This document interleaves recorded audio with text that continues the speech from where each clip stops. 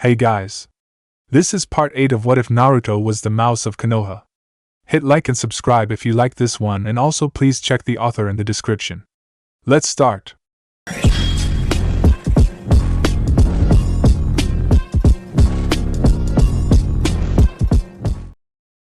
Chapter 20, A Mouse for Tea. At last, after some 5 or so minutes of moving slowly from position to position, standing and kneeling with as much grace as someone unused to wearing such finery could be, he stood as tall as his diminutive frame would allow and gave his final verdict on the ensemble he was currently donning. Well, it looks cool and feels amazing, especially after that suit I'm used to, but... He shook his head after looking over his shoulder and appraising the rear view in the mirror behind him.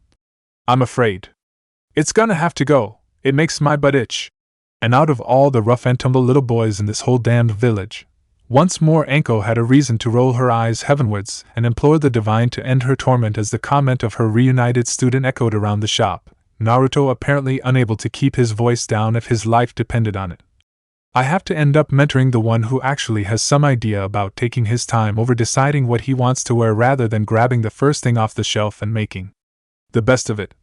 Thank you for that fascinating insight into your biology, the snake mistress growled, though the aggression wasn't exactly aimed at the Jinchuriki as she caught sight of the cashier scowling at her charge, and not for the first time either.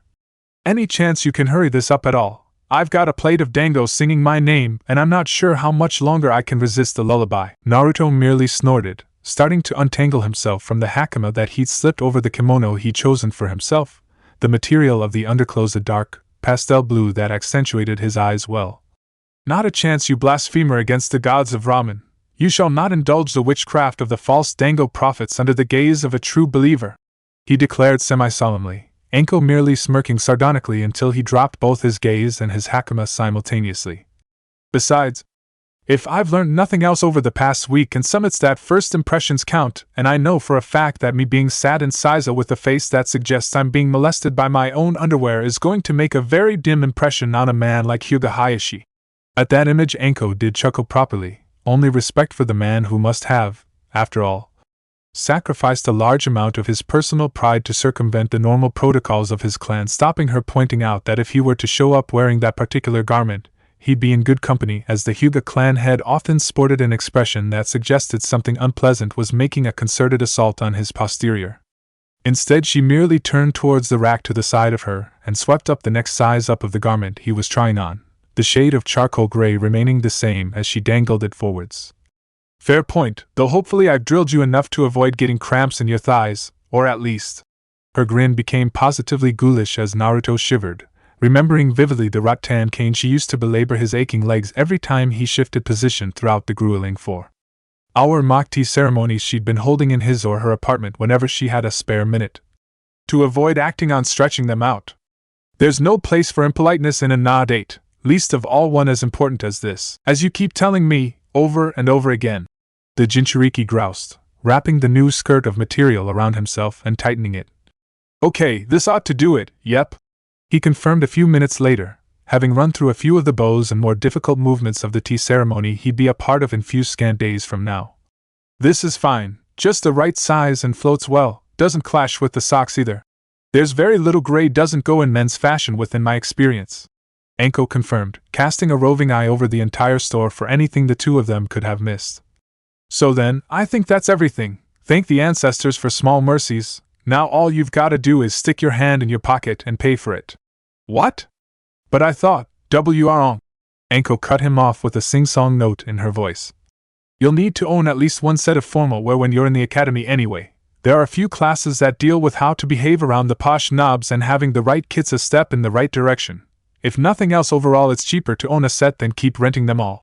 Once again, as always seemed to be the way when the snake summoner used logic rather than violence to point out a solution to a problem, Naruto capitulated far more easily than he might have otherwise done.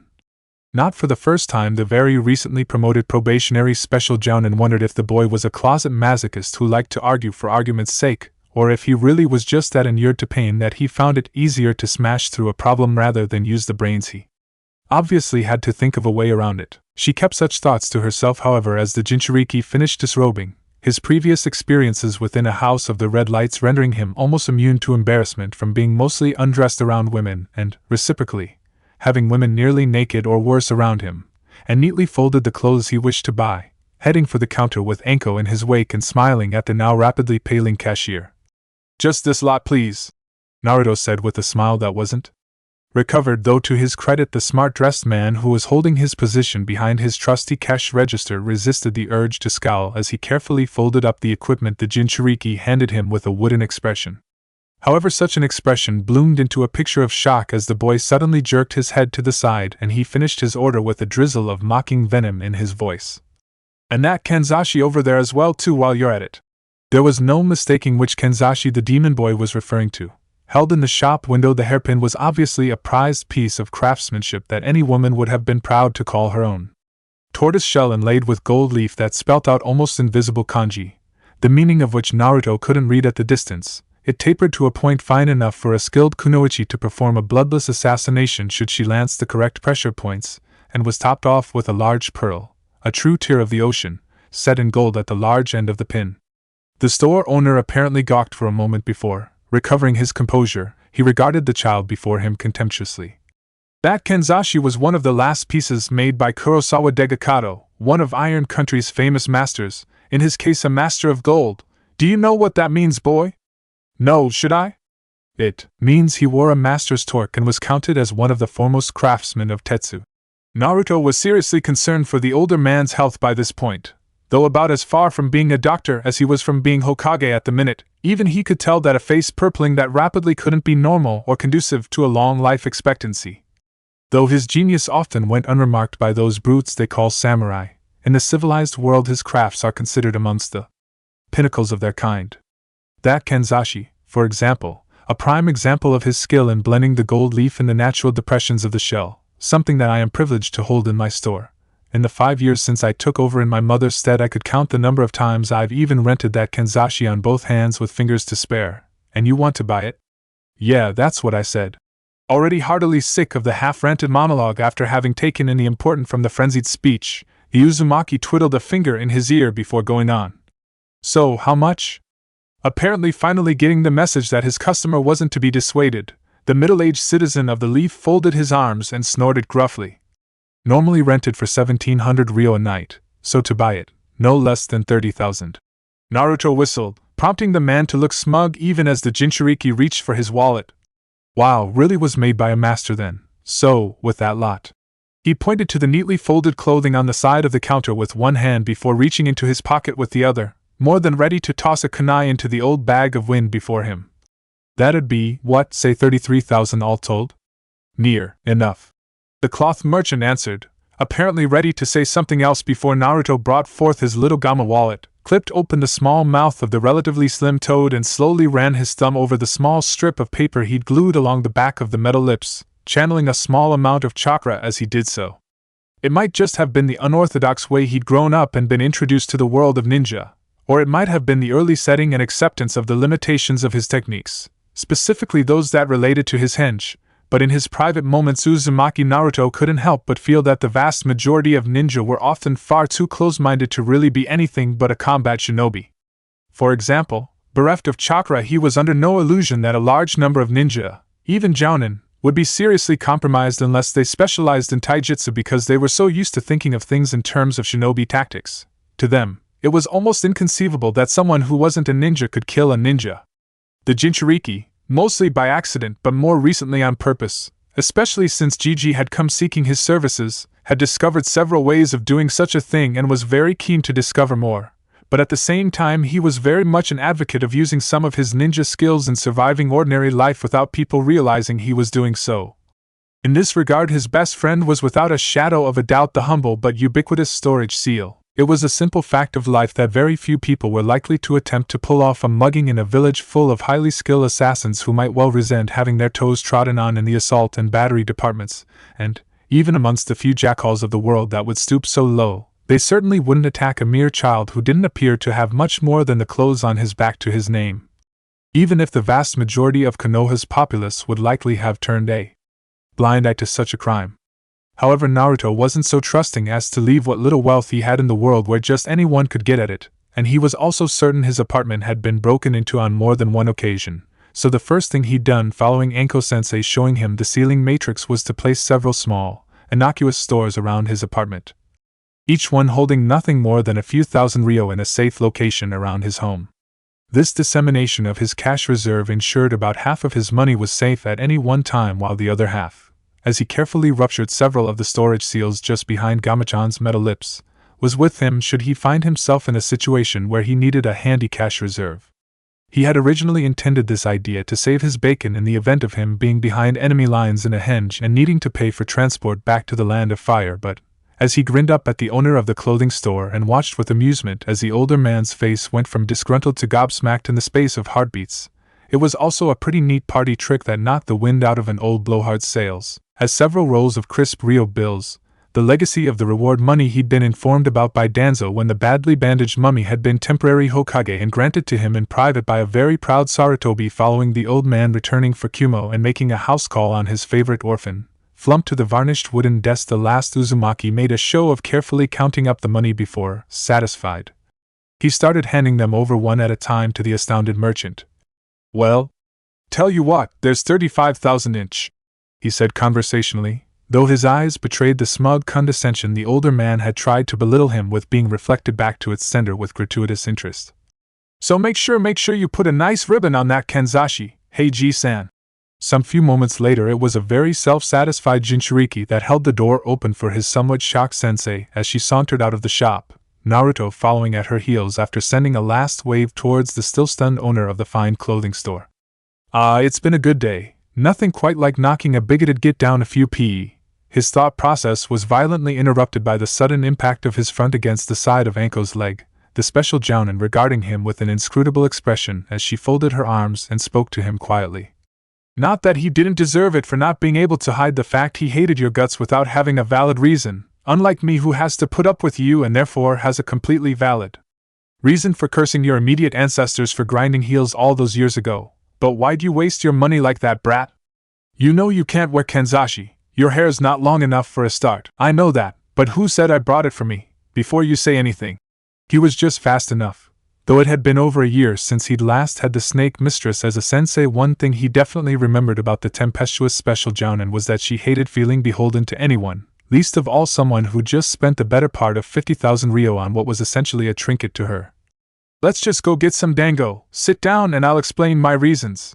Anko looked him up and down before, to his relief, nodding.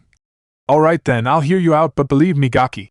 Despite having faced down the Sandame Reikage on more than one occasion, albeit from under a face that wasn't his own, Naruto still fell back a pace and felt cold sweat on the back of his neck as his sensei glared and clenched a fist until her knuckles cracked. "If what I hear isn't completely on the level as I see it, then come hell or high water I'm dragging your ass back here. Trading back that kanzashi and nailing the receipt to your forehead as a reminder not to be so downright stupid again. Now come on." Even a cobra wouldn't have seen her hand move as she grabbed her charge by the shoulder of his jumpsuit. "Dango-kun awaits!" Luckily a few plates of the sweet sticky buns were enough to take the edge of Anko's temper and hunger simultaneously, though after a quarter of an hour or so within the eatery her eyes glanced across the table and Naruto knew in no uncertain terms that his grace period had just expired. "All right, 3 reasons." He held up 3 fingers obligingly. "First off, as you said, he insulted me continually throughout the whole damn time we were in there. I'd be willing to bet everything's still left in Gamachan that if you hadn't been there I'd have been turfed out his shop before I even got a chance to admire a pair of tabi. For stopping that happening I'm grateful. Can you imagine what would happen if I had to show up to this event with nothing but my jumpsuit on? You wouldn't, even if I had to have a couple of my little friends wrap you up for a few hours and henge a clone of my own into you. You would not have disgraced yourself and me in such a manner." Anko warned him in no uncertain terms before a sudden smirk slit her lips and made her apprentice shiver. "In fact, that's not a bad idea now I think about it. Best you impress me when we get back to mine, brat, or I might well be leaving you at home come 3 days' time. Don't tempt me. If I'd known what I know now about tea ceremony I'd have found or invented a way to decline this invitation, up to and including breaking my own leg," Naruto admitted with vehement feeling before softening his tone and carrying on. "But anyway, reason 2. I can't prove it of course, but I have a suspicion that the fool in that shop insulted not just samurai in general but, possibly, a former member of a samurai clan I might well know. Didn't know there were any, at least not in Konoha. Anko admitted, causing her smaller charge to give a cunning smile. Ever met a Kimichi-chan, wife and power behind the ample throne of a Kimichi-chusa? Not more than once or twice, seen her around the village sort of thing. We've certainly never spoken. The special jounin replied after a moment's thought. Why? Because before Chusa-san put his life on the line crossing blades with her father for her hand, she was Kurosawa-chan of Iron Country, and Anabu geisha of a prestigious samurai house. I've seen her work with several swords before, everything from jit to okatana, and I know for a fact that if she'd been there to hear that bloated toad spit slander over someone who might well have been an ancestor of hers, that shop and family might well be looking for a new head, and not just figuratively either. Thinking back to the earlier conversation, Anko was puzzled for a moment before she recalled the vital information and made the link. Kurosawa? The same. I think so, can't prove it though. From what she's told me of samurai, the households can be massive if you include all the retainers and such like, so chances are if Chime were related to that master, even she probably wouldn't know about it. Still, better to be safe than sorry. The Jinchuriki admitted with a casual shrug. Civilians insulting samurai, even by calling them brutish and uncivilized, generally tends to end only one way, and that's messily. Better for someone like me, who has at least a slight inkling of what's going on in the bigger picture, to take that potential death trap off his hands before it goes horribly wrong and blows up in his face. Ironic really, isn't it? He commented with a rueful smile. I might very well have saved his life, least of all if Chime-sen had recognized that Kenzashi and made inquiries, and all it does is encourage him to spit in my face. Anko mulled this over for a minute, absent-mindedly finishing off another skewer of sweet, succulent dango with a couple of well-practiced motions before giving a short, ugly sort of laugh and commiserating with someone who was, despite their vast differences in personality and outlook on life, something of a kindred spirit to her. My advice, harsh as it might sound, would be to get used to it. As Naruto looked across the table at her askance, she explained. Rule number 1 of the ninja is that the client's always right unless his or your life is in danger, right? Well, rule number 2 is that most civilians are whiny bitches who do nothing but complain that the ninja in the village ruined their perfect little world. Take it from me on this one, I've seen it happen and still see it happen. Those idiots playing with explosive tags woke my baby up. Her using Simban to decide what she wants to drink is ruining my menus. Those genin dropped my washing so I have to do it all again. I've heard them all and worse. Okay, I might have been responsible for 1 or 2 of them. At that admission, Naruto couldn't help but raise an eyebrow. 1 or 2, was that 100 or 1,000 sensei? But regardless of the opportunity to needle the kunoichi, he held his peace as she went on. But at the first sniff of trouble, who do you think they'll dive behind? It's for that reason I sure as hell don't envy Sarutobi-sama, and I'd advise you against trying to settle your flaccid buttocks on the hot seat when he leaves it. Is the big title and fancy hat really worth listening to the civilian council moaning at you all the hours Kami sends? Not as of yet, but you never know. Might come as a welcome change of pace when I've been out in the field a few years. Naruto pointed out before shrugging. Besides, me as Hokage is going to be years in the future at the very least. I found out recently that one of the challenges to take the title is to hold your own against the current incumbent in a fight, and I'm pretty sure Gigi could flatten me with both hands tied behind his back and his hat over his eyes. Anko snickered. Don't let that get you down. He could probably do that to most people in the village Chunin or under. Anyway, what was your last reason? You said 3? Oh, that one's easy. Naruto chirped happily, sunny smile back on his face where it belonged. He kept glaring at you. That Anko hadn't noticed immediately, having assumed all the evil intent in the store was aimed solely at the container of the demon fox. But as Naruto went on with his explanation, the entire thing seemed to make a little more sense. Give him credit, he was trying to be subtle about it, but I saw the looks he was giving the back of your head in the mirror while I was getting changed. For someone who's been such a loyal customer, he sure doesn't go out his way to make you feel loved. I hadn't noticed, Anko admitted, more to herself than him, as once again a glare or harsh comment bounced off the thick layer of skin. Or should that be scales? She'd been forced to grow rapidly following her sensei's defection and the immediate aftermath. So taking that pin off his hands was your way of sticking a couple of fingers up at him? Yep, as far as I'm concerned, snobbery's as bad as hypocrisy, Naruto freely commented before smirking and holding up his 3 fingers again. So, consider the pin a thanks for making sure I got the kit I need, a spit in the face of someone who hates us. Besides, his casual shrug couldn't disguise his wicked glee as he smirked across the table at her and lowered his last finger. What kind of seme would I be if I didn't treat my favorite uke every once in a while? Ouch. Luckily, Anko was able to keep her internal wince hidden behind an external expression of absolute murder, teeth gritted and fingers making the metal dango skewer she was holding creak in protest as she glared undiluted death at her smirking tormentor. Convince me not to use that so-called treat of yours to perform an impromptu medical procedure that would give Konoha's leading proctologist a fit of the vapors. You have 3 seconds. Go. Naruto wasn't exactly sure what a proctologist was or what he did, but he was under no illusion that having Anko-sensei with a point that sharp anywhere near him was generally not going to be good for his health in any way, shape, or form. So he hastily kicked his brain up a couple of gears and blurted out the first thing that came to mind that might save his skin in the face of the special Jounin's wrath. Because we're friends. Wow, that actually worked. Not for the first time, Naruto had cause to thank the fact he'd been born under a star of both good and ill omens, having the QB stuffed into his gut at an age where most infants were reminding the rest of the world and their parents especially that yes, they had been born with lungs, and yes, those lungs worked as well as could be expected couldn't be considered as much of a good thing even to a natural optimist such as himself. But at the same time there was no denying the fact that, when the noodles were down, fortune had a funny habit of rolling the dice in his favor. Anko, for the first time ever as far as he could recall, looked absolutely stunned at that admission, though he himself was no better off, caught floundering for a reason as to why he'd come up with that idea before a sudden strange noise, somewhere between a cough and a chuckle, made him look over at his sensei as she shook her head slowly, as though in great denial about something. No chance, she drawled slowly, as though daring him to contradict her. Absolutely no way in this life or any other. I'd take being your Yuke over being your friend. When you've dragged me out of whatever hellhole the Hokage's deigned to send us into, stopped the bleeding, bandaged me up and screwed me senseless for us both surviving, then you're a friend. Until that point you're at best an acquaintance, and at worst the second most hated person on my list, which believe me would be quite some achievement even for you. Ah, now I know you don't mean that, Anko-chan. Naruto was like a ninken with a bone, and Anko recalled with a sudden sinking feeling. He had no obvious fear of death, quite content to prod the coiled viper until its very thin patience wore away completely. We've trained together, worked hard together, eaten in the same places several times, and heck, we've even had sleepovers. And you've roped yourself into coming on this tea party date with me. If that's not a friend, then what is?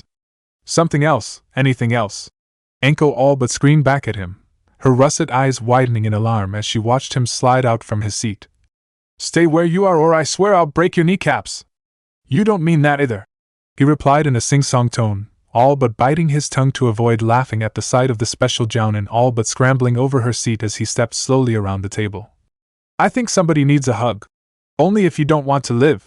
Repressed memories of the terrible aftermath of the last time she'd let the devious Uzumaki get his mitts on her flooded through Anko's mind like a tsunami of mortification. Forgetting any and all sense of decency or restraint in preference of continued mental coherence, she dived behind her seat and whipped it aloft, trying to force him back like a lion tamer locked in a cage with a particularly hungry and aggravated lion. No, stay away! Ah, but friends are supposed to make each other feel better when they're bent out of shape. She spread his arms wide, walking forwards like some kind of ghoulish, possessed child from one of the very few horror movies Anko had ever watched. Hugs make everything better. Come any closer and I'll shove this chair so far down your neck you'll be farting sawdust from now until the Godame is anointed. Naruto's grin merely widened and he looked like he was about to reply in kind before he was rather unexpectedly cut off.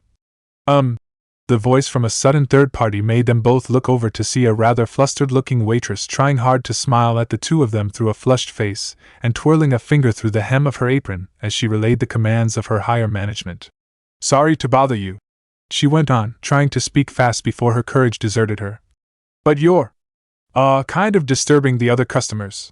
Following her arm as she swept it behind her and taking in several annoyed and borderline contemptuous glares from the other people currently enjoying the hospitality of the small dango restaurant, both Jinchuriki and Special Jounin dropped back a pace.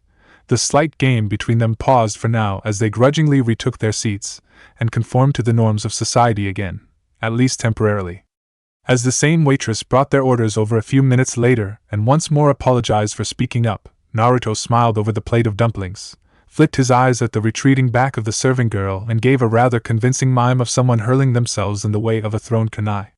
Anko scowled at this, ripping into one of the skewers aggressively and mouthing back a wide variety of unpleasant and highly painful suggestions of what she would have done had he laid so much as a finger on her, and declaring silently that the girl had therefore saved him rather than her.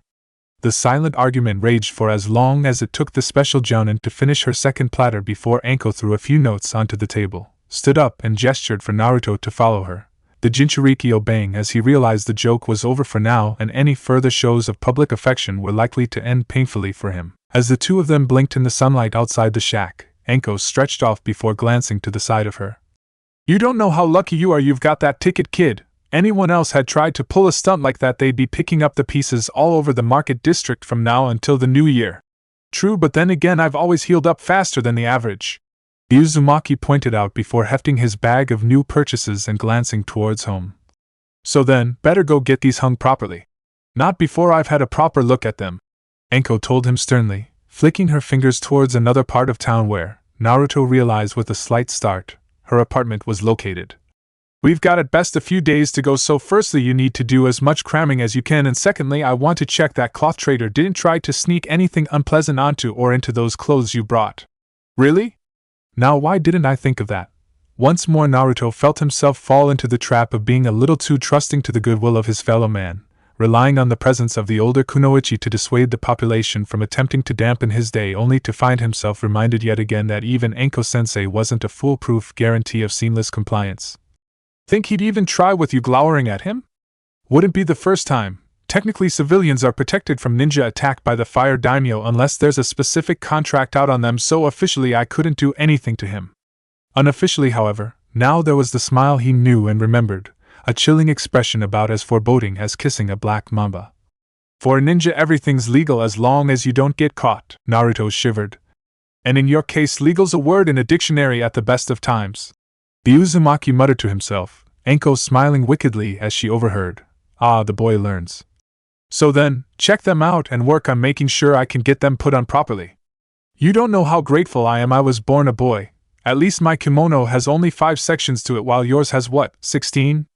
Or more depending on the style, and if you class the hair as part of the dress, though that depends on the season, and I should be able to get away with a minimalist style this time of year," the special jounin admitted with a careless shrug before grinning down at her charge. "So then, you've got your kit now. Know what that means, minion?"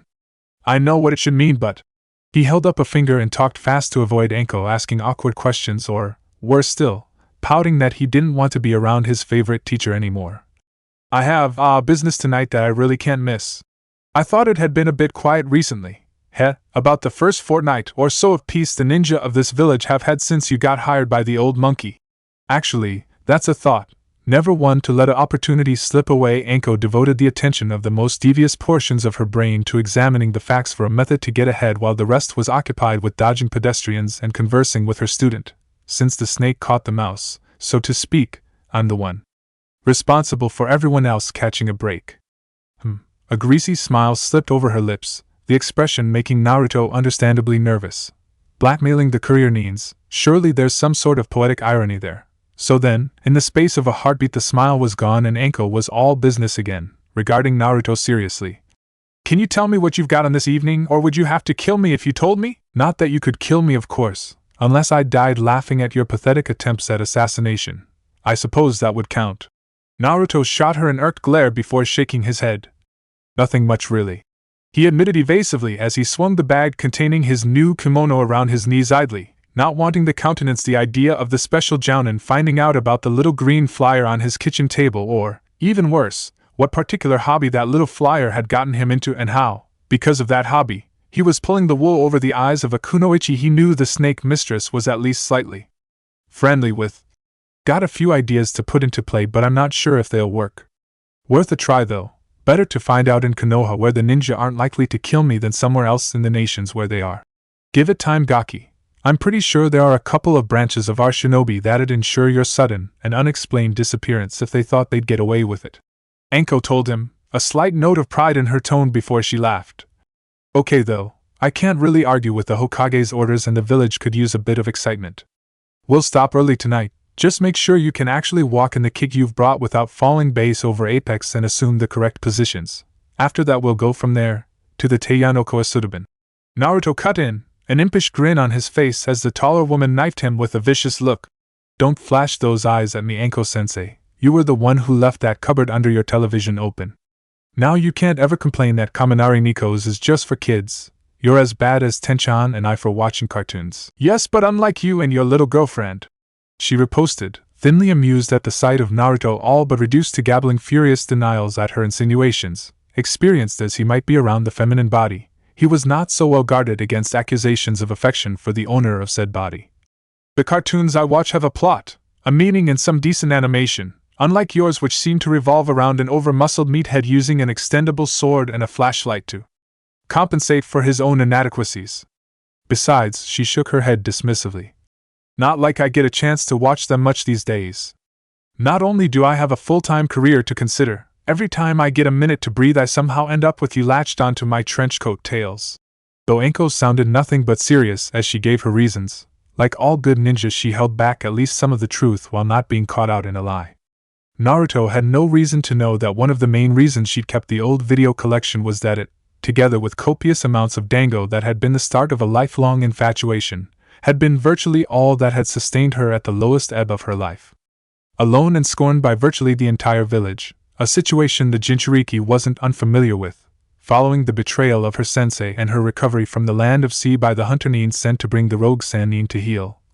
A then teenage Anko had introverted herself to such an extent that only by being virtually dragged from her bed by the scarred man who would later become her idol and superior officer had she even bothered to turn up to her compulsory psychiatric sessions, where failure to attend could easily have resulted in her being judged irredeemably unstable and executed. She didn't like to remember such a time now, though in her heart of hearts she couldn't help but remember with fondness the series and characters she felt most kinship with at the time, and to that end had kept half an eye out for videos of the now old series, though they were few and far between due to the age of the cartoon and the relative novelty of recording media.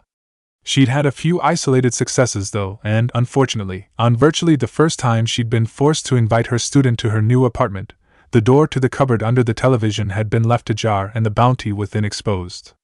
Fortunately, Naruto had been at least semi-respectful following the discovery, as he was smart enough to realize Anko was his only chance of getting the training he needed to make at least a lukewarm impression on arguably the most imposing and demanding man in the village in a formal setting, and the two of them had watched an episode or two following the rigor of a false tea ceremony. And it looks like this afternoon will probably go the same way. Still, not like I've got much on, and he did buy me a present. That acknowledgement still made her stomach clench uncomfortably, but she bore it for now. It wouldn't take her long to figure out a way to even the score with the brat. I could do with a lazy day for a change. Fair enough, sensei. I accept the gist of your arguments but not your words. Kaminari Nikko's is not that bad a cartoon. Naruto spoke, deciding not to argue to toss with her criticisms of him due to the fact a clip around the ears often hurt even as he shot her a sidelong glance and smirking insinuatingly. In fact, if that meathead was to come knocking at your door I'd bet you wouldn't find him inadequate, and it wouldn't be his sword you were interested in either. Fortunately for him, Anko merely laughed at his comment. I don't know what's more disturbing, the fact you fantasize about an imaginary man's loincloth so much, or the fact you're ignoring your girlfriend to do it. She might be a bit skinny at the minute, but even I can tell that Tenten's going to be a knockout when she's older, least of all if she lets her hair down. She's a knockout now, Naruto assured the snake mistress, Anko whipping her head down to look at him agog before she realized he was fingering his jaw. Ah, wrong kind of knockout. Heh, as far as I can see that makes her pretty much a perfect girl. Mean right cross she's got if she gets wound up. Besides, I've known Panda-chan for years, even before she became a Hasawada. I'm no expert, but I'm pretty sure that's put us well into friend territory. Anko laughed again. Friend territory? How old are you? You've been hanging out with the awesome foursome too much, you know that? Them and someone close to one of them. Speaking of which, tonight's the night we get reacquainted. Yeah, well, I had to find out the guard shift patterns for some of the places in Konoha somehow, the infiltrator admitted before chuckling quietly. Besides, how was I supposed to know Aoba-san hated gravy? At that reminder there was no hope for the snake mistress, and the rest of their walk back to the special Jounin's apartment was punctuated by her muffled snorts of badly choked mirth, as, somewhere on the other side of town, a recently promoted chunin in dark glasses wondered why he was struck with a sudden shiver and premonition that some kind of shinigami of misery and humiliation was hovering just behind his shoulder. The invite said midday, and because of that decree at 10 in the morning of the fatal day, two nondescript individuals carrying a bundle of clothes announced themselves to the gate guardians of the Hyuga and, after a minute or so of quiet conversation, were admitted into the walled compound. As soon as the doors swung shut behind them, the two henges dispelled in Naruto, wafting away the smoke, glanced up at his teacher. Right, 2 hours to get this. He lifted the bulky bag containing his kimono ensemble as Anko swung her rucksack-like design off her shoulders. In a state fit for inspection by Hyuga Hayashi, can it be done? I'd guess so if their expressions were anything to go by. The snake mistress replied, Naruto turning at her nod to see a small collection of white-robed Hyuga approaching them, led by a woman he recognized and waved to. Hi Yuria-san, how's the niece? Much better since her parents stopped worrying about every little cough and sniffle. Thank you for asking, Uzumaki-san. The elder branch member greeted before her expression hardened a little and she looked from teacher to student. But Arashi-san, I know you have experience in tea ceremony, so, with your permission, I'll take responsibility to get Uzumaki-san presentable and leave you to change in peace. The special jounin chortled before nodding. Peace, finally. Naruto was sent stumbling forwards with a squawk of protest following a shove on his back, turning to glare at the taller woman as she granted him a mocking wave. I'd almost forgotten what that was while he was around. You and the rest of Konoha. A voice from somewhere near the back of the group piped up, though as Yuria whipped around with an accusing glare none met her eyes and let her speak on uninterrupted, holding out a hand for the Jinchuriki to follow. Well, you'll have it for the next 2 hours or so. Come on, Uzumaki-san. Knowing better than to argue, Naruto obediently strode forwards and allowed himself to be ushered away as Anko was approached by some of the branch house who had accompanied the Yuria as the greeting party. Knowing you will have Kami alone knows how many wrinkled to steam out of that kimono. Couldn't you have gotten a professional carry case for a suit that formal? Not without looking extremely suspicious. No. Completely unknown kid approaching the Hyuga clan holdings with what looks like a good quality suit. Wouldn't that set the tongues a-wagging? Anyway, Naruto admitted before glancing at the bag he still carried, tone becoming more serious as he realized what was to come and began drawing on past experience to remember exactly what to do next. If we've ironing to do, just point me to a flat surface and pass the steamer. I'll have this kimono pressed flatter than an Aburame sex drive in minutes. No bad-mouthing the honorable Aburame clan. Yuria admonished him after a second of making sure her own mirth wouldn't be noticed. They have long been allies of the Hyuga. Besides, you've met Shibi-san's son, have you not? Who's Shino? Yeah, I've met the guy. Takes after his dad way too much, but I'll loosen him up while we're in the academy together. The Jinchuriki assured her with a smile as they approached the nearby branch building, ironing room within already set up and ready to go. Still, enough time wasting. Let's get this done and my kimono up to a standard even your clan elders couldn't moan about. Even as Yuria turned away slightly so her guest wouldn't see the edge of her smile as it slipped over her face. The elders forego their moaning. Hayashi-sama could only dream. Naruto's expression was changing somewhat, though thankfully the Hyuga missed it. The doleful look remained for but an instant before it was swallowed up by a businesslike persona, Naruto forcibly reminding himself that now was no time to be looking backwards when there was such an important occasion looming before him. With the tea ceremony mere hours away, he could ill afford to lose himself in memories of his Nei-chans and the budding blossoms where they had all become as a family, even if those memories were amongst the happiest he had accumulated in his life so far. As expected, even despite the Hyuga's critical eye, he was done and dressed before Anko simply because his outfit was almost ridiculously simple compared to hers. With the help of Yuria and a few of the younger Hyuga, he had managed to get the correct length and kainokuchi knot in his obi, something he couldn't have done without either assistance or a handy shadow clone. That jutsu truly is a kami-sent gift. I'd never be able to practice getting this kid on at home if it wasn't for those bunshin. Having fastened his hakama properly, he was now waiting patiently for his sensei and, for the next few hours at least, his guest to this dance of formalities. The waiting didn't come naturally to someone who usually had such a full social diary. The Uzumaki knew it would be pointless to complain. Much like rain, frost and thawing, there was nothing that mortal man could do to hurry or hasten feminine preparations, least of all to a ceremony as auspicious as this. Eventually, however, and quite a bit sooner than he was expecting, he became aware of a presence just off to the side of him, and, after taking a second to wonder how exactly anyone could move noiselessly in Zora sandals, he threw a glance to the side of him and was promptly struck mute.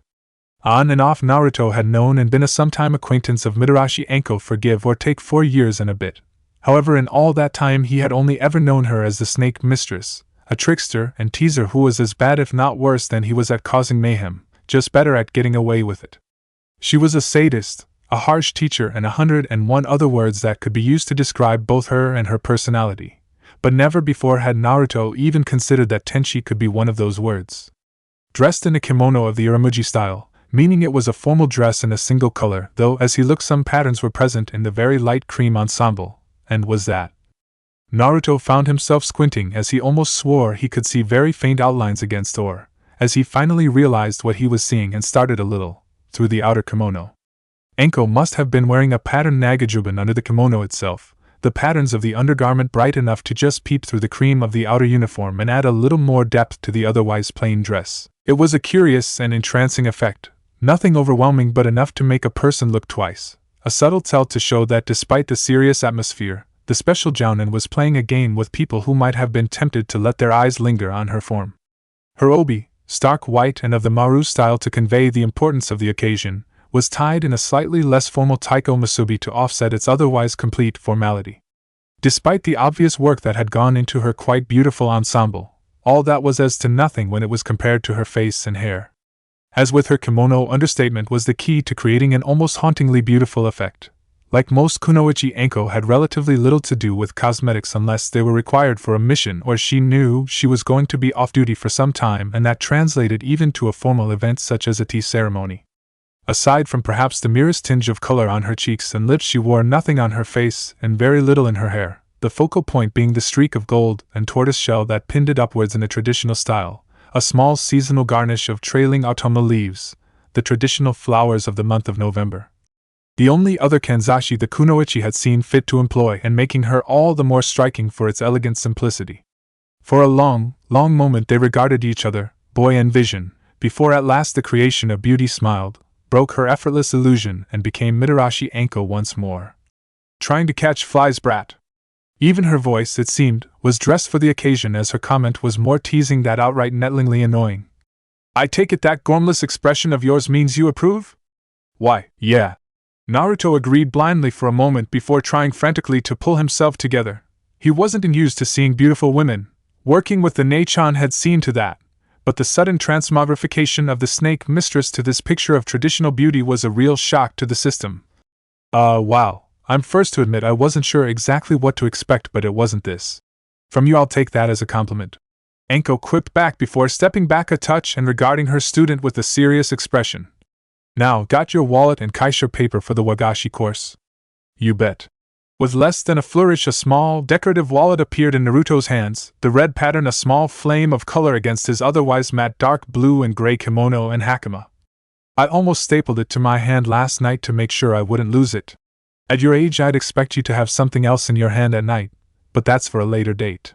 Rather wisely, Anko broke off that point as Naruto furrowed his brows at the comment. Obviously not quite that old and experienced yet, despite how he acts. Filing that tidbit away and mentally swearing to be well out of the fire country on a mission when Naruto got curious about the facts of life, the special jounin went on with her light grilling of the mouse.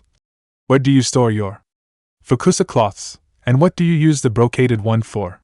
It's folded into my obi and it's to be used when handling any of the items the hyuga use to make the tea. Speaking of which, I'm to refer to them all, the hyuga present that is, as sama, even if they're younger than me, right? Too right. Age is no barrier to breeding, kid. Remember that if you're ever introduced to the daimyo and his family. Or his cat. So, aside from that, remember what you have to say to examine the chatagu. At this question Naruto's face fell slightly. Can't you do that? I mean, I know I'm guest of honor, but you know what you're doing. A lot better than I do. Those tea preparation items are going to be antiques and probably worth more money than I'll ever be able to think about earning.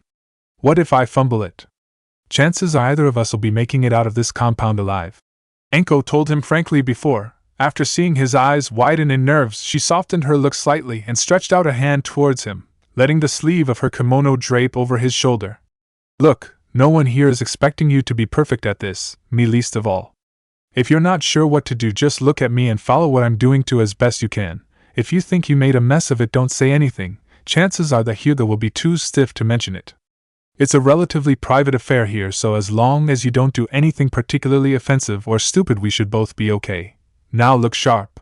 Realizing the kunoichi was now looking over his shoulder and had removed her sleeve from his shoulder, Naruto turned slightly and fought down a minor assault of the jitters as he found himself staring at another face he recognized, though the other boy said nothing as he bowed towards the guests of his clan and then spoke. Uzumaki-sama, Mitarashi. Sama.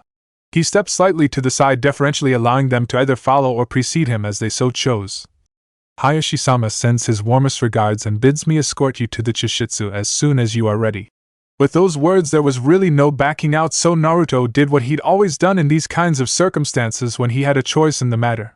Summoning all the mental fortitude bequeathed to him by his mostly solitary life, he condensed all the worry and nerves he felt into a big ball that he then swallowed down deep inside himself, hiding it from the rest of the world. With this done and nothing but natural confidence and slight charm on his face, the Jinchuriki stepped forwards, bowed politely to the escort he just couldn't quite put a name to, and asked him to lead on. As she was admiring the neat, perfectly trimmed verge that made up the path of the Roji, or tea garden, Enko pricked her ears and cocked her head almost imperceptibly to show she was listening to the whisper that was hissed from around the level of her obi. "Enko-sensei, I thought a nod 8 meant we'd be drinking outside?" "Not always," she murmured back just as softly as Naruto spoke, their voices so quiet that even with the potential to literally have eyes in the back of his head, their branch house escort was completely oblivious to the conversation going on behind him.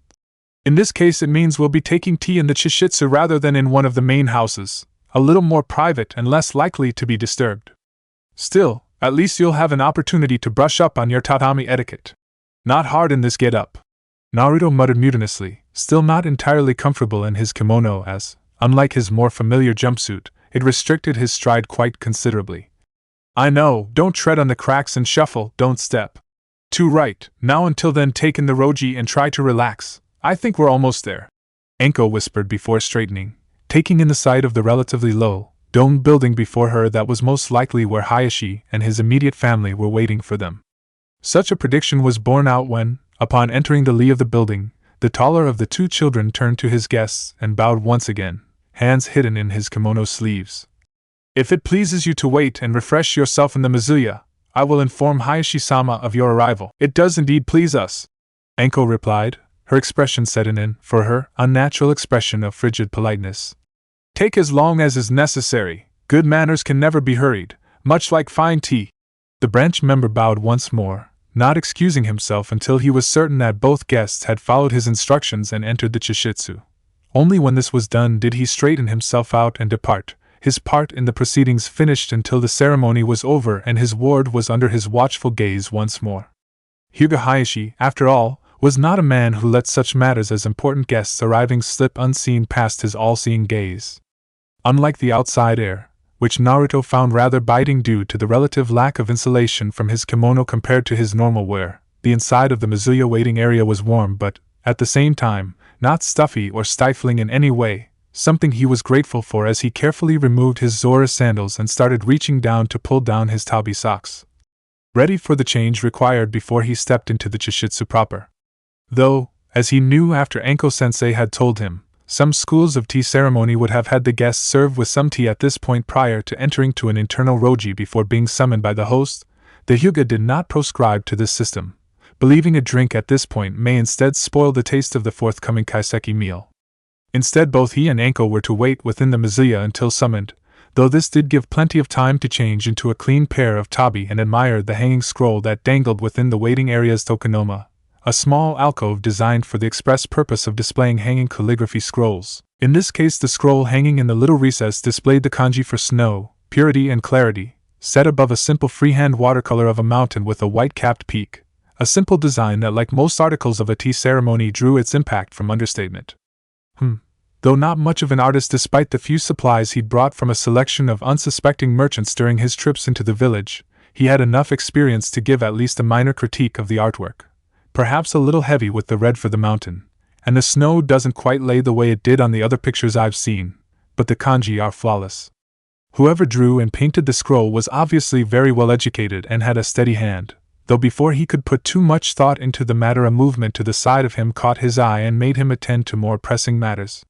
As expected at a gathering this formal, Hyuga Hayashi had an expression that looked more carved from marble than formed from facial muscles.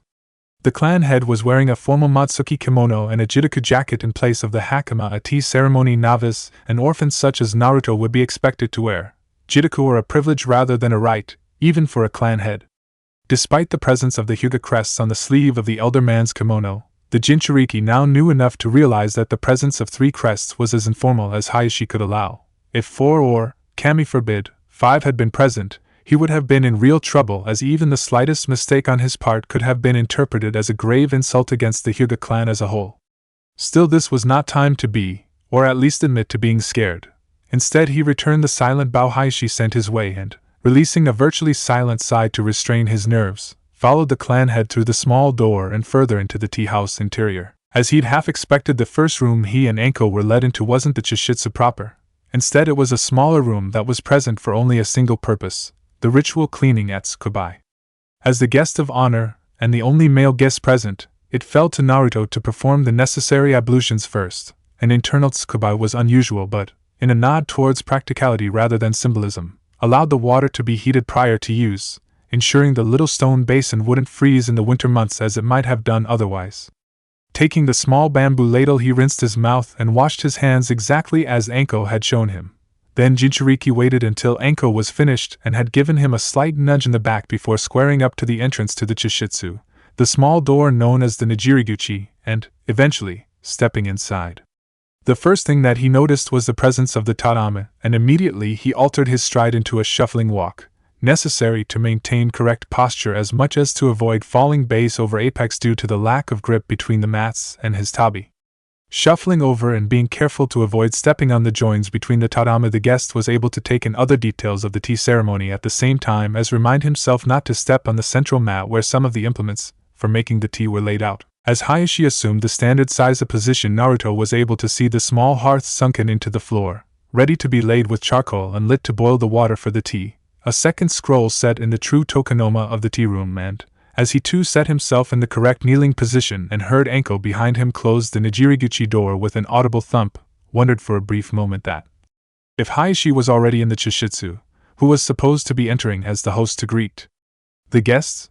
He had never expected Hayashi himself to make or serve tea, of course, though the presence of the Jidaka, the clan head, signified he was a master of the formal tea ceremony. It would be beneath him to act as a servant for pretty much anyone other than the Hokage or the daimyo himself. The question, however, was very quickly answered by the opening of a second Nijiriguchi and the entrance of someone Naruto had heard much about but never actually met in person within the Hyuga clan, a girl he assumed was Hayashi's eldest child and the heir to the noble clan, Hyuga Hinata. His first impression of the form that shuffled her way across the tatame to the side of her father was one of seamless grace and effortless formality, though as the smaller girl turned to the kneeling form of his sensei, seated first in order of prestige due to her greater experience both as a ninja and student of the Chado, or way of tea, and bowed, Naruto thought he recognized something in her demeanor as a whole. Before he could confirm it, however, he found himself having to return his own bow and greeting from the heir of the noble clan. "Welcome to our home, noble Uzumaki-sama. Many thanks for allowing me into your home, noble Hyuga-sama." Naruto spoke the platitudes with half a mind, rather more relieved to see evidence, very well hidden but still present nevertheless, of intense concentration in his peer's virtually perfect facade. "Ah, glad to know it's just me having to work like a mule to get this right. Noble Hyuga-sama." After Hinata had taken her seat beside her father, Anko was the one who spoke, taking advantage of the small window of opportunity before the Choji truly began to ask a question. "Are the scrolls your work?" Strangely enough, Hinata almost flinched, not quite able to meet the special Jounin's gaze as she apparently mustered her courage enough to answer. "Hi, I hope my attempts at calligraphy are pleasing to you, Mitarashi-sama." Glancing at the scroll, Naruto had just enough time to make out the single kanji for welcome dominating the stark white parchment before he heard his sensei answer with a note of reassurance in her usually sarcastic tone. "You have an artist's hands, Hyuga-sama." Despite himself and the severity of the situation he was now in, Naruto couldn't help but smile somewhat as the blue-haired girl blushed very slightly at the compliment. She's cute when she's flustered. However, the cuteness was very quickly swallowed by the sense of occasion, smoothing her features even if the faintest tinges of red clung stubbornly to her cheeks. The youngest Hyuga present laid the charcoal that would boil the water for the tea into the sunken hearth with beautifully practiced and precise movements, the first step of the tea ceremony. Naruto remained all but motionless throughout this, merely observing the motion soundlessly and marveling at the Hyuga's mastery of movement upon the tatame mats, least of all from the seiza position. Though he could knuckle along well enough, he still left rucks in the mat, and couldn't for the life of him negotiate a junction without ruffling the join between adjacent tatame. Hinata moved seamlessly and soundlessly without even using her hands. Either she truly was inherently gifted or she was using some kind of chakra control to cushion herself off the floor, though due to formality he didn't ask as the aroma of freshly cooked food began emanating from behind the Nijiriguchi Hinata had entered through. It had struck the Jinchuriki as odd, and he had voiced as much to Enko when he'd had a chance, that the chakaiseki made up the majority of the formal portion of the tea ceremony as opposed to the actual tea itself. Still, he was never one to say no to a free meal, and, as Hinata set down his lacquered tray and he bowed in gratitude, he could instinctively tell that this was a meal that the chef had spent a lot of time preparing. Long sessions within the Akimichi kitchens had imparted several hard-taught lessons, one of which being that the actual presentation of a dish was as if not more important than the actual taste. He could tell that the meal was following the traditional dishes, with a miso soup served with a selection of side dishes including what looked like a nice sashimi set in the mukozuki position on the tray. Despite his slight hunger, Naruto was restrained enough to hold himself in check until the correct stage before digging in with gusto, but correct manners, one eye on Enko at all times to ensure he could keep the correct pace throughout the meal. The chakaiseki was set up in several rounds that should have been served with sake. However, due to the youth of the children present, there was no alcohol served. Instead, rounds of cold water were used instead. Several courses came and were consumed, including a sumptuous grilled trout served as the yakimono that left Naruto feeling exceptionally grateful that particular course was self-serving. Every component of the meal, even the blossoms that decorated the plates, were completely edible and eaten in turn, the entire confection rolling past in a virtual blur until, to his shock, Naruto realized the wagashi was being served and swiftly removed a roll of kaisha paper from his wallet, wrapping up a serving of the sweet and smiling as serenely as his stomach would allow at the Hyuga girl serving him, the gesture making her almost imperceptibly avert her eyes in an almost bashful manner. The final course itself was certainly a palate cleanser, a welcoming mat for the respite that arrived a few moments later as the mid-service break, or nakadaiki, was called and both he and Enko were escorted back to the waiting room by Hayashi. The Hyuga clan had bowed to them both, closed the door noiselessly behind him and left the two to their own devices until the chishitsu was prepared for the latter stages of the ceremony, and the brewing of the tea itself. Almost as soon as the door into the waiting area was smoothly pulled shut, Naruto deflated, collapsing onto one of the benches with a deep lunged sigh and rolling his eyes up towards his sensei as he sprawled out. "Please tell me that's the worst of it over?" "Yeah, the kaiseki is the majority of the whole ceremony," the snake mistress told him, settling down beside him with a great deal more grace than the Jinchuriki had used. "Just as well considering the number of times you'd have had a tea master crying into his chawan by now. Hey, I didn't think it went that badly. The yakimono? Okay, one mistake, or at least one obvious mistake." Uzumaki conceded, still grateful he'd been able to catch the morsel of grilled trout that had almost slipped from his chopsticks before it landed on his kimono. "If you'd offered me that at the start of this whole shindig, I'd have taken it like a thrown shuriken." The special jounin chortled a little. "You wouldn't have been the only one. Hell, if someone had offered it to me, I'd have been the one throwing the shuriken," she assured him with a smirk, the expression making Naruto shiver before he drew himself up and looked across at her, a slightly more serious bent to his expression at this point. "So, after this we go back in, look at the chatagu, compliment the Chibana flower arrangement, and then drink the thick tea brewed for us. After that it's all downhill from there, right?" "Should be, just remember that this is the Hyuga, so there might be a bit more to it that Enko counseled before leaning back against the wall, glad to take some of the stress off her shapely legs as she stretched them out in front of her. "Until then, just relax and enjoy the time out." Never one to spurn good advice, Naruto did just that, joining his sensei and resting the back of his head against the wall of the waiting room and examining the scroll once more, the picture and calligraphy soothing to someone who'd had to concentrate very hard for the past few hours or so and helping him get his mind back in the game by the time a sonorous chime rippled through the mizuya. He and Enko shared a look before both came to their feet simultaneously and stepped through to the tsukubai room, cleansing themselves once more before stepping through the Nijiriguchi and returning to their previous locations within the inner sanctum of the tea room. Naruto, though he did his best not to show it, was attempting to take in everything at once, and he did notice several differences within the chishitsu. The scroll that had hung in the alcove had been changed and now, rather than welcome, contained the kanji for serenity, and Naruto had to almost bite his lips for a minute as a hot, sticky feeling oozed its way up his spine and stomach. Gratitude as well. Damn. I didn't know that ring would mean so much to the clan. There was a wider selection of chatagu, the implements needed for making tea, present on the central tatame along with a single flower, present in a tall, upright glass as was usual for the Chibana style of flower arranging. Naruto couldn't identify the flower itself by sight but knew it was seasonal as he'd seen plenty hanging, still growing, in the window of the Yamanaka flower shop. Damn, I need to take up Kanisa-san's offer to learn the language of flowers sooner rather than later. However, all these items, though doubtless valuable and conveying a plethora of messages, he spared little more than a glance, instead choosing to focus his attention on the largest change in the room, currently kneeling in a perfect seiza to the side of the man who was obviously her father. Unlike Hinata, or at least the girl Naruto assumed was Hinata, the other, much younger girl was almost a clone of her father. Though she looked to be about the same age as Konoha, she had an expression of severity on her face that made her look at least 5 years older.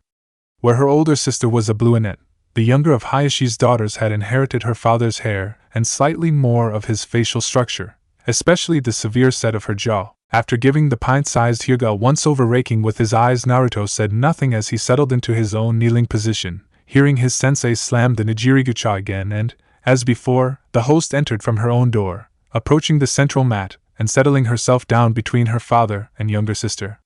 The Uzumaki said nothing, preparing himself mentally for the request he'd have to make relatively shortly and trying hard not to think about the potential consequences of him messing it up. Accepting the silence as permission to begin, the girl he assumed was the Hyuga clan heir set her pupilless gaze on the Chatagu before her and began the ritual cleaning of the implements. Naruto was vaguely aware of the correct form for the purification of the Chatagu, but, due to time constraints, Anko had never gone into too much detail of the exact movements or principles in place for the preparation of the koicha, the thick tea that was the main purpose of the tea ceremony itself. However, as he watched the flawless dance of hands, sleeves, and water play out before him, it was all he could do not to gape at the spectacle. He had heard, as everyone in Konoha had heard, stories of enemies of the village dying almost without being able to defend themselves from the attack of a skilled Hyuga. Mesmerized by the beguiling attacks of their opponent until it was too late to raise their weapons to stave off the graceful assassins, but only now, as he watched the daughter of the clan head prepare the first course of tea, did he truly begin to believe them. The seamless transition between movements, how she was able to make the very air ripple as she added a generous scoop of fresh tea leaves to the simmering kettle, the powdered granules shimmering as they descended from the lip of the chashaku and almost dazzling the Jinchuriki's eye, and he couldn't even begin to follow her hand as she made the chastened tea whisk blur into motion, folding the tea powder into the simmering water with swift but smooth kneading motions. Every motion that she made, from the grand sweeping gestures that transferred tea from the Natsum caddy to the water to even the most innocuous-looking pluck at the long sleeves of her kimono, was precise and perfect, an intricate step of a dance that she did not miss a step in, and he was so engrossed in the ritual and her flawless, aloof passion that he almost didn't realize it was finished until she presented him with the steamy, aromatic tea held within a hand-fired chawan tea bowl. This was a slight deviation in the normal routine of a tea ceremony, but one, he was sure, Hayashi had easily taken into consideration. Though officially he was the guest of honor, he had all but forced Anko to take the position of the senior guest simply because she was a lot less likely to make a mistake than he was, and the last thing he wanted to do was cause offense to a clan head in the presence of his daughters. Therefore, in this case, the host offered the chawan to him first, rather than the more senior Anko. Luckily Naruto was just switched on enough not to look too surprised by this, instead exchanging bows with the girl he assumed was Hinata and then Anko before raising the tea bowl in appreciation of not just Hinata but Hayashi as well. Not for the first time. As he raised the bowl to his lips, he was grateful that he'd sought his old sensei for advice in the aftermath of Hyuga Zurashi appearing on his front doorstep. Had he been less well-schooled over the past fortnight, he might have been slightly offended that the tea had been served to him in a defective bowl. Under Anko's steely guidance, however, he now knew much better. For some reason chawan with obvious defects were highly prized and respected as such, the imperfections often set to act as the front of the utensil. For this Naruto was grateful as the slight bulge just under the lip gave him something to grip onto as he carefully twisted the fired clay pot and took a sip of the koicha within. It was hot, not scalding but certainly warm, and thick, a flavor he couldn't place as he had very rarely drunk or been able to afford tea, but certainly not one that immediately offended him. He certified his original findings with another sip. Very unusual, and very good. I reckon I could be on to a winner here if I could find a way to get noodles and salt into this brew. This is excellent tea, Hyuga-sama, he commended as he lowered the bowl, smiling as gently as his exuberant manner could manage as Hinata averted her eyes, though whether this was out of manners or bashfulness he couldn't quite tell. Your skill in Chato is surpassed only by your grace in following the Timi. Didn't think that was too much. Once more the Hyuga air flushed, slightly darker than before, leading Naruto to do a little thinking as Anko played her part in the ceremony, taking the tea bowl and few sips of her own after Naruto had finished wiping it with one of the fukusa cloths tucked into his obi. Maybe she's just shy. He put it from his mind for the moment, instead choosing to ready himself for his big moment as he watched his sensei hand the bowl back to the tea maker with a commendation of her own. Once more there followed an intricate performance from the future leader of the August Hyuga clan, Hinata taking each implement of the chatagyu and making it her partner for a brief while, an integral part of the dance she was choreographing with her hands, fingers and kimono sleeves as she ritually purified the chatagyu. Once she was finally done cleaning the implements, she bowed to her guests and stood up perfectly, leaving the tea room with such delicacy that she appeared to hover over, rather than step upon, the tatama under her feet. And thanked the kami, as he saw the smaller Hyuga return with a tray containing higashi confectionery and a few small bundles of extra charcoal. It was all Naruto could do to avoid sighing in relief. That's the official bit mostly out of the way. Well, he corrected himself as he watched Hinata restock the fire of the sunken hearth and marveled at the way she performed such a task without so much as dirtying her kimono. In a few minutes at least. Though the preparation shift from koicha to yasucha signified the end of the most formal portions of the ceremony, Naruto wasn't so incautious as to open his mouth without seeing someone else do it first, and, after about 10 minutes or so of watching his peer complete another sumptuous routine, the movements for making the thinner tea completely different but still as captivating as those she had used previously. His patience was rewarded as after Anko and Hinata exchanged a few formal pleasantries and he bowed to accept his cup of thin tea, he was able to speak again as Hayashi's eyes sought him out. "I am most grateful for your accepting my invitation, Uzumaki-sama." The elder Hyuga spoke, shifting almost imperceptibly on the tatami before indicating the girls on either side of him. "May I introduce my eldest child and heir, Hyuga Hinata?" The girl who had been serving the tea bowed low, not daring to meet his eyes. "And my youngest daughter, Hyuga Hanabi." In contrast to her sister, the younger Hyuga kept her eyes up as she bowed, though she did not speak, too well-mannered to break her silence even as Naruto returned her bow and spoke to them both warmly. "I am most grateful to be received in this honorable Chishitsu, Hyuga-sama." The Jinchuriki spoke with almost regal poise before allowing that mask to crack slightly as he turned to the younger members of the clan present. "Especially in the presence of such future kunoichi of the leaf. Hinata-sama, Hanabi-sama, Uzumaki Naruto is forever at your service." Hinata appeared to flinch slightly at the compliment, though Hanabi, perhaps due to her youth, was a little stiffer and didn't react. Conversation continued in this vein for a little while, each of the assembled present making idle small talk with the exception of Hanabi, who was a little too young to speak in a gathering such as this due to her tender age of about 3 years, until all the higashi were eaten and Hinata had cleansed the chatagyu for the last time.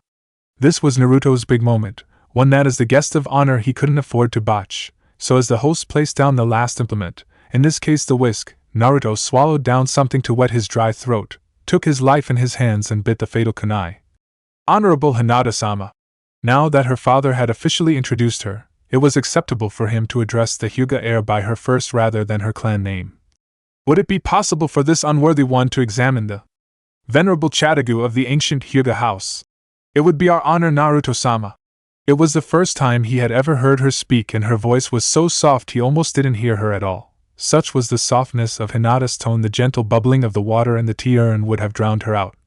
"Please look upon them for as long as you would like to." In all honesty, Naruto wanted to handle them as little as possible because the longer her held them, the greater the chance of something going wrong.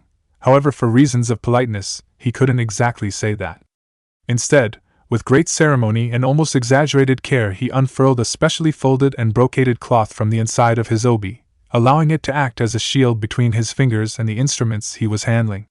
In proscribed order he looked over each item of the chatagyu in turn before handing them over to Anko, the snake mistress, passing each back with a pertinent question or comment that either Hinata or, occasionally, her father answered effortlessly.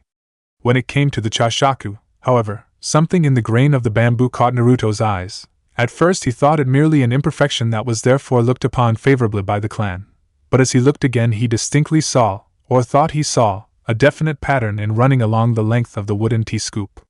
"Forgive me my ignorance, Honorable Hinata-sama," he spoke, inclining his head towards the Hyuga heir as she glanced up fractionally in alarm before swallowing such emotion behind a professional facade, listening as he asked the question on his lips. "But are there kanji ingrained into this chashaku?" Hinata cocked her head at this before her eyes darted to her father. For a moment Naruto felt his heart leap upwards as he feared he'd spoken out of turn before. To his relief, the clan had nodded. Those are indeed kanji, but it was not a Hyuga's hand who scribed them, Hinata-sama.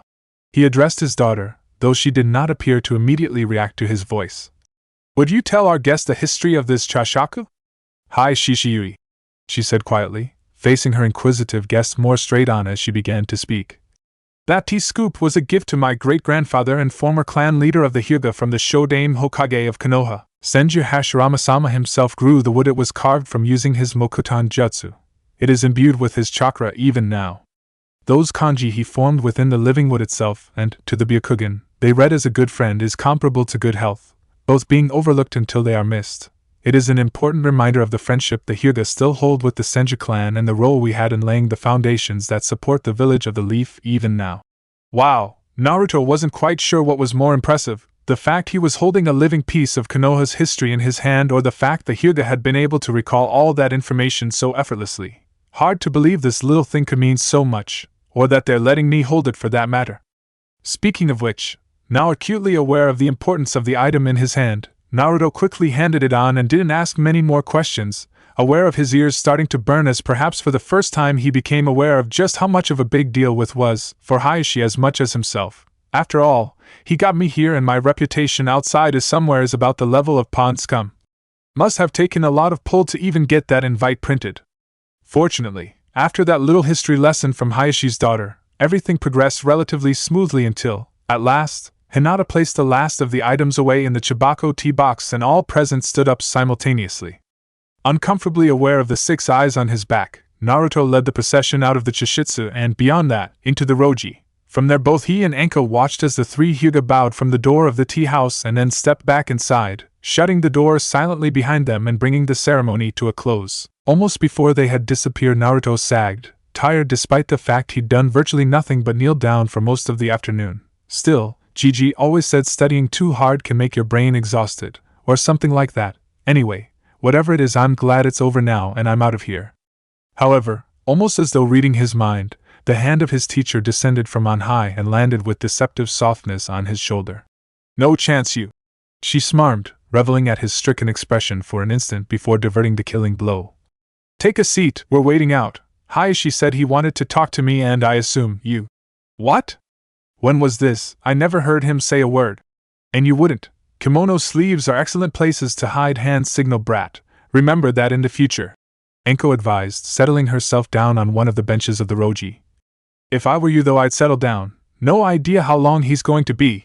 The answer to that question, however, was nowhere near as long as the special Jounin had expected or feared. After no more than about 10 minutes of kicking their heels, Enko gently nudged her charge's shoulder and, looking around, Naruto saw the sight of 4 Hyuga approaching them. Hayashi, his 2 daughters and the branch house member who'd escorted the 2 of them to the Chishitsu what felt like half a lifetime ago. Naruto rocked to his feet alongside his sensei as the clan leader drew level with them in his own stately way before. To his less than well-hidden relief, he smiled and inclined his head gently towards them both. Uzumaki-san. Now the tea ceremony was over, there was no need for such strict formalities, at least from Hayashi. I would like to speak with Mitarashi-san if I may. May I invite you to explore the Roji with my daughters and their watcher? Recognizing a polite dismissal when he heard one, Naruto immediately nodded and, after exchanging pleasantries with the 3 younger clan members, allowed himself to be led away from the 2 adults. It was a fascinating thing to see and appreciate. Hinata would admit to herself in later years just how easily Uzumaki Naruto was able to change his skin as adroitly as any chameleon, an idea she would have, politely, dismissed as impossible had she not seen it with her own eyes. During that first meeting away from other influences, the Hyuga heir fancied she could almost see the formalities sloughing away from for her peer as the quiet foursome slowly removed themselves from the zone of influence exerted by the adults who had moved off together.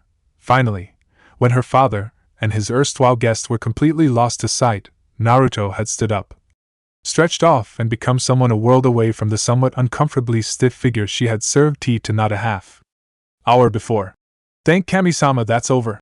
He spoke semi-loud though mostly to himself, picking and pulling at his kimono to try and make the garment more comfortable for himself. Nothing against your clan and your eyes, but I'm never completely comfortable around here. Always feel like I'm being watched.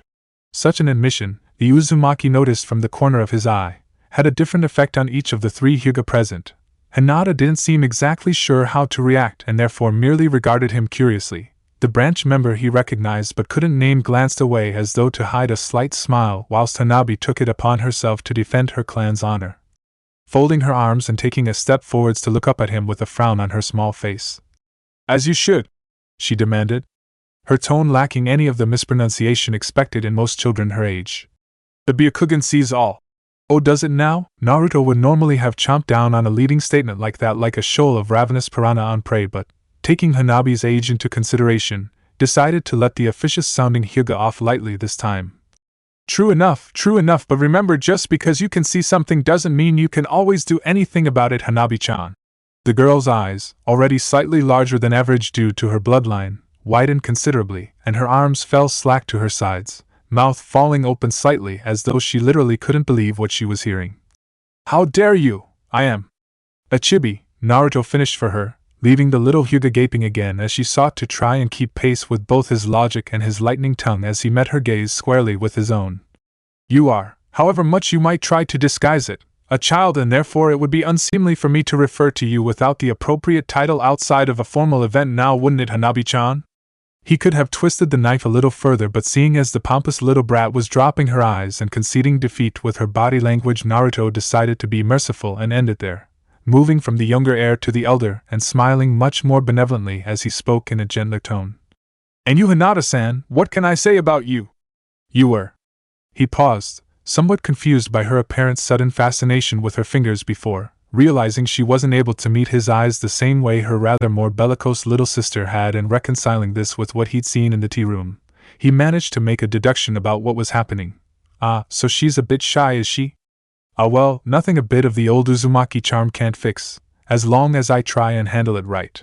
"Well, actually, before I say what you were, could you please stop tapping your fingers together?" As he'd half expected, the clan heir didn't immediately cotton on to what he was asking and actually had to glance at her own hands to realize what she was doing. Her cheeks instantly immolated themselves as she thrust her hands to her sides, scrutinizing the floor as she internally castigated herself for such a stupid thing to do. Now she'd undone any good work she might have made in the tea ceremony. He was sure to think she was a stuttering, shambling wreck now. "Gee, Gomen. No need to apologize, Hinata-san. Hell, I used to do a lot worse without realizing it." It wasn't usual for Hinata to hear someone brushing off her failings so quickly, and she glanced up immediately, only to fall helplessly headlong into the endless depths of blue that were Uzumaki Naruto's eyes, not able to break away as she had no choice but to listen to the rest of his words. "Anyway, you were amazing in the Chishitsu. How on this earth or any other do you move on those tatame? I swore you were hovering rather than shuffling over them. You'll have to teach me how you do it sometime. And the way you handled those chatagu." He swiftly glanced her up and down, Hinata feeling her blush start to burn again as she almost felt his eyes roam over her, especially the sleeves and arms of her kimono, an iramuji similar to Anko's, though, like her sister, it was an even starker white and no hint of a pattern existed upon its flawless silk. "Not even a speck of dust on you. You've got a real talent there, Hinata-san. It's no wonder people would gnaw their own arms off to get an invite to a Hyuga Chato if they know they're going to be served by someone like you." Amazing, he thought I was. She didn't finish that thought, she didn't dare. Not only had Uzumaki Naruto, her family's honored guest for the day, not thought she was blundering, stuttering or cripplingly shy, he thought she did well? That she hadn't made a mistake at all, even if she knew she could and should have done better? Her handling of the tea scoop had been slightly off, and when laying out the chatagu the whisk had been placed slightly too near the caddy. But he either didn't mind or was too polite to point out such deficiencies, and for that Hinata was grateful. "You are very kind, Naruto-san," she began, once more mentally cursing her own tongue as it tripped her up and made her stammer. "I am honored that you thought so highly of him." For the second time in a minute Hinata found herself cut off, and not merely by words this time. As she looked forwards to try and see what was making such an unusual part of her anatomy so warm, she suddenly found herself gasping and going bright red yet again as Naruto, apparently not concerned in the slightest that he had his hand on a forbidden fruit, merely sighed slightly and shook his head at her, grinning. "Now with most people it's 3 strikes, but I'm afraid with me you're just unlucky, Hinata-san," he explained, thinly amused at the sight of someone with no pupils attempting to cross her eyes to focus on the tip of the finger that was now resting lightly on a particular part of her face. From now on, every time you tap your fingers, I'm going to tap the end of your nose. He did so one last time for emphasis before removing his hand, Hinata recoiling slightly from the unexpected physical contact. With any luck, that'll break the habit in no time. For a second the tableau remained frozen, Hinata unable to speak coherently through a suddenly terminal stutter, while her younger sister apparently started to balloon with ire, mortally offended that this stranger would place his hands on her elder sister and the clan heir so shamelessly. However, out of the Hyuga present, it was the only male member of the clan who spoke, unfolding his arms and coming to Hinata's elbow as she attempted to speak at the same time as consciously force her hands to her sides, not wanting to be caught out with the crime her guest had just admonished for. Uzumaki-san. The branch hour member spoke with the merest edge of his threat in his tone, though he didn't flare his bloodline limit. Within these walls I am responsible for Hinata-sama's well-being. I must therefore respectfully request that you do not harm or cause offense to her or Hanabi-sama for the duration of your visit to these grounds. Naruto merely cocked his head as though the Hyuga had been speaking in a foreign language. Offense? And harm? Look, okay, it's been over a year since we last bumped into each other, so forgive me if I get this wrong, but is it Naji? Niji, the branch member supplied before Naruto overrode him, not wanting to let him have a chance to derail his next words. Okay then, Niji-san. Hinata-san's going to be a kunoichi one day, I assume. I do assume, right, don't I, Hinata-san? Yes. The girl managed to speak without stuttering, Naruto raising an eyebrow as he noticed her just stop herself, drawing her hands up in front of her before he carried on. Well, there you go then.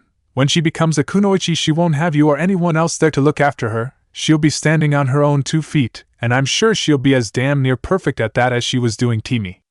Besides, he gave a careless shrug, trying to decide if he was pitching his words right to get it through to not just Niji but Hinata as well, that offense and harm to both others and themselves was pretty much mandatory in the world of ninja. If you thought that was offense, you really don't know you're born. I've heard and seen worse from the academy playground every day. I think that went rather well overall. Certainly Niji appeared to be regarding him a little less hotly than he had a few moments ago, though given the apparently unbreakable Hyuga mask of neutrality it was a little more difficult for him to tell than usual. And at least Hinata-chan's starting to warm up to me a bit.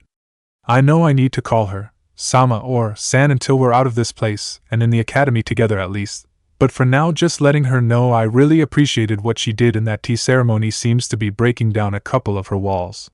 It was a start at least, and Konoha hadn't been built in a day. But as the eldest child present turned his pale eyes upon him once more, he felt he could hear almost a glimmer of respect lacing his otherwise colorless tone. Indeed, I must admit that yes, do often hear and see worse in the academy playground though. He smiled slightly, a somewhat sinister expression as it never reached his eyes. I have yet to hear someone insult the heritage and honor of the Hyuga house twice while within my earshot. Taking a moment to compute this, Naruto teased the most important point of the older boy's sentence out after a short pause and glanced up at Niji in sudden realization. You're in the academy already? I am indeed. Which year? This is still my first year. Mostly because Hayashi-sama wouldn't sign the paperwork that would allow me to advance. That thought still rankled in Niji's mind, though considering the boons his uncle had recently granted him, perhaps it was for the best that he heed the clan head's words about forging bonds with students his own age rather than attempting to race up the rankings as quickly as possible. Though why escapes me. I believe it is that, while Hayashi-sama wishes for honor and prestige for the Hyuga clan, he would prefer it as such honor was won by the main rather than the branch house. That was his personal opinion on the matter, the memory of his denied promotion still jarring even now. Though he was ill-qualified to make statements on how the mind of arguably one of the finest leaders the Hyuga clan had ever known worked or considered the world, least of all when it was taking most of his mental prowess to keep up with the rapid-fire questions of Hayashi-sama's latest guest. Really, first year? Awesome, you might know a friend of mine in there, Hasawada 1010. The name didn't appear to ring any immediate bells, so Naruto added a brief description.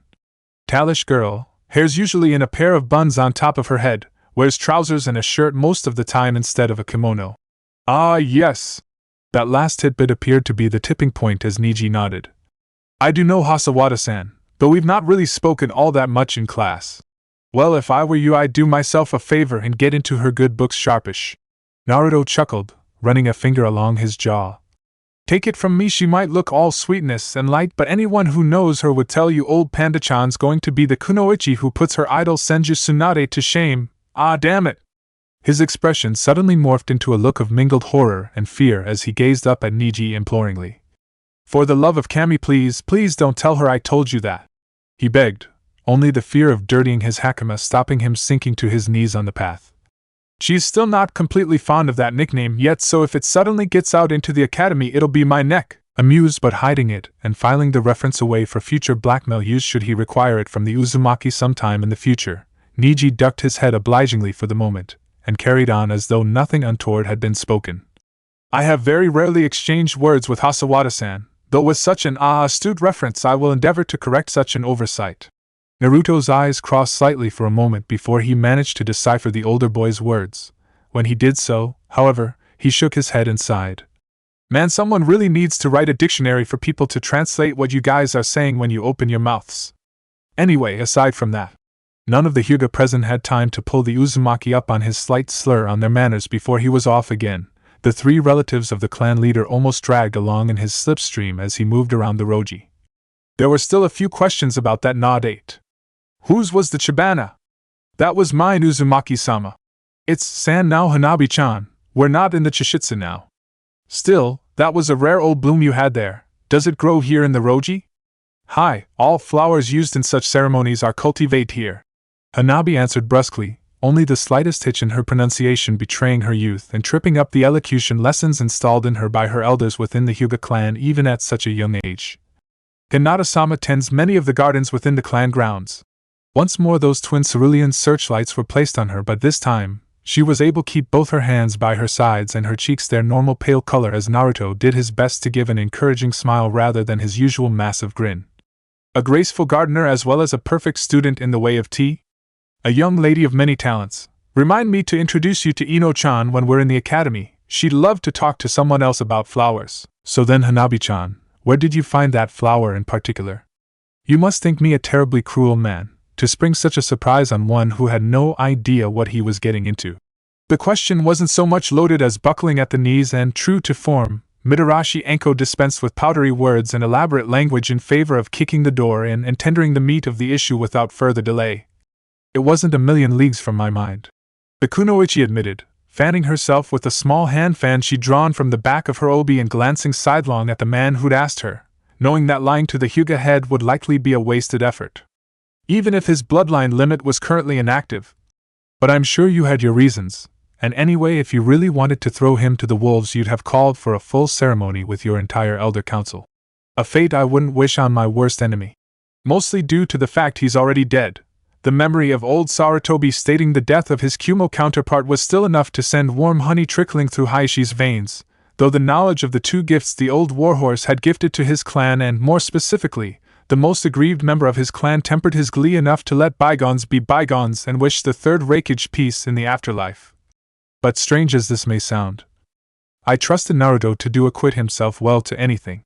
He is, or will be should I say, Konoha's #1 surprising ninja after all, will he not? Seeing the trace of a smile on the older man's face, Enko likewise smiled somewhat ruefully, the expression as hidden behind her fan as the memories of the few times she'd fallen for his almost inexplicable methods of making things work for him were behind her answering expression and semi-wooden tone. He will be, assuming he makes it through the academy without one of the teachers snapping like a dry rice cracker and attempting to massacre him and the rest of his class. Oh come on, you know if anyone could do it, it'd be him. Very true, the Hyuga acknowledged, easily keeping pace with his guest as they meandered around the Roji, occasional pulses of his Byakugan ensuring they wouldn't cross paths with the other small party before time had been given a chance to start the work he was hoping the academy would finish. But as I said, I trusted him to acquit himself well, and by seeking and inviting you, he succeeded perhaps better than anyone, even I, could have hoped. Thanks. Enko had never really been one for flowery language, but at the same time she was never one to shoot down a compliment, least of all one from the clan head of the Hyuga himself. Speaking of which, how well did he do overall? With a little more practice, he could about pass as the third son of a minor noble. First the heir, second the officer, third the spare, huh? Enko mused, remembering the foibles of the noble classes and how their children would be schooled, almost from birth, for their future roles in life. Probably the reason we shinobi are kept so well in employment outside of war. Better than I was expecting overall, not that he needs to know it. No need to make his little head swell more than it already does. Hayashi, however, rather than agreeing with her as she was expecting, apparently seemed to stand behind the absent Uzumaki, backing him up a little as he answered the special jounin with a slight note of reproach in his voice. For what he has done I believe him due a little praise, as well as that. The change in tone, from affront to regret, was what made Anko look over more than the words themselves. Should he succeed in the task I would engage him with, he would be worth far more than a mere 4 hours in a tea ceremony. In that Roji, dressed in one of her finest kimono, Mitarashi Anko was treated to one of the rarest spectacles in Konoha. In a private place within the heart of the clan home of the Hyuga, the bearers of the all-seeing eye, the clan leader let out a sigh, turned his gaze up slightly to the heavens and let slip his steely mask just a fraction, speaking to a neutral third party as an equal person, rather than just a name and station. Hinata-chan has, by the will of the heavens and not my own, had a much more unstable start in her life than most Hyuga will ever know, least of all myself. The attempted theft of our bloodline by Kumo shattered her nerves when she was little more than a baby, and she has lived every day since then with the thought that her uncle died because she was too weak. Hayashi's eyes hardened as he almost spat the words bandied about liberally in the elder council surrounding his firstborn child. Though undoubtedly wise, age had hardened the older generation's attitudes and rendered them blind to Hinata's undoubted strengths. They could no longer see underneath where she was concerned. To stop herself from being taken, added to that she lost her mother so young and had a great hand in raising her younger sister. Hayashi shook his head, recalling the bond that did exist between the two sisters, the one that was weakening, almost unnoticed, day by day as Hanabi was subtly bombarded with the message that Hinata simply wasn't good enough to be the clan heir, least of all by her sister herself. And even if it kills me, I will stop that message before either of my daughters is lost to it. And it has resulted in issues. Guilt. With the bluntness typical of an interrogator, Anko had the answer in a split second after mulling the facts through in her head, not even needing to glance at Hayashi to know she was right. She feels guilty all the time over the whole Kumo thing and, if I'm any judge, perhaps wants to hate her sister because their mother died but can't because A. Hanabi's her sister and B. How can you hate someone whose nappies you helped to change? So she's trying to ignore that feeling and convince herself what happened to their mother was her fault. Boy. She shook her head with a weary half-chuckle. That is a right mix of emotions you've got going there, Hayashi-san. How's it manifesting?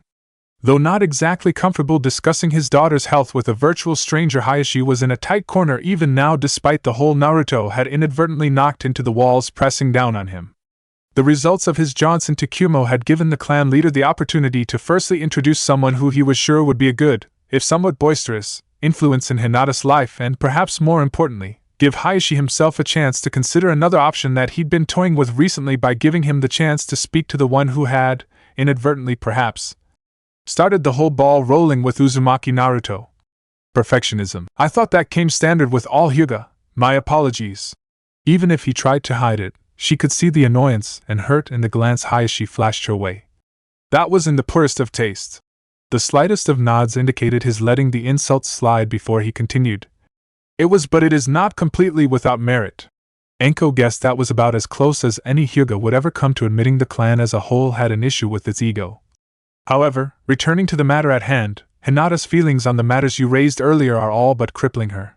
Though I am far from an expert in such matters, from my own observations I am inclined to believe that my daughter thinks that, because everything that has happened was her fault, only if she has no flaws whatsoever will nothing terrible ever happen again. She is setting herself impossible standards and quite naturally failing to attain them. This is feeding a vicious cycle that is rapidly consuming her self-confidence. The harder she tries to attain the perfection she believes she needs, the more conscious she becomes of her own mistakes and the more difficult it becomes for her. Already she has trouble binding or opening up to people for fear any of her mistakes causing them discomfort. The branch house know and have confided to me that she works almost harder than any of them, shouldering more of the burden of household tasks than is good for one of her age, and fate has not been kind to her either. Hayashi massaged his eyes with his forefinger and thumb, an expression of almost human frailty that almost caused Anko to drop her fan. Wow, I never thought I'd see the day. A Hyuga would look so tired, least of all to a clan outsider and least of all the clan leader. There are some elements within the clan that look upon her shyness as weakness unfit in a possible future clan leader, and more than that, the traditional jukin is not suited to one such as my Hinata-chan. That was potentially a very serious problem. though she knew about as much as the next person about the inner workings of one of Konoha's noble clans. Anko did know that a Hyuga without the gentle fist would be considered as much of an aberration as an Uchiha would have been without the Sharingan, accepted perhaps but never acclaimed within the clan. It would have been awkward at best for a lay member of the clan to be so ostracized, but for a potential leader, it was little more than a delayed death sentence. So, as much to fill the silence and stop herself dwelling on the matter than anything else, the snake mistress spoke. "What can you do?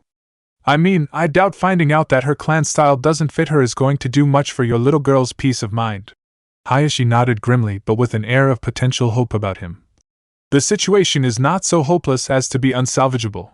Her mother also had difficulty with the traditional juken but with practice overcame such problems. In doing so she also developed a separate school of the gentle fist, one unique to herself. Hinata-chan may yet have the power to make the same discoveries, but, with her own mind holding her back, such a thing can never be. I will not lie to you, Anko-san, there is no point. The main reason I invited Uzumaki Naruto to a private date had little to do with the business with Kumo and everything to do with him meeting my daughter, in fact both my daughters. Because she won't be able to wall up around him, he won't let her." Anko could join the rest of the dots on her own. "You're looking at him to help bring her out of her shell? And to see that being perfect is not necessary to keep everyone you love safe," Hayashi admitted with a slight nod. "Naruto-san is by his own admission far from ideal, but even so, I would wager far from even money on him becoming one of the outstanding ninja of his generation, even claiming the mantle of Hokage if favored by fortune. Kami save the rest of us if that ever happened." Anko muttered, though as far as she was concerned she'd probably either be long retired or dead before her Gaki took over the reins of power, so it wasn't going to be her problem. "Though I have to admit that the brat was born lucky, first day of his life aside," she added, remembering the events surrounding the night of Naruto's birth and how they had landed him with a lifelong burden. "A conclusions I would be forced to agree with," Hayashi admitted at length before he paused in his slow pacing and faced the special Jounin directly. "Though, aside from his aid in Hinata's cause, I was also most interested to determine the worth of any he brought with him to such a gathering." Anko froze in her tracks, fan snapping closed as she span on her heel and faced the Hyuga leader square on. There was no deception in Hayashi's face, nothing to indicate falsehood towards the idea she thought she had unearthed, and, like a viper, she struck to crush that seed completely before it could properly germinate. "Oh no, absolutely not!" she vehemently swore, shooting down his arguments before he could even speak them.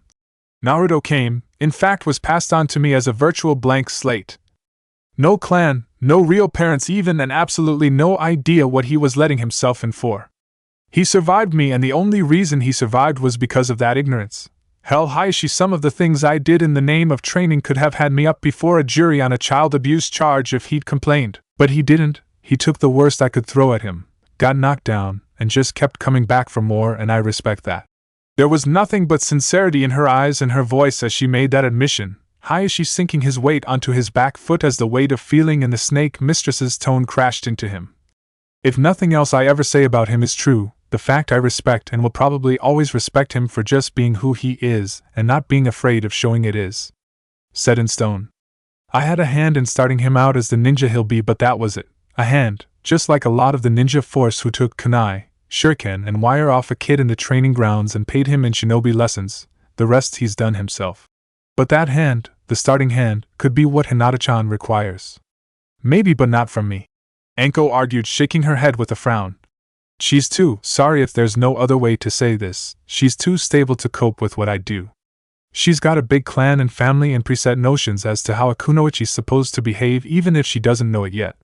If I tried to do with her what I did with the brat, it'd end in disaster. She wouldn't just break Hayashi, she'd shatter, either because I'd push her beyond her limits, or the realization she couldn't keep up with a woman 15 years older and more experienced would press down too hard on the perfection self-destruct button in her head. I know I'm a vicious bitch at the best of times, but it's not in me to beat someone when they're down. If I could help you or her, I'd give it a go, but right now I'm about the least suitable." Anko groped for a word that summed up what the Hyuga heir seemed to need at the minute, and for a second was found wanting before a memory of a conversation she'd had a few days ago bubbled to the surface of her mind, and she seized upon it for lack of anything else suitable. "Friend, you could ask for your daughter." The truth hurt, that Anko could guess but not prove from the expression or, to be more accurate, lack thereof that Hyuga Hayashi displayed upon hearing such unwelcome news. It was a remote hope at best. he admitted at length before resuming his walk, Anko left behind for a step before she caught up, careful not to trip over her long kimono. However, I still believe a kunoichi example would aid Hinata-chan in many ways. Can you suggest any who may be more receptive to the idea of mentoring and guarding a young Hyuga clan heir? I can ask around, Anko offered, Hayashi not dropping his sidelong glance until she made a further concession. There's a few up-and-comers about my age coming through the system, and a teaching position never looks bad on the records after all. The clan head nodded, seemingly mollified even as he took a step closer to the kunoichi, his slight intrusion into her personal space making Anko tense up almost invisibly. You have my thanks, as does the one you tutored in the way of tea. Luckily the Mitarashi was too experienced a ninja to react as she felt something tuck into the rear of her obi, just beneath the knot that held it together before Hayashi stepped back as though nothing at all had happened. A token of my gratitude to you both. You are most gracious, Hayashi-sama. Anko bowed lightly in respect, though for all she knew the envelope she now had ownership of contained nothing but shredded newspaper. Is there any time frame required for the news to go around concerning Hinata-sama's need for a guardian? The sooner the better preferably, but certainly before the start of the academy next year. That way I can use the idea to sway the Elder Council to delay selection of the next leader of the Hyuga clan until both my daughters have passed through the academy if Hanabi is schooled through traditional Hyuga means, as opposed to Hinata who will be viewed as an experiment to expand the skills of the clan. That logic made Anko raise an eyebrow. In a clan as old and steeped in tradition as the Hyuga, what Hayashi was suggesting could very well amount to a seismic shift in the clan's relationship with the rest of the village. I see. Reading between the lines, Anko decided to risk throwing out a little bait to see what latched onto it. They've already, questioned Hinata-san's suitability for the role then?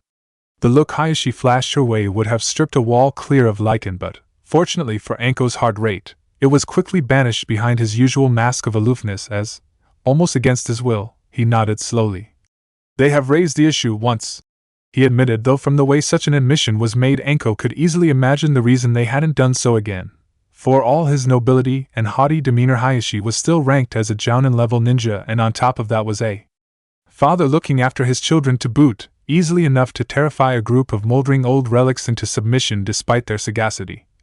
But the reminder that the Hyuga should never be one to repeat mistakes was enough to buy ample time to address Hinata's potential problems before they threatened her position as clan heir.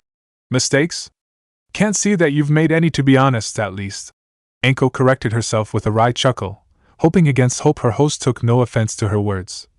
Nothing compared to other clans I might mention. All of you are alive now. That's got to be a bonus, right? Hayashi smiled thinly for a moment before, as though reminded of something, the expression dropped from his face and he was a Hyuga once more, meeting his guest eye to eye as he shook his head slightly, turning away towards where his bloodline limit had detected his children and the second interloper onto his clan grounds. Not all of us. He breathed cryptically, the special Jounin wisely remaining quiet and not inquiring further, as she trailed along slightly in the Hyuga's wake, therefore not seeing the remorseful expression that flashed across his face once more. No, not all live who deserve to live. But I, and hopefully Hinata in my stead when I am gone, will be enough to ensure the travesty that happened when you and I were born will never be repeated again in future generations, Hisashi. In death you opened my eyes. Leadership cannot come by happenstance of birth alone, and I will bear that message to the rest of the clan in turn, though I may well have joined you in the pure world before the lesson is learnt fully. Distracted as he was by ensuring Hanabi-sama was not reduced to swapping common insults with the infuriating guest that seemed to have made it his mission to drive both him and one of his charges insane at the same time as reduce the other to a babbling, blushing mess, Niji was to his eternal embarrassment unaware of his uncle's presence until he almost walked into the older man. Immediately sinking into a formal, apologetic bow, the branch member was forced to feel a sudden surge of gratitude towards the Uzumaki for immediately taking the attention off his mistake with what was, as Niji was to the detriment of his inner harmony slowly discovering, a typical remark. "Oh, kid, looks like we've been found out." He sighed, shaking his head at Hanabi, who for her part was glowering at him with impotent annoyance. "It's way past your bedtime, so no excuses. Wash up and then get to sleep. If she goes for him, I let her do it. In fact, I might even hold him down for her." Such were the thoughts of the Hyuga protector as he fancied he could almost hear his younger cousins grinding her newly emerged teeth to nubs, but, to his mingled relief and disappointment, her sister came to the fore to save the day. "Ano, Hanabi-san will be fine for a while yet." Hinata managed, once more keeping away from bad habits as the Uzumaki glanced up at her, smiles wreathing his face once more. I really wish I had a sister like you, Hinata-san. You're way too nice.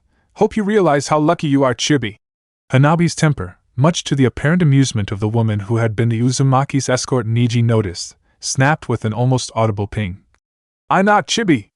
she shouted, all but stamping her foot in a tantrum as her father closed his eyes in either embarrassment or amusement as the sight of his youngest foregoing all her elocution lessons and setting up a screaming match with one of the village orphans. Naruto, however, didn't seem to notice, instead merely darting his hand forwards to pat her on the head while speaking with her sister, Hinata completely unsure how to handle someone so completely different from what she would consider to be normal until she entered the academy. Just as I was. I learnt more on my first day there than hours of practice within the clan dojo could have taught me. Isn't she precious? Naruto's voice all but oozed patronizing charm as Niji was forced to wrap his arm around Hanabi's shoulders to stop her springing at the guest and potentially bringing shame upon the clan. However, though normally I have nothing but admiration for the standards of Hyuga craftsmen, I believe this particular model might have a slight defect in her temper gear. Is she battery-powered or clockwork? Caught completely off guard by such an oblique comment, Hinata had no idea what she should say in response, and yet again, she was forced to feel her insides squirm as she realized that her father had to step in and cover for her inadequacies. I assure you, Uzumaki-san, my youngest daughter is not a doll. I was there when she was born after all. Not to mention when she was made. Naruto seemed to muse at this, glancing at the grimacing Hanabi at the same time as putting his finger on his chin in an expression of deep thought. You sure about that, Hayashi-sama? She seems a bit easy to wind up. And you never know.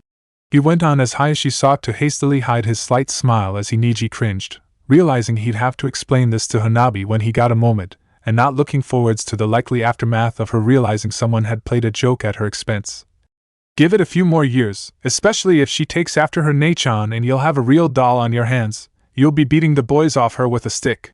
Niji's cringe redoubled at the same time Anko snorted with mirth and Hinata went bright crimson at the backhanded compliment, reduced to stuttering again as she simply failed to believe someone could even look at her without seeing a pathetic, nervous wreck of a girl, completely unbecoming to a Hyuga heiress. She was given little time in this introspection, however, as, not for the first time, a finger relocated itself on the end of her nose and, looking beyond it, she could have wept to see Naruto shaking his head and sighing at her. I'm such a failure. And you were doing so well, Hinata-san, that was a whole half hour. He lamented gently, removing his finger and gently tapping both of the girls as they were placed in front of her. Niji-san, Hanabi-chan, I'm looking at you too to make sure Hinata-san breaks that habit. There's no reason for someone as good as her to be so shy. As expected, if nothing else was true about the boy Naruto, at least when he wasn't forcibly holding himself in on a tight leash, was a wrecking ball when it came to formalities and personal boundaries, just as Hinata was now discovering. And though it may be a shock to her system, I can only pray it brings forward the daughter I know is present but have not yet seen in her. Such intimacy, and so soon. The Hyuga head spoke with a dry humor in his voice, slightly amused by the sight of his nephew all but fainting dead away at the idea of his uncle even trying to crack a joke. Should I be worried about drafting a betrothal contract soon in the future, Uzumaki-san? Naruto shrugged before looking across at Hinata again. Well, as I was always told, usually at great length and with a clip around the ears thrown in for good measure, the lady is always right, he quoted, directing a knowing glance Anko's way as he did. If Hinata-san believes I'm good enough for her, then I will consider myself most blessed and eternally thankful, though hopefully she'll have a few years yet to find someone as special and good as she is. As good as me? No good then. The idea made Hinata want to cry. She knew what she was just as the whole clan knew what she was. And as soon as Naruto saw that as well, he'd know he could do much better and leave her behind, just as everyone would be better off doing. For the sake of politeness though, just for now she allowed herself to accept this one glorious moment where someone saw the illusion rather than the truth, and she reveled in it, almost walking on air as she somehow managed to smile, give a slight laugh and bow off the Uzumaki's insinuations. She and the rest of her family exchanged a little more small talk with their guests before, to her relief that she was going to get out of this situation having made a good impression on someone for a change, she heard the woman who had accompanied Naruto announce it was time for them to depart. She, along with her father, sister, and cousin, walked to the gate of the compound the guests had changed within with her head held high, preparing to see their guests safely back into the world of the main village again. There they all waited for 15 or so minutes before the two were ready to depart, though she had to look twice to be sure the boy who came out of the changing area was the same one who had gone in. From the neck down all was different, was night and day. Only the hair, the laughing eyes and the dazzling smile told the truth. Regardless of the clothes he wore, Uzumaki Naruto was himself and happy with himself, something Hinata could only ever dream she could be. She kept her eyes upon him, feasting at the sight of such contentment, until the doors of the compound boomed shut behind the departing duo, and she was once more in the Hyuga compound, once more the weak, worthless heiress of a clan that deserved so much more than she could ever possibly be. Once more in her own personal purgatory. Okay then. Having finally been able to ditch the dimwit, she called a student after a celebratory round of ramen. He'd been paying, so he got to pick where they ate, and it had been cute watching that little waitress all but go completely gaga over the sight of the gaki dressed in nice clothes for a change. Anko was finally back in the privacy of her own apartment, and able to divest herself of both her kimono and the itching, irritating secret that had been driving her nuts ever since Hayashi had put it there. Finally undoing the knot of her obi and letting it flutter to the floor, the snake mistress was able to finally see the truth as she turned around and scanned the floor, recognizing the two envelopes marked with the fluid calligraphy of the Hyuga clan head with practiced ease as they blended in with the whiteness of the ribbon they'd been disguised as. Okay then, she breathed to herself, picking it up and noticing it was unsealed. Let's see what you got for me. Her envelope was a simple affair, a note of personal thanks, congratulations and recommendation for future tea ceremonies. Something that would carry a lot of weight in the august circles of Chato, as the voice of Hyuga Hayashi would echo strongly even there. Nice. That alone was something worth framing and hanging on the wall, despite the fact the Hyuga lord had likely written it during the Nakadaiki. So then, kudos for me, and for the ga. What in the 7 unholy hells? There's got to be 70, no 80,000 ryo in here. Now normal Anko would have known that amount of cash in a wallet by weight alone, but the fact the Hyuga had used 10,000 ryo notes had thrown her somewhat, and she was therefore left open-mouthed by the amount of currency Hayashi had handed over to the Jinchuriki. Mind completely blown by this, Anko plucked the small slip of paper at the front of the envelope out and unfurled it, reading with a mounting sense of disbelief as she went on. Naruto-san, you have the gratitude of the Hyuga clan and the personal thanks of both its leader and its council of elders of the service you have performed for us all and the ghosts you have helped lay to rest. Should you ever have need of our eyes, you need merely to ask. Well, ain't that a kick in the head?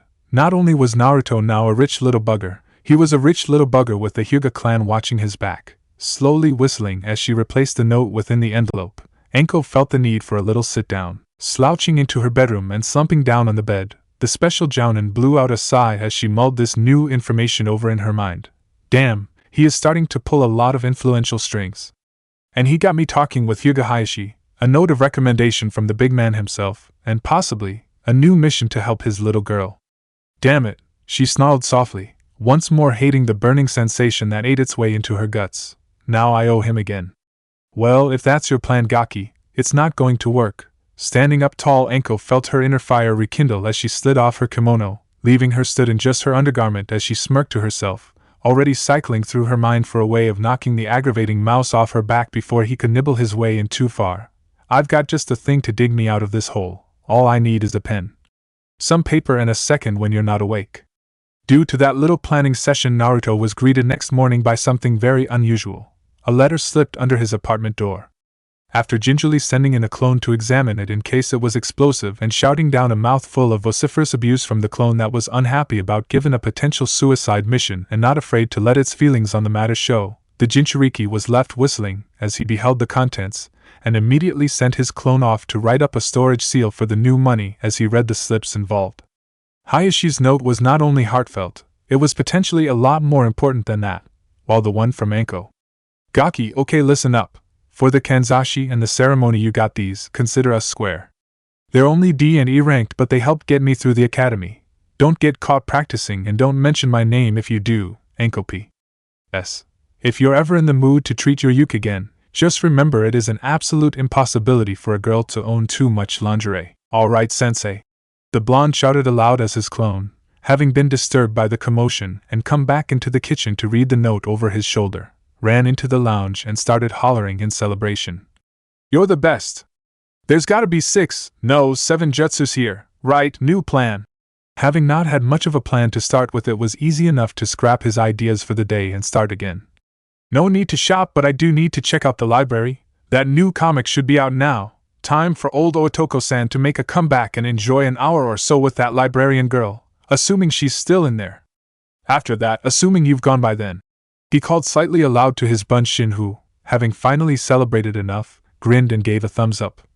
I get to practice these new techniques today, he declared to the world in general as he made his way to the kitchen table to flip through his book of faces and remind himself exactly what made up his Otoko mask. Is going to be a damned good day. It was strange what teammates would admit to each other over time, though at first she'd have sworn she would have been happy had the three of them never shared a word until they reached Chunin. Hana quickly realized exactly how stupid and shallow that way of thinking was, had it not been for her teammates and sensei. She wasn't even sure she would have been able to carry on being a kunoichi during the time one of her partners had been stolen. Kotetsu and Izumo were both annoying and immature brats, but they, along with her, were Tain-sensei's annoying and immature little brats, and they were growing into ninja he would be proud to serve alongside rather than merely teach. Despite that, however, there were a few things they disagreed on. One such instance being the brothers' idea of a take-back, the ability they'd both like to have to be able to undo something they had done in the past. For example, Kotetsu had admitted he would forever love to take back the time he neglected to watch where he was going in the family brewery, ended up slipping over some damp flooring and cartwheeling head over heels into a heap of old hops. According to Izumo, the smell had hung around him for weeks. Hana had considered this idea but, overall, rejected it. She was an Inuzuka and everything that had happened to her in the past had made her what she was today. Cutting out a part of that, no matter how small, wasn't something she would have felt comfortable doing. Unlike in the past where the three of them would have quickly squabbled and fallen out over this, the threesome now simply shrugged, agreed to disagree and moved on, Hana in particular giving the idea no further thought. Until, that was, right now, right at the point where she would have quite happily cut off her own arm to be able to take back the last few seconds of life, the seconds where, having stumbled into one of the main meeting areas of her clan on the hunt for some dinner and been questioned about what had happened to rough her up so much, she had pointed to one of her clan brothers and exclaimed in a loud, exhausted voice, "He's an animal! Why, oh why wouldn't Tain-sensei teach us any suicide jutsu?" Face down on the table she'd slumped in front of, cheeks so red it wasn't possible to see where tattoo ended and flesh began. Hana was reduced to wishing for the ground to split asunder and swallow her whole and, as usual, that wish wasn't being granted. The entire clan, or at least to her what sounded like the entire clan, had been absolutely devastated by her accidental double entendre, ninja and ninken alike falling about howling with laughter, and, to put the cherry of chastisement right on top of this perfect mixture of mortification, her mother had of course just walked in at the exact second she'd made such a pronouncement, and was now in no fit state to quell the quasi-riot, being too busy gasping for more air to laugh with. In fact, about the only person completely unaffected by her remark was the person she'd actually singled out, and, to her horror, he merely grinned, threw his arms up and behind his head at the same time as dumping a shed load of oil on the fire. "Well, I don't mean to boast, but..." Hana felt like trying to throttle herself. Without further thought she buried her head as far into her arms as she could manage. Bad enough that she humiliated herself by being reduced to lusting after and almost betting the last Uzumaki following the reunion with her lost partner. Now she was making it sound like she'd actually done just that anyway. "I have a mouth with a death wish," the Inuzuka scion mourned, daring to peep out the crook of her elbow and immediately wishing she hadn't bothered. The sight of Kiba sprawled on the floor, dry heaving for oxygen with a face almost as red as hers, a red-hot thorn in her side, before there was a sudden rush of blackness in her vision as someone slumped against her and almost knocked her sprawling off her seat. Was the pack binding not enough for you, girl?" Someone older than she was all but shouted in her ear, quivering against her as they tried to straighten up after tripping over her brother. "One of my old kimonos should fit. A quick change, a sip of sake, and he's all yours forever. Just make sure he gives you plenty of pups before you end up old and toothless like your mother." Death wish, granted. Even now, however, Hana simply couldn't catch a break, even as she tried to glance along the table of something with a sharp edge to end the misery with. With a sudden heave the weight was pulled off her side and straight into the face of a fire-breathing Inuzuka clan head. "Who are you calling old?" Some demanded, glaring concentrated death through the clan member who'd bad-mouthed her until the younger girl, one of Hana's older cousins, cowered and whimpered for mercy. Dispensing pack justice with a rough shove that sent the other girl flying into a nearby wall, Some drew herself up, grabbed Hana by the arm and, as she hauled her eldest child out of the seat she'd sought refuge in, turned to the other semi-guilty party and barked a quick order. "Grab him and meet us in there." Seeing the clan head's slitted eyes dart towards a door he didn't recognize, Naruto nevertheless nodded to show his understanding and reached down to tug at Kiba's closest arm. "Come on, Kibble," he demanded, heaving the taller boy upright at the same time as checking he wasn't going to tread on Akamaru accidentally, the little puppy currently sniffing around his partner and wondering if the Inuzuka was ill from something that was making his face magenta and preventing him from breathing properly. "Damn it, move, or the next sparring lesson we'll be getting will come from your mother." That, at last, seemed to sober the Inuzuka up something rapid. Hastily shuffling along in his friend's wake, Kiba quickly followed Naruto towards the door he'd seen the leader of the Inuzuka pull her daughter into, the Jinchuriki pushing the door to behind them both and taking a look at the surroundings before licking his lips. Tasty." His eyes lingered on a long section of salted meat impaled on a hook set into the roof of the little larder some had led them into. "Though I'm guessing we're not here to check on the menu, right?" "Right," the Inuzuka assured him, arms folded as she looked from him to her still mortified daughter. "You're here to report to me exactly how that sparring lesson went and reassure me I'm not going to have to rip your balls off for doing inappropriate things with my little girl Naruto." The mouse immediately whitened even as Kiba bit onto his hand to try and avoid bursting out in helpless laughter again. The sight of the smaller child who joined in his taijutsu training with his sister without so much as a care in the world or worry about getting hurt cowed into submission by his mother's mere words, a sight for him to behold. "As if I dare," Naruto assured the older Inuzuka and, after scrutinizing him with a beady eye for a second longer, Sim nodded, seemingly satisfied with both his answer and his sincerity. "Good. I want to be a mother-in-law before one of you makes me a grandmother," she told her children, Hana once again wilting in shame as her insides writhed, barely able to even look at her mother as Sim turned her attention her way, a crafty smirk on her painted lips. "Though at the rate you're going I wouldn't wonder if the two came within a few months of each other, Hana-chan." "What possessed you to say a thing like that? You must have known."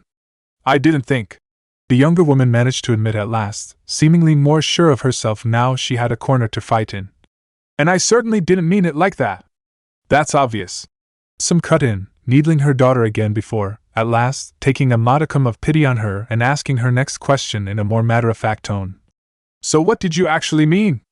At this, Hana was finally able to completely regain control of herself, draw in a deep breath and sigh it back out, expelling her earlier woes and worries before meeting the eyes of her alpha and giving her report.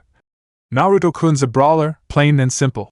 Interesting. Sim had guessed as much from what she'd heard from Inoichi, but to hear it confirmed from her daughter's own mouth was a boon in itself. "He's got next to no form that I could see, throws his all into everything he does and leaves gaps in his defense you could roll in a kimchi through. He tries to use what I think is the academy stance but does it so badly I can't even be sure, and, even after all that, he beat Kiba 3 times out of 10 and me once, and in all the other matches both of us knew we'd been in a fight even though we won." "She's right, Ka-san." Kiba backed up his sister. "He's a right sod to try and pin down, and he made to correct himself as he heard both Naruto and Hana tut under their breath. "I mean he fights filthy, as he calls it. I lost one bout because he threw leaves in my eyes, a second because he caught Akamaru and threatened to hurt him if I didn't quit. He's not as strong or fast as me really, but even so." He glanced across at the other boy, mutual respect mirrored in the meeting brown and blue eyes. "I wouldn't want to seriously fight him." "Likewise, glad you're on my side," Naruto admitted, wincing as he felt some of the scratches from the young Inuzuka's claws flare up again. "I've got a lot of work to do to even try to catch up with most of the kids my age. Heck, even Ino-chan knows how to fight because of her father, and she still beats me just over half the time. But I'm not going to give up." Azure fire filled his eyes once more and Kiba nodded, recognizing a rival who wasn't afraid to get his hands dirty and looking forwards to future spars, especially once his Ninken would be able to partner up with him. "I'll get there, and these lessons are just what I need to help." Sim smiled. "Good. Inoichi told us all what you were like in the sparring circle and I'm glad for it. Believe it or not, I'd bet you'll teach my two at least as much they'll teach you." Naruto knitted his brow at this for a moment before the realization sank in and he snapped his fingers. "Oh, you mean because I fight filthy?" "Too right. Only way to fight and not something you'll learn in the academy, I can assure you." Sim chuckled, remembering with slight rancor exactly how well Naruto was taking after the kunoichi she had both loved and hated ambivalently throughout the time they had grown up together. "Fighting filthy, Kushina-chan, if nothing else your boy is doing you proud in that regard." Hana-chan, Kiba-kun, I hope you're taking notes while you're pounding this gaki into the dirt. Bit hard when most of that dirt's in your eye. Hana groused, remembering her loss in the first bout she'd had with the Uzumaki and feeling quite ashamed of herself for capitulating in the manner she had. I underestimated him, thought I couldn't lose, and he made me pay for it. Oh, if the Zoko duo get wind of the fact I got schooled by pre-academy student, my life is over. More to relieve the thought of such future humiliation than anything else, Hana carried on with her words. But yeah, he'll be an absolute beast when we're done with him. If nothing else, his reflexes and speed'll go through the roof. Or the floor. The Uzumaki muttered under his breath, one of his ears throbbing as he recalled the sensation of having the older Inuzuka girl stomping on the side of his head before he could tap out and end the bout. But anyway, about the stances and other things, I try to learn them, I really do, but they just don't feel right. I can never remember what I'm supposed to do or how to throw a particular block and counter until it's too late. By that point, I'm already flat on my back and seeing stars. I guess that's one of the reasons I needed training with most of the clans, he admitted ruefully, shrugging as Sum raised an eyebrow and both her children listened in. They had been told that the Inuzuka were not the only ones responsible for their pack brother's training, but had yet to see too many other potential moves in his arsenal as of yet. I can't find a set of moves that fit me, so I'll have to beg, borrow, and steal what I can until I come up with something that works. I wouldn't worry too much about it, Naruto. Sum reassured him with a careless shrug. Truth be told, we as a clan don't have much of a traditional style ourselves. Outside of our combination techniques with the Ninken, we rely more on speed and reflexes, just like you seem to. Still, she turned a sly smirk his way. The wait for you to actually do something even remotely normal as far as ninja training is concerned still goes on, it seems. Naruto merely puffed out his chest and nodded. Too right. Normality's overrated anyway. Besides, even if I did manage it, I doubt half of you would believe me. I still don't think half of you clan heads really believe I'll actually be in the academy later this year. I mean, come on, name one thing that I've ever done by the book? Apart from my sister? Kiba would forever blame the influence of his blonde friend for that first time he opened mouth and inserted foot without having a clue as to how he was supposed to get away from the agreed party in the aftermath. However, though it took him an hour-long shower to rinse the last of the residues from his hair following an infuriated Hana hefting him bodily off the floor and unceremoniously dunking him headfirst in a nearby barrel of flour before stalking off to try and cool down, Kiba would also forever remember the sound of his mother and pack brother folding up in helpless hysterics at his words and privately agree that, to quote Naruto, it had been totally worth it. Shino-kun. Ensuring the last of his Kikaichu had returned to their hives in his subcutaneous tissues, the Aburame heir glanced over his former sparring partner as the last Uzumaki stretched off his arms. Much as I love how your clan enjoys its whole mystical and mysterious thing, the next time I hear one of you guys claiming you have no recognized taijutsu style or other talents in the ninja arts, I'm going to hurt them. As usual, blank as a slate of cut shale. Try as he might, Naruto had as of yet been unable to bait much of a rise out of the stoic Aburame, but, overall, this wasn't necessarily a bad thing. Shino, like much of the Aburame, did have a sense of humor about him, albeit one as dry as Suna, but then again such a subtle, almost unnoticed manner was a sly, tricky beast to both notice and counter. Much like the Aburame themselves. That would be most disagreeable, Naruto-san. That at least he could claim as a victory of sorts. It had taken the better part of a year and a bit, but at last he'd finally worn the taller boy down to the point where he would at least refer to him by his first, rather than clan name. Though I would advise improving your abilities in hand-to-hand combat before attempting such retribution. Yeah, laugh it up. Naruto groused after a second of translating the Aburame's abnormal speech and rubbing his aching forearms. Just cause you've got arms like anvils doesn't mean mine won't toughen up over time. That is true, Shino admitted, taking a small drink of water from a small bottle placed at the side of the sparring ring before offering it to the guest of his clan. Though the presence of the Kikaichu nests beneath the dermis of my limbs does grant me a natural advantage. Naruto glanced at his friend's long sleeves as he took a sip of water himself before shrugging. So? You've got an advantage, big deal. Life's not fair for ninjas, so you survive, adapt and overcome, that's my motto, he explained before checking his sleeves again. Sure you got them all off?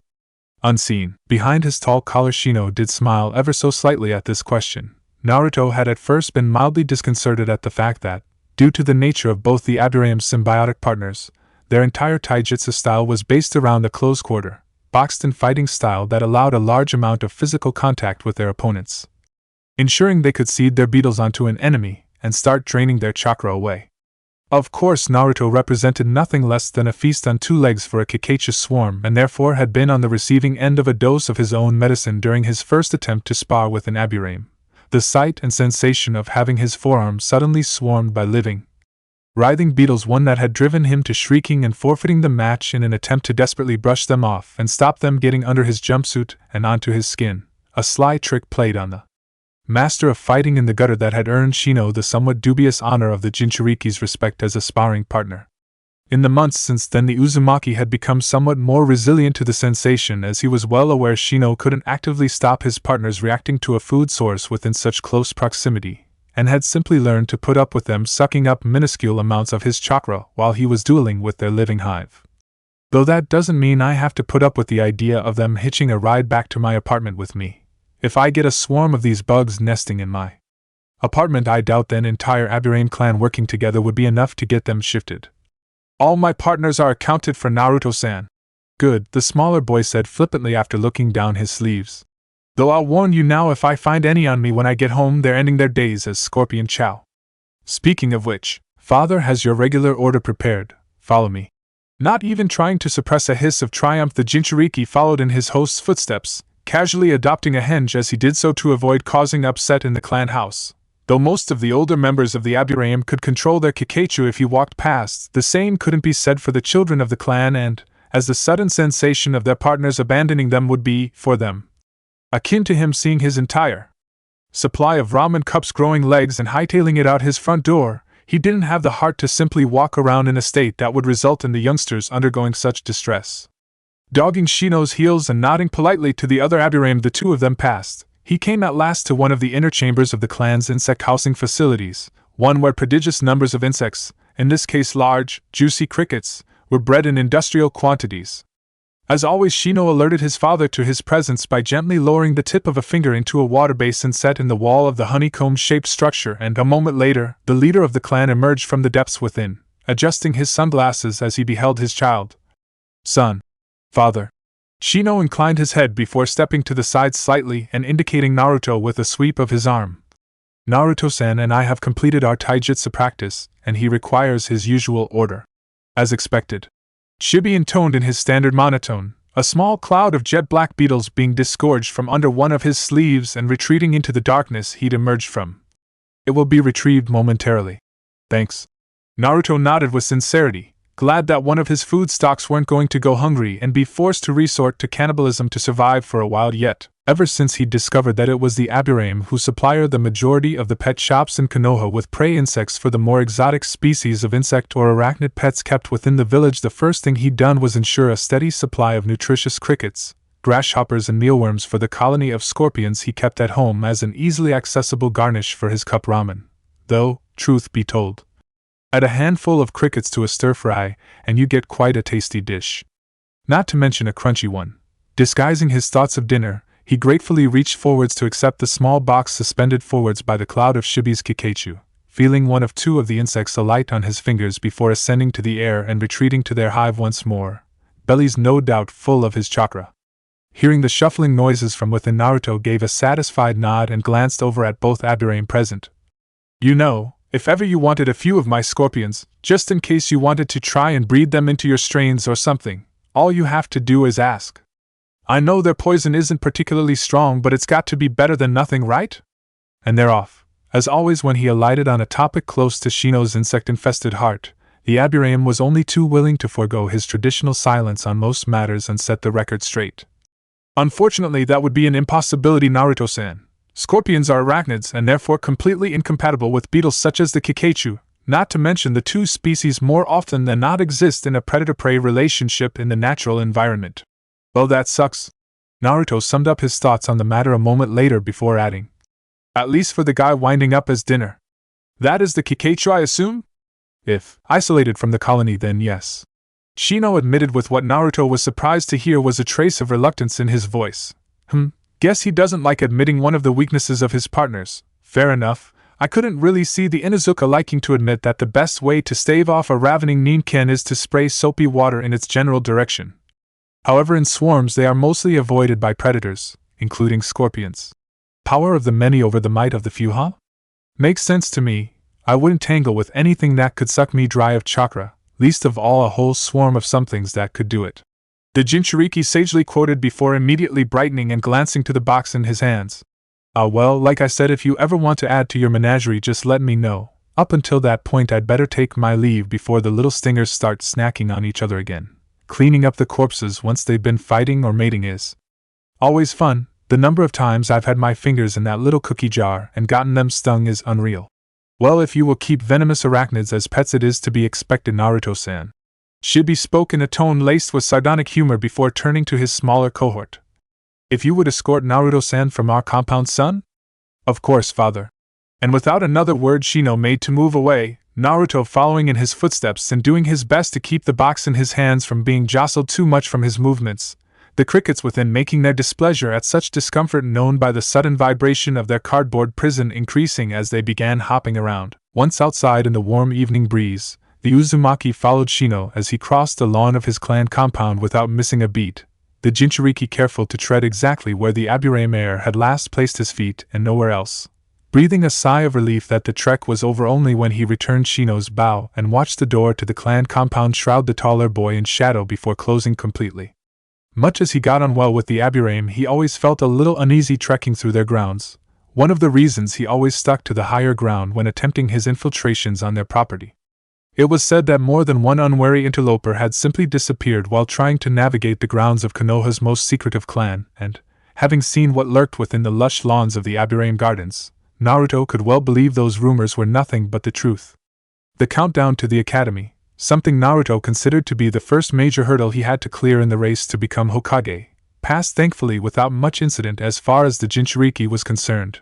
He carried on in his line of work, claiming both his successes and failures, the latter of which became thankfully much more frequent over time as the infrastructure of Konoha altered significantly to try and thwart his efforts, to be the result of the Nezumi, though who or what that was the Sandaime in his infinite wisdom had left Naruto in the dark about.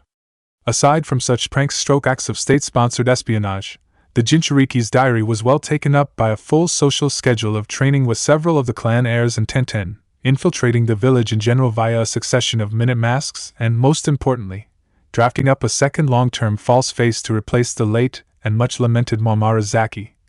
The Kyurban KO gone forever but not forgotten in the minds where he had mattered most. In fact, throughout the remaining 6 months or so between the start of a new year and the actual academy test that would allow the Jinchuriki entry into the shinobi training program, only 2 actual revelations of note really stood out in Naruto's mind. The first of these came just as the spring was maturing into summer and the blossoms were just starting to peep open as the cold retreated.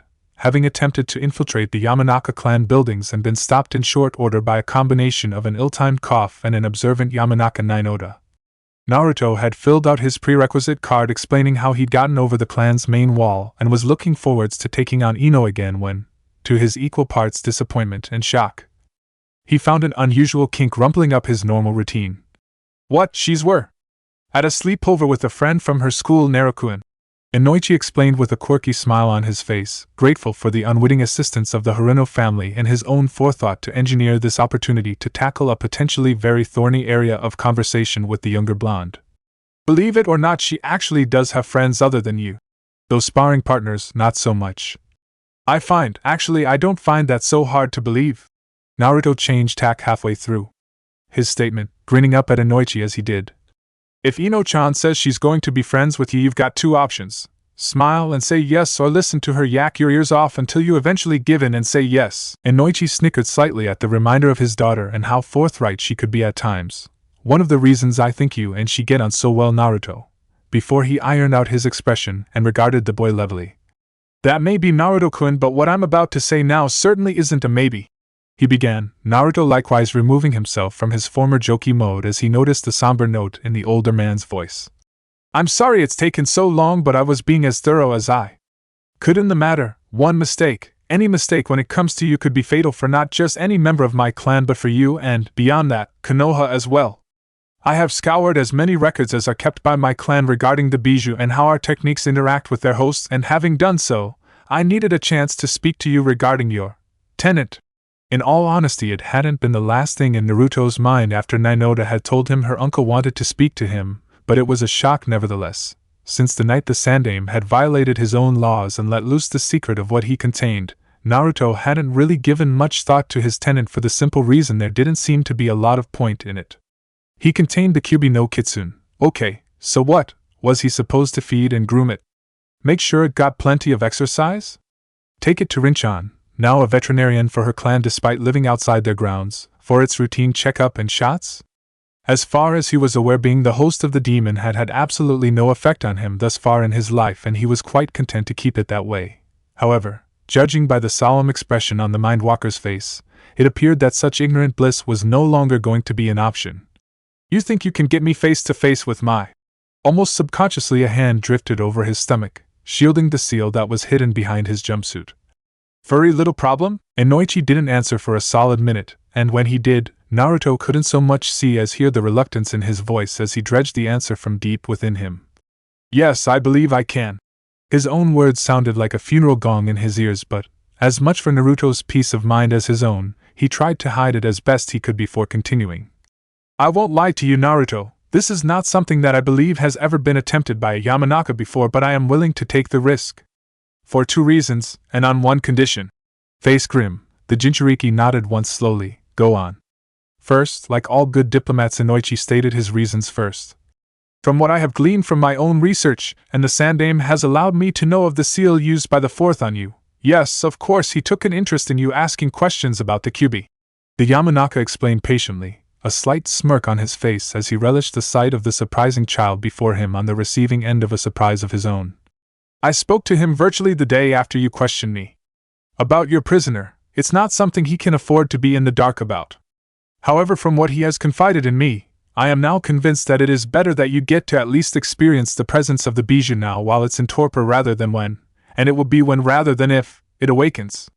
The second point is a safety point for me. Should I make a mistake while entering your mind, with any luck the shock of the seal will render the Kyuubi sluggish enough for me to escape from should I encounter it. Naruto nodded at this, not wanting to countenance the idea of Ino's dad being torn asunder by a force of nature in the course of simply trying to help him.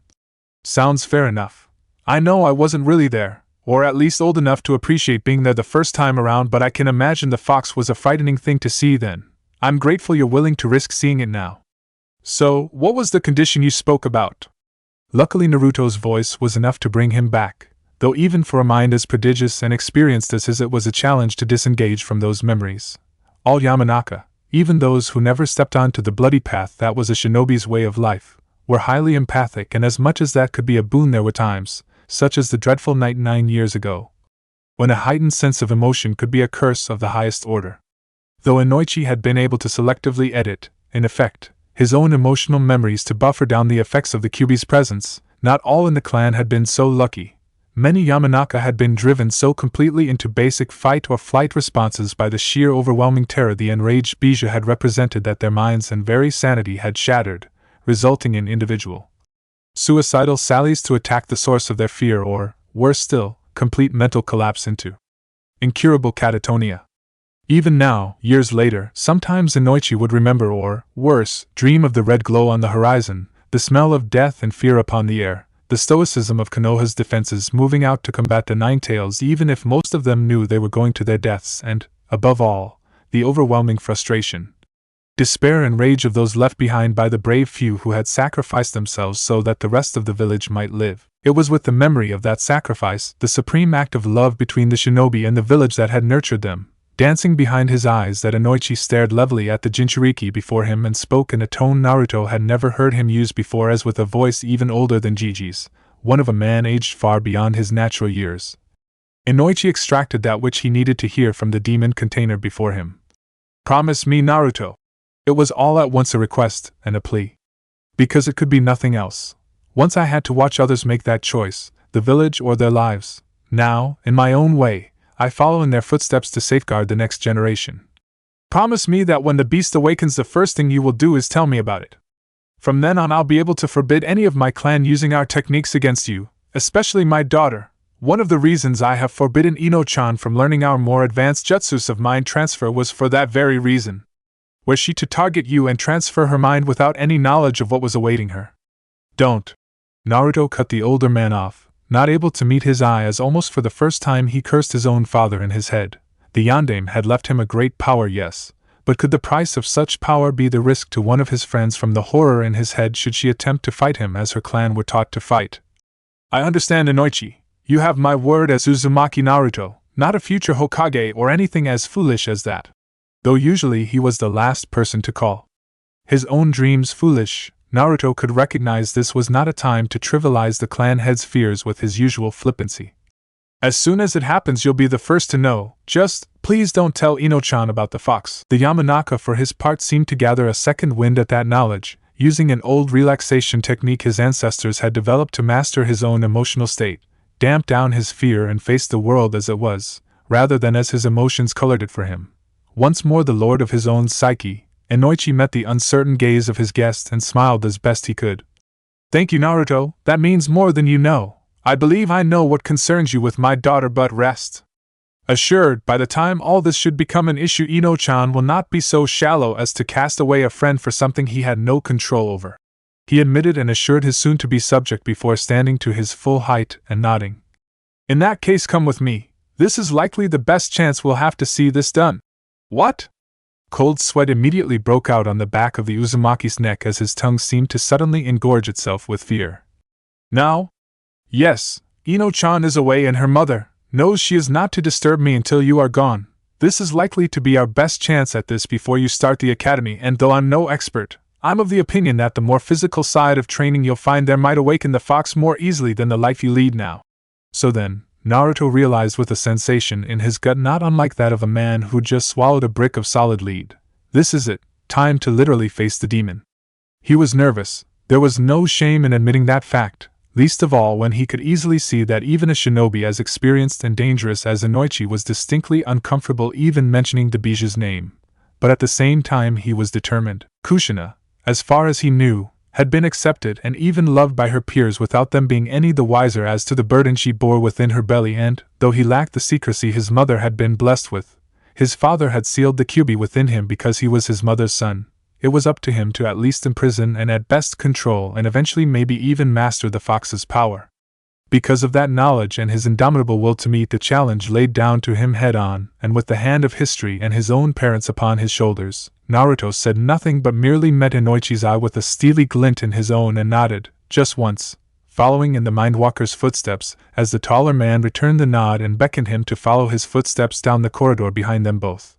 Some 15 minutes later saw Naruto sat upon a cushion on the floor of a fairly small, austere room in one of the less often frequented wings of the Yamanaka estate, watching as Inoichi paced around the interior of the room muttering under his breath and sending out tiny pulses of chakra that, Naruto guessed, activated seals he couldn't see. He merely remained where he was on the floor, breathing in and out slowly like the shinobi on the training grounds had taught him to for whenever he got nervous or scared, waiting for the Yamanaka clan head to finish his preparations, a task that required a further 5 minutes before Inoichi took a seat in front of him, kneeling on his own cushion as he began to explain his way through the plan he'd come up with the previous evening. Okay, Naruto-kun, first things first, how much do you know about meditation? The question caught him quite by surprise and left him floundering for a second. Not all that much, I've heard of it but never tried. Good, seeing the look of surprise that crossed his guest's face, Inoichi explained further. Meditation is an art that teaches inner focus and how to control and calm the mind, though not a bad thing for you to attempt to pick up. The fact you haven't yet means me gaining entry into your head should be a little easier. How come? People with greater aptitudes and understanding of their own inner spaces are much more difficult for our clan techniques to work on, the elder Yamanaka explained. Monks of the fire temple, for example, are highly resistant to our jutsus. In fact, I believe the elders of the temple and those who have achieved enlightenment are often able to overpower any of my clan who invade their minds. However, that's getting off topic. For this exercise, all I want you to do, Naruto, is close your eyes and just focus on your breathing. He waited until the Jinchuriki was done cocking his head in confusion, and had obeyed before speaking again. In and out, cool as it enters the nose, warmer as it leaves. This is the simplest meditation technique. If any other thought enters your mind, don't follow it, let it go. Inoichi had fortunately had practice in observing this kind of meditation with his own daughter and therefore easily recognized when Naruto's breathing shifted in a slow, steady rhythm, indicating he was starting to draw back into himself slightly. Seeing this, the Yamanaka moved and placed his hand on the child's forehead, speaking all the time as he did so. Forget my hand and its Warmth, just your breathing is all that matters. The other thoughts are merely like bubbles in water. They are fleeting and immaterial. Only your breathing matters. Even as his tongue worked to convince the Jinchuriki not to break his own tenuous peace, Inoichi moved his chakra as fast as he dared, feathering the very lightest of touches on the outermost regions of Naruto's psyche. If he could manifest his spirit form there, he would most likely be as far away from where Kyubi was likely to dwell as possible. Slowly, with motions akin to a swimmer entering the water a toe and a fingertip at a time, Inoichi slid more and more of his influence into the boy's mind before. With a metaphorical deep breath and holding his nose, he closed his eyes and let himself discorporate entirely. No, nothing here, or at least nothing I didn't want to see. His first instinct upon being in an unfamiliar mind was to check for danger, but, seeing no immediate danger, he allowed himself to breathe slightly more easily and perform a better assessment of his surroundings. No two minds were ever the same, an assumption many of the younger members of his clan often made and later regretted, so a few seconds hard observation at the start of a mind walk may well be the difference between a successful interrogation and the loss of priceless information. Inoichi's personal observation skills coupled with his deftness in the art of manipulating the mind was the reason he was Konoha's top interrogator, and now, as ever, those skills served him well. He was safe, in an area that was likely to be as safe as it was going to get within the Jinchuriki's inner space, and because of that, he had no hesitation in reaching out with his mind and, once he had hold of some, starting to draw the threads of Naruto's consciousness towards him. More than any clan in Konoha except perhaps the late Uchiha, the Yamanaka were often accused of being obstructive or obfuscatory regarding how the actual physical mechanisms behind their unique jutsus, and how those jutsus actually worked. Inoichi himself had had this argument with more than one of his friends more than once, and his answer to such accusations was the same now as it had been then.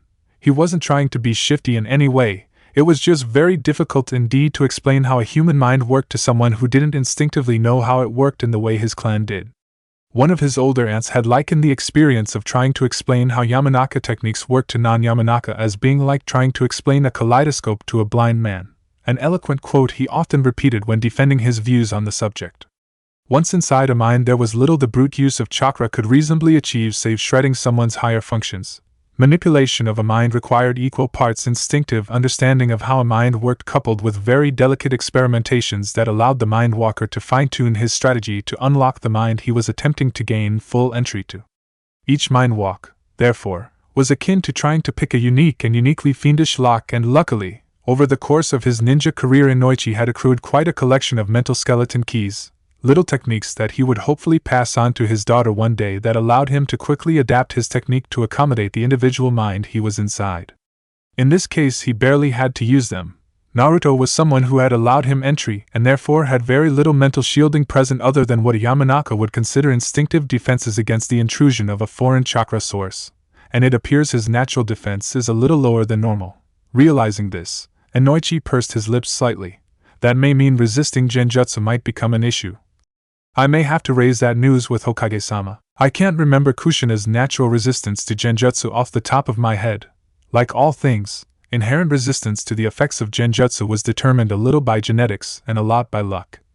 Inoichi had heard and served with many ninja who had been able to shrug off genjutsu up to C rank, while others fell apart in E rank illusions until they were trained in what to look out for and how to break the hold of alien chakra in their brain. There were rumors of ninja who were completely immune to that branch of the ninja arts, but, as with all rumors, Inoichi thought it unlikely. At that level of inherent mental defense, the person whose mind it was would be having trouble hearing his own thoughts, let alone anyone else's, making for a particularly slow-minded fighting type of shinobi, or, as we like to call them in these parts, an Iwa-nin. He smiled at his own old joke for a moment before, having mapped out as much of Naruto's natural psyche as he felt he needed to. He threw his entire mind behind the process of forming the Jinchuriki's mental avatar.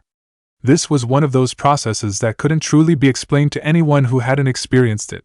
But basically, Inoichi was using his own mind to gather up the threads that made up Naruto's conscious mind and knot them up within the mindscape he'd delved into, allowing the Jinchuriki to actually perceive his own inner space. It was a tedious and time-consuming process, one of the reasons it was rarely bothered with under normal circumstances. But not for the first time Naruto was able to show just what an unusual case he was when, barely half a minute after he'd started searching for the thoughts that indicated Naruto's higher mental functions, he watched on in astonishment as with a shiver of orange and blonde, a smaller form coalesced in front of him and began glancing around in bemusement. That was fast. At his muttered comment, the mental avatar of the smaller blonde stopped glancing around him and focused on Inoichi with a typical smirk of his face. Should I be offended by that? Well, the next thing I was going to do was check you were actually you and not anything else that might be hitching a ride in your head, but, having heard that, I doubt it'd be anyone else, the Mind Walker admitted after hiding his smile. Now, first thing to do is find out where exactly we are. You mean you don't know? It's your head, Inoichi pointed out reasonably. Every mind is different, but, as you're quite young, I'd wager this is somewhere you know quite well, probably even in the village. No, it's just outside it. Naruto had been looking around for something and had cut Inoichi off with a sudden start and jump of excitement as he explained. This is one of the training grounds, you can tell because of the smooth patches of the branches up there. He pointed to above their heads and, to his surprise, the Yamanaka noticed that indeed some of the bark on the upper branches had indeed been worn smooth by ninja using them as convenient traveling aids. So we're here, that means. If I'm right, he tailed off, wandering away on a path he seemed to know well enough as Inoichi trailed in his wake. He really must know these training grounds well to have a little fact like that so firmly ingrained in his mind. Though he had been away from them for a fair few months now, the memories of years, least of all childhood years, were not something forgotten so easily. Musing on this, the taller blonde came back to himself in time to hear Naruto's exclamation of triumph as he nodded in satisfaction and pointed at something cut into one of the trees at the edge of the training field. Yep, this is definitely Field 17. I remember this branch well because one of the ninja hung me off of it by my collar for a joke when I was 5. Lesson in remembering to take the environment into account when fighting, he said with a slightly self-satisfied air before that faded away, and he glanced up at Inoichi pensively. So, what now? Where do we go from here? And if this is Konoha, then where the hell's the fox we came to see? And now, as he'd known was coming, Inoichi drew in a mental deep breath and prepared himself. The same speech I gave my little princess when I brought her into her mindscape for the first time, with a few alterations for the situation, of course. Naruto-kun, listen to me a minute, he said firmly but not unkindly, continuing only when he was sure the Jinchuriki was paying close attention. Some people say the mind is a shinobi's most powerful weapon. I happen to believe they're right. Even my clan has barely scratched the surface of what the human brain is capable of achieving, and I'm still as in awe of the things I see now as I was 20 or so years ago, when I first started my training in the ways of the shinobi and, more specifically, a Yamanaka shinobi. Our techniques are never simple, Naruto. Even the slightest mistake in our focus or control could be dangerous not only for us but for the ones we are trying to either help or interrogate as well. It's because of that reason that I trusted no one in my clan but me to enter your mind. Now, as to where we are in a place you are familiar with, but one that I could sense, as I penetrated your consciousness, was not close to the epicenter of your mind where I thought the Kyuubi was most likely to be imprisoned. If I'm going to meet that demon again, I'll do so on foot, rather than run the risk of landing square in his lap. Thank you very much. Naruto snickered. Not that I'd blame you. Kyuubi's lap's about the last place I'd want to end up too, apart from Ino-chan's bedroom, that is. Inoichi quirked an eyebrow. And a good thing too. She promised me she'd chuck you out the window if she found you in there again, and I'm getting a bit too old to attempt diving catches in the garden these days. Still, that aside. The serious note returned to his voice. As you've guessed, we're in or somewhere close to what your mind perceives Konoha to be. This is something very important for you to understand, Naruto. Where we are now is not like the real Konoha. A lot of things will be the same, but others may be very different, these differences being your mind's way of expressing your memories, dreams, ideas, fears, and 101 other things. For example, he nodded down to the side of him. Much as I've heard tales of the scrap you harvested from Konoha's training grounds, I doubt very much you found kunai growing out the ground like that one there is. Understandable. Somewhat confused by this, Naruto followed Inoichi's gaze and gawked as, sure enough, he saw the unmistakable metal silhouette of a ninja knife slowly pushing its way handle first through the soft loam of the soil. Utterly amazed by this, Naruto tottered towards the impossible phenomenon and squatted down in front of it, fascinated as the kunai continued to lever its way free of the earth, as though someone was underneath it, pushing upwards from the tip. That, I imagine, would be how your mind interpreted your scrap finding. In your head, you were quite literally harvesting old weapons the same way I would harvest the crop from our greenhouses, Inoichi said from over his shoulder, Naruto glancing around to regard the older man as he nodded again. Touch it, Naruto-kun. I'm sure this memory, or dream if that's what it is something positive, so better you find out about this from a nice source than a nasty 1-inch. Not quite sure where the former Jounin was going with this, Naruto nevertheless trusted him enough to accept that Inoichi knew what he was talking about, and therefore, after rolling up his jumpsuit sleeve, he gingerly reached forwards and, after a split second's hesitation, let his fingers close around the pommel of the kunai. And it was now his. All his first find, a first ninja lesson as soon as he found someone who'd trade with him. Eagerly inspecting his catch and rubbing off the dirt, he couldn't help but shake his fist to the heavens in triumph, as he realized he'd done it. He'd found something worth having. But there was no time to waste. He had to store this one and find more. There were whole training fields just littered with treasures like this. He had to find them all, get all the lessons he could. Better take off his backpack and stash this kunai away as soon as he could. He had to find more. So much more. Blinking, Naruto didn't realize he'd fallen onto his rear end until shook his head, recognized Inoichi offering a hand and accepting it, levering himself back to his feet, glancing from his now empty hand to where the kunai had been and asking the first question that came into his mind. What the hell just happened? Where's the kunai? It was never real, Naruto-kun. Inoichi explained as gently as he could, Naruto glancing around warily but listening to the more experienced ninja as he did so. Nothing in your mindscape actually exists, for want of a better word. They are all representations of memories you have, emotions you feel in connection with what the thing you see represents, or a host of other possibilities. That kunai, and all the others like it that I'm sure we could find if we looked hard enough, are probably memories of special pieces of scrap you recalled finding, just as anyone we'll see here may represent people you traded with, and who taught you. However, much as I'd like to explore this place as much as you no doubt do, I'm afraid we simply haven't got time. The Yamanaka stated, expression slightly more serious as he stood to his full height. One of the most fundamental dangers of our clan is simple distraction. More than one Yamanaka has gotten so lost in a target's mind they simply never came back. Their own body passed away before they returned. Strict discipline is essential to ensure both mine and your safety in this place, especially as you've never been here before. So then, we have a fox to find, and I doubt he'll be out here. Our best bet, as far as I can tell. Following the unwritten directions he could read as easily as Naruto could, the veteran mindwalker turned towards the village proper with a stoic expression set grimly upon his face. Is that he's most likely to be somewhere in the village proper? Seeing this, Naruto likewise looked towards the gates he could not see and, after glancing around the training area one last time, set off towards the village proper at a brisk but not impulsively fast pace. Inoichi followed in his footsteps, for now comfortable in letting Naruto dictate how he wished to approach his own inner bijou, either of them seeing, as they left the training area, a glint of metal winking to being as, mirroring reality in an impossible manner, another kunai started to rise from the ground to replace the one that had been taken, the memory restored as though it had never been accessed. Konoha's gates were there, as they always were, but this time, they simply swung open smoothly even as the gate guard waved them through.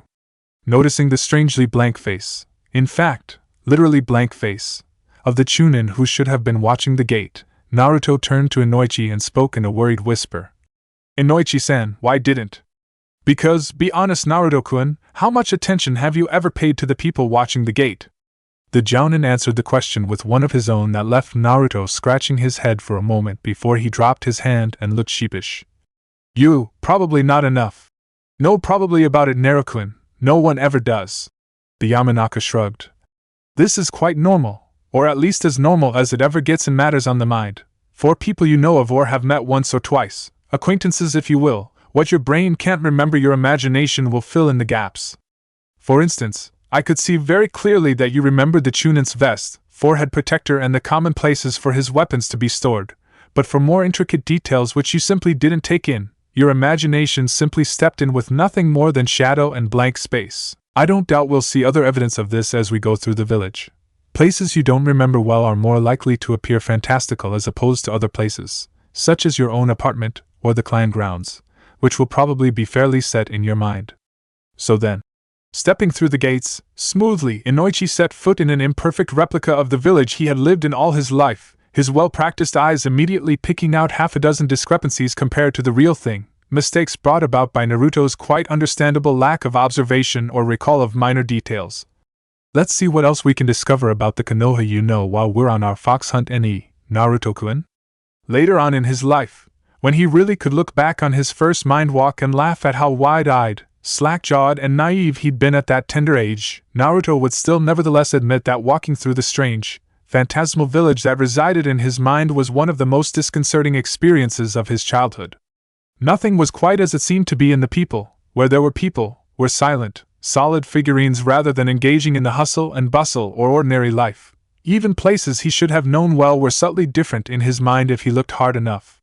For instance, the sign above the Ichiraku ramen store, which he and Inoichi passed as the mind walker warned him against trying any of the ramen in there for fear of losing too much time, was writhing as though alive. The ink and paint that made up the pattern would twisting between the two patterns Naruto remembered, Tsuchi having changed his sign a few years ago following rain damage and age taking its toll of the old, faded design. But because I remember both, I see it changing between both. Man, this is really confusing, he thought as he absent-mindedly waved at Ayam-chan, or at least his mental picture of her, the waitress, almost a picture-perfect replica of the real thing but, at the same time, a little too perfect, her smile a little too wide and welcoming to truly be the youngest Ichiraku. This was most likely due to his imagination again. He pictured Ayam as his big sister, the girl who looked after him since day one and an absolute angel for his hour of need, so his imagination had taken that picture and run away with it, blotting out the ramen girl's flaws and magnifying her many good points to the point where she became unrealistic, a hopelessly too good caricature of her real self. It was the same reason he'd seen people with glowing eyes in the street, their faces nothing but shadow but their eyes, the same orbits that had haunted and sneered at him until he'd grown a skin thick enough to ignore them, were always there, always staring and glowering at him from bodies that otherwise resembled little more than poorly sculpted clay figurines rather than people. But I ignored them then and I'm ignoring them now, he told himself mentally before a flash of movement from above the top of the Ichiraku stand caught his eye, and he followed it, only for his jaw to drop in acute amazement. Inoichi-san, he gasped, pointing with a trembling finger. Did you see that? Oh yes. To his consternation the Yamanaka appeared at worst disinterested, at best slightly amused as he watched the outline of a figure framed against the sun take another bounding leap further down the street, its wings flaring once and again to add height and distance to the jump. Oddly enough, this isn't the first mind I've seen that happen in. Must be that all children explain it the same way. Huh? What do you mean? I've never seen a man with wings before, and whose mind did you see it in first anyway? My own, Inoichi admitted. When my father sat me down and introduced me to my own mindscape just as I'm doing now with you, though I saw it again in Ino-chan's mind as well. However, think back to where you were much younger than you are now, Naruto-kun. You saw ninja jumping along the rooftops for what you thought were impossible distances. I know they use chakra to make that seemingly impossible thing happen now, but back then, how could you explain how far they were jumping? Naruto thought about this for a moment before. After giving the matter some consideration, he glanced up at the older man and offered a tremulous suggestion. I thought that they were flying, he admitted cautiously, gaining more courage as Inoichi nodded at him to go on. And because I thought that, it's what I'm seeing now sometimes. Ninja with wings? Don't worry, Naruto-kun, it's perfectly normal and never goes away really. Even now I still see them sometimes.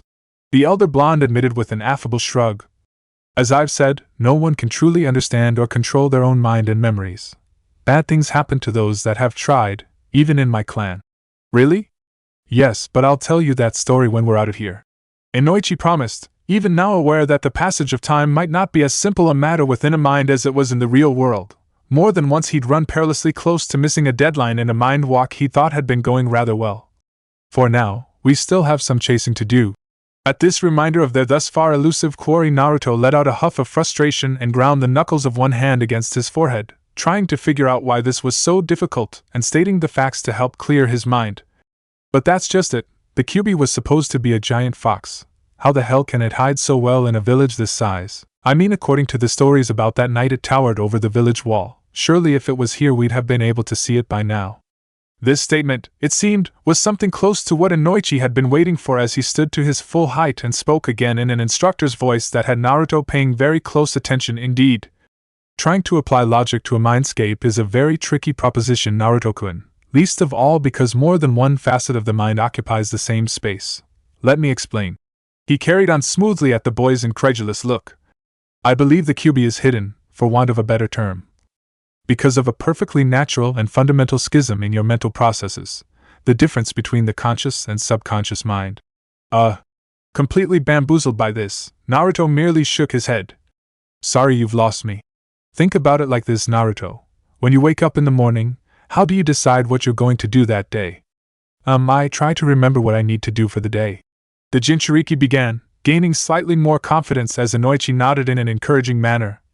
And well, depending on what's on the diary, just plan from there really. Simple, but hey, it's worked so far. And while you're planning your day, do you have to remind yourself to breathe? That's the real difference, Naruto. Inoichi answered his own question with an explanation. The conscious mind, also called the higher mental functions, represents human intelligence and is able to think. It's because we have this that you can plan and carry out quite complicated plans up to and including getting in the hair of most of the clans of this village, not to mention giving their leaders a collective peptic ulcer. Naruto tried not to look too smug at this backhanded compliment to his so-called conscious mind before paying attention again as the Yamanaka carried on his explanation. On the other hand, the subconscious mind, also called the base instincts, control the bodily functions you have no or limited control over, such as your breathing, blinking, gag and choke reflexes, and even your heartbeat. However, unlike the conscious mind, the subconscious doesn't actually think per se, as it doesn't recognize emotional input. That's purely for the conscious mind to deal with. The subconscious merely takes an input from the senses and either follows the instructions from the conscious mind to do something or, for something you have no control over, logically deduces the best course of action and gets your body to do it. Holding your breath in a poisonous atmosphere is a prime example of how the conscious and subconscious work together. The conscious mind can override the subconscious so far with the logic that if you breathe you'll start turning purple until, once you hit a threshold, the subconscious forces your lungs to work, because if you don't you'll start passing out due to oxygen starvation anyway, and logically, better to take a chance that you can survive the gas instead of certainly dying from suffocation. With me so far? I think so. I can see that I don't have to think about everything, which is good because knowing me I'd probably forget something important and croak because of it. But how does that explain my, furry problem pulling a disappearing act? You think he's doing something to my, subconscious mind? Inoichi shook his head. No, in fact I'd probably guess the opposite. A person's subconscious mind is far more aware, if you like, than most people ever give it credit for. It's the subconscious mind that often provides warnings to the body before your conscious mind can react to and think up a plan to avoid any danger. It's the subconscious that makes you throw up the poison you just swallowed, makes you tense up to roll with or tough out a punch you didn't see coming, and makes the hair on the back of your neck stand up to warn of a threat nearby. Everyone is far, far more observant than they even know they are. Every time you see something, your conscious mind sees only a very limited picture, but the subconscious sees a lot more and, most importantly, assumes it to be automatically true. Because of this, and the fact your mind actually operates on two separate levels, I would stake virtually my entire clan finances that you, on a subconscious level, have known about the presence of the Kyuubi almost since you were a few hours old, just enough to understand and act upon your base instincts. That was not something that reacted well with Naruto's emotional health or, as a consequence, the state of his mindscape. From beneath them both a thick gray smog began to billow into being, threatening to choke off the vision of both mental avatars and render them blind to each other. Even as he tried to fight his way clear of the smog, Naruto was brought up short by Inoichi's sudden command. The Yamanaka exerting a little of his own mental influence to stop the sudden rebellion of Naruto's subconscious mind against the conclusion it had been shown and was now reacting against, resulting in this manifestation of fear in the mindscape. Remember to breathe, Naruto-kun, Inoichi reminded him. In and out, slowly and surely. Everything else is merely fleeting and forgettable. What? But I'm awake. How can I? No, wait, I am still meditating, or at least my body is. We're both in my head. Even as his conscious mind was fed data from these new stimuli, the fog began to thin, Naruto's instinctive fear dying away as his rational thought trumped his instinctive reaction to run, and he therefore mastered his fear. So, I control pretty much whatever happens here. It got foggy because, for some reason, I wanted it to get foggy and dark. That's stupid. Even as Inoichi became perfectly visible again and the last vestiges of the grayness faded away, Naruto finished his other thought. Wonder why I wanted to turn out the light. Sorry about that. He offered as an apology before, seeing Inoichi nod, he offered forwards his own theory on what had just happened. I take it that smoky stuff was what happens in here when I get scared, right? Inoichi chuckled. Nothing to be ashamed of, Naruto-kun. Never heard of the phrase mental fog before now? It's very common, even in ninja, but it can be resisted and eventually completely negated with experience. Good thing too, as the last thing anyone wants to do is freeze up in a life or death situation. Really? How'd you stop that happening then? Subconscious reactions can be most easily trained, if you like, by repetition. It's because of that kind of mental training that most ninja are awake, up and with a kunai in their hand before a civilian could even yawn. Training these good habits into a subconscious is difficult, but it can be done. However, that's not what we're here for. Interesting as it was to speak a little about his subject of expertise, Inoichi forced himself back to the main matter at hand. What had happened in your case is quite a rare but not unheard of issue. Your subconscious mind has been aware of a fact that you have only just realized with your conscious mind. This is usually a case with repressed or buried memories. You consciously forget a particular event ever happened, but the subconscious never forgets. It simply can't. It's the reason people, not just ninja, seem to react strangely and differently to sudden shocks. Their subconscious merely locks the bad news, as it were, away in a mental cupboard so the conscious mind isn't bothered with it again. I've seen men fight on and win against impossible odds after having limbs shattered, driven by the power of their subconscious, only to fall over unconscious once the battle was over. When the conscious mind has a chance to catch up and then realize, hey, this actually hurts. Even now I'm surprised at how good as a human mind is at blocking out things too messed up for it to deal with at short notice. The subconscious acts as a defense mechanism for the higher functions, a quite beautiful and complex work of art for someone who deals with the human psyche as my clan does. Having heard all this, the Jinchuriki did his best to compute exactly what Inoichi had told him and correlate this to why they were here in his head and how it directly or indirectly affected him. But right now, Naruto extrapolated the theory he was being offered cautiously after a moment's thought on the matter.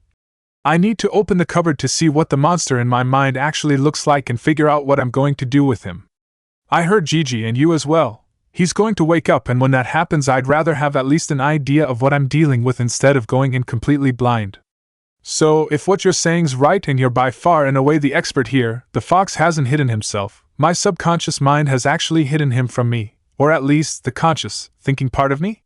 Though he was mostly grasping at straws in this new and confusing world, Naruto was able to determine at least that he was on the right track with that answer.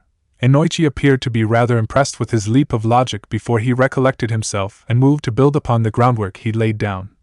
That'd be my way of thinking about things, Naruto-kun, though what has happened since Hokage-sama told you about your burden is that your conscious became aware of something that your subconscious has always been aware of. The Yamanaka held up two separate fists, looking from one to the other as an example of his next words. When that happened, a link or bridge was made between your conscious mind that's only just discovered the fox exists and your subconscious, which has always been aware of it but never been guided about what to do with the bijou. Slowly pressing his fists together for emphasis, the experienced mind walker forced his point through Naruto's mind. So if we find that link, we find the fox. Naruto finished for him, looking around the area for a while before seeming to realize something and giving up his search in favor of regarding Inoichi again. Though I'm going to assume we're not looking for a real bridge here, are we? It's not going to be that simple, is it? Unfortunately, it never is. And I can't help in the search as much as I usually could because, just as you were unaware of the QB, there's a chance the QB might not be aware of me here yet. Any action I took runs the risk of tipping him off and making the whole face-to-face part of this journey even more unpleasant. Inoichi agreed affably before painting a silver lining onto the black cloud he generated so far. I can, however, give some idea of the best places to search. Naruto chuckled fatalistically, folding his arms. As of right now, I'm all ears. I haven't got much of a clue. Okay, then first of all, how did you feel when the Honorable Sandame told you about the QB, the fact he is imprisoned within you?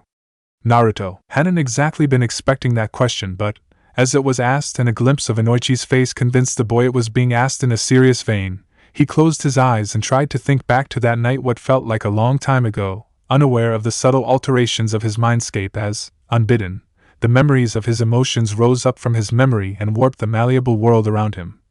I was shocked at first. That I can believe. Inoichi kept that thought to himself as he watched the color drain from the false buildings around him, a common experience in the mindscapes of those who had experienced shock as the mind lost focus on itself in favor of digesting the unpalatable news it had received. And while I was scared, won't deny it, but also I was a bit angry as well. The glow from the phantom eyes around them grew brighter, shadows lengthening in response to his slight stab of ire as Inoichi nodded, fully expecting this kind of reaction. But mostly I was confused, just scared and confused really.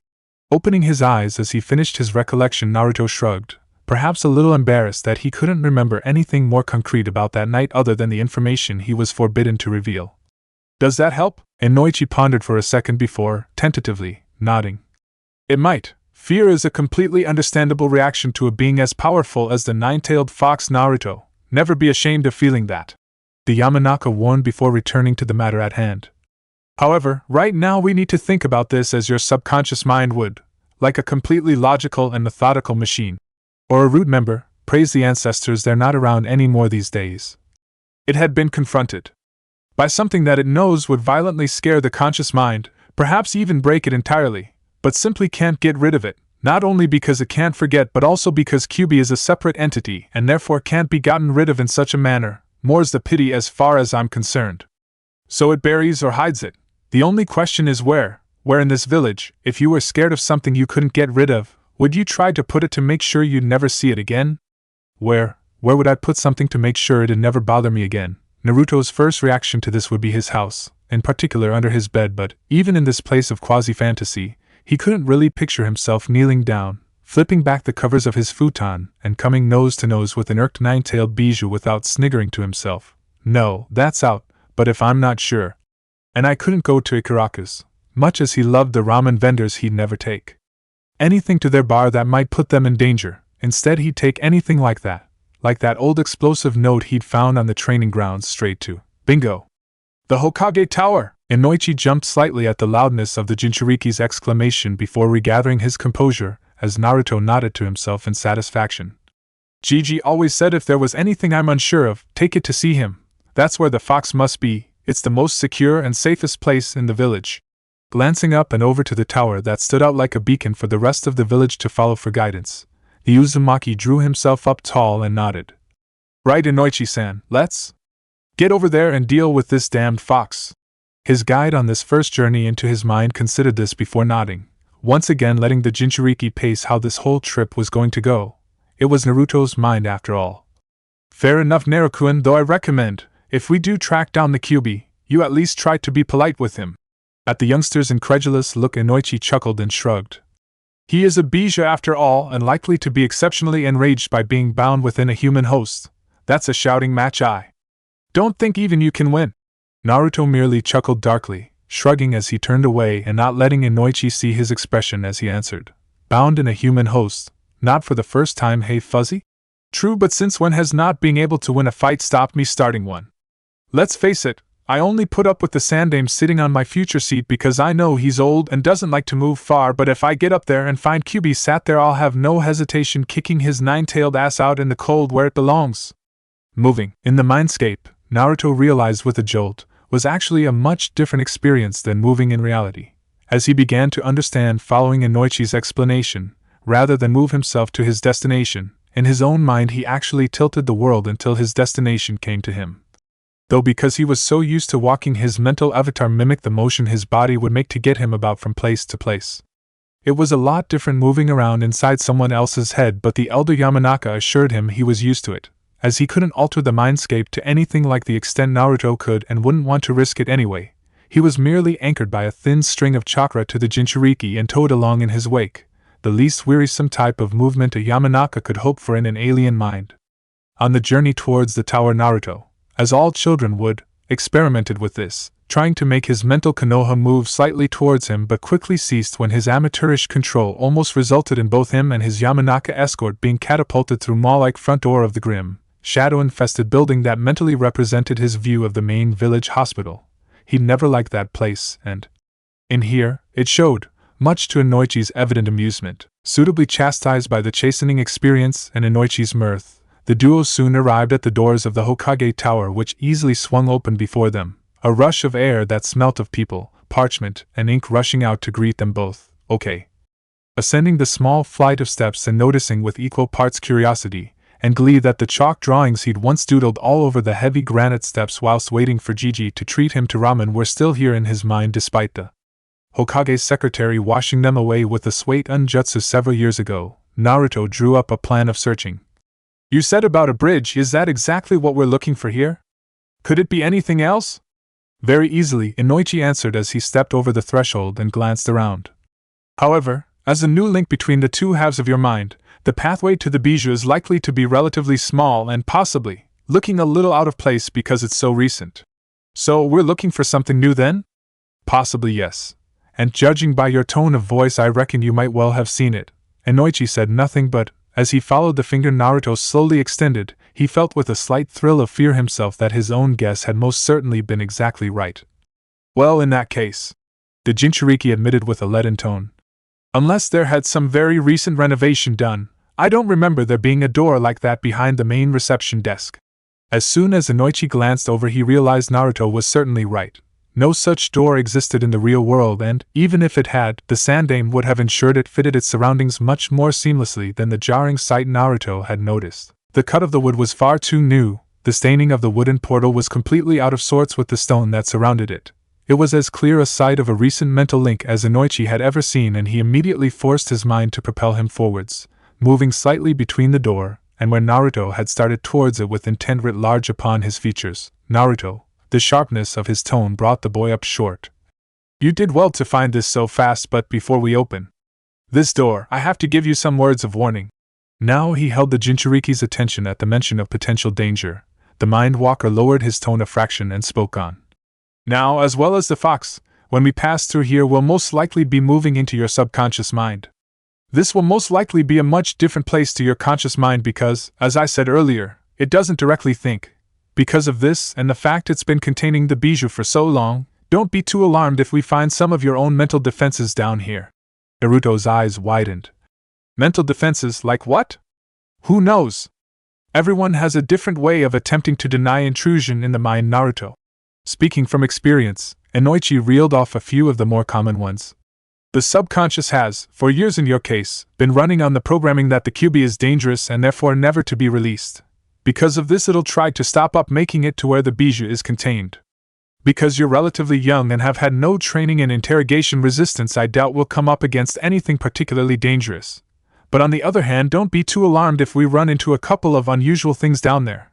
I'll be on the lookout if things start getting a bit too hot for you to handle alone. Reassured by this, as Naruto knew, mostly from Ino's boasting about how her father was one of the strongest shinobi the Yamanaka had ever boasted within its ranks, he was in good hands. The boy merely nodded, and, with a grim expression on his face, stepped past the taller man and put his hand on the shiny, new metal knob of the door before him.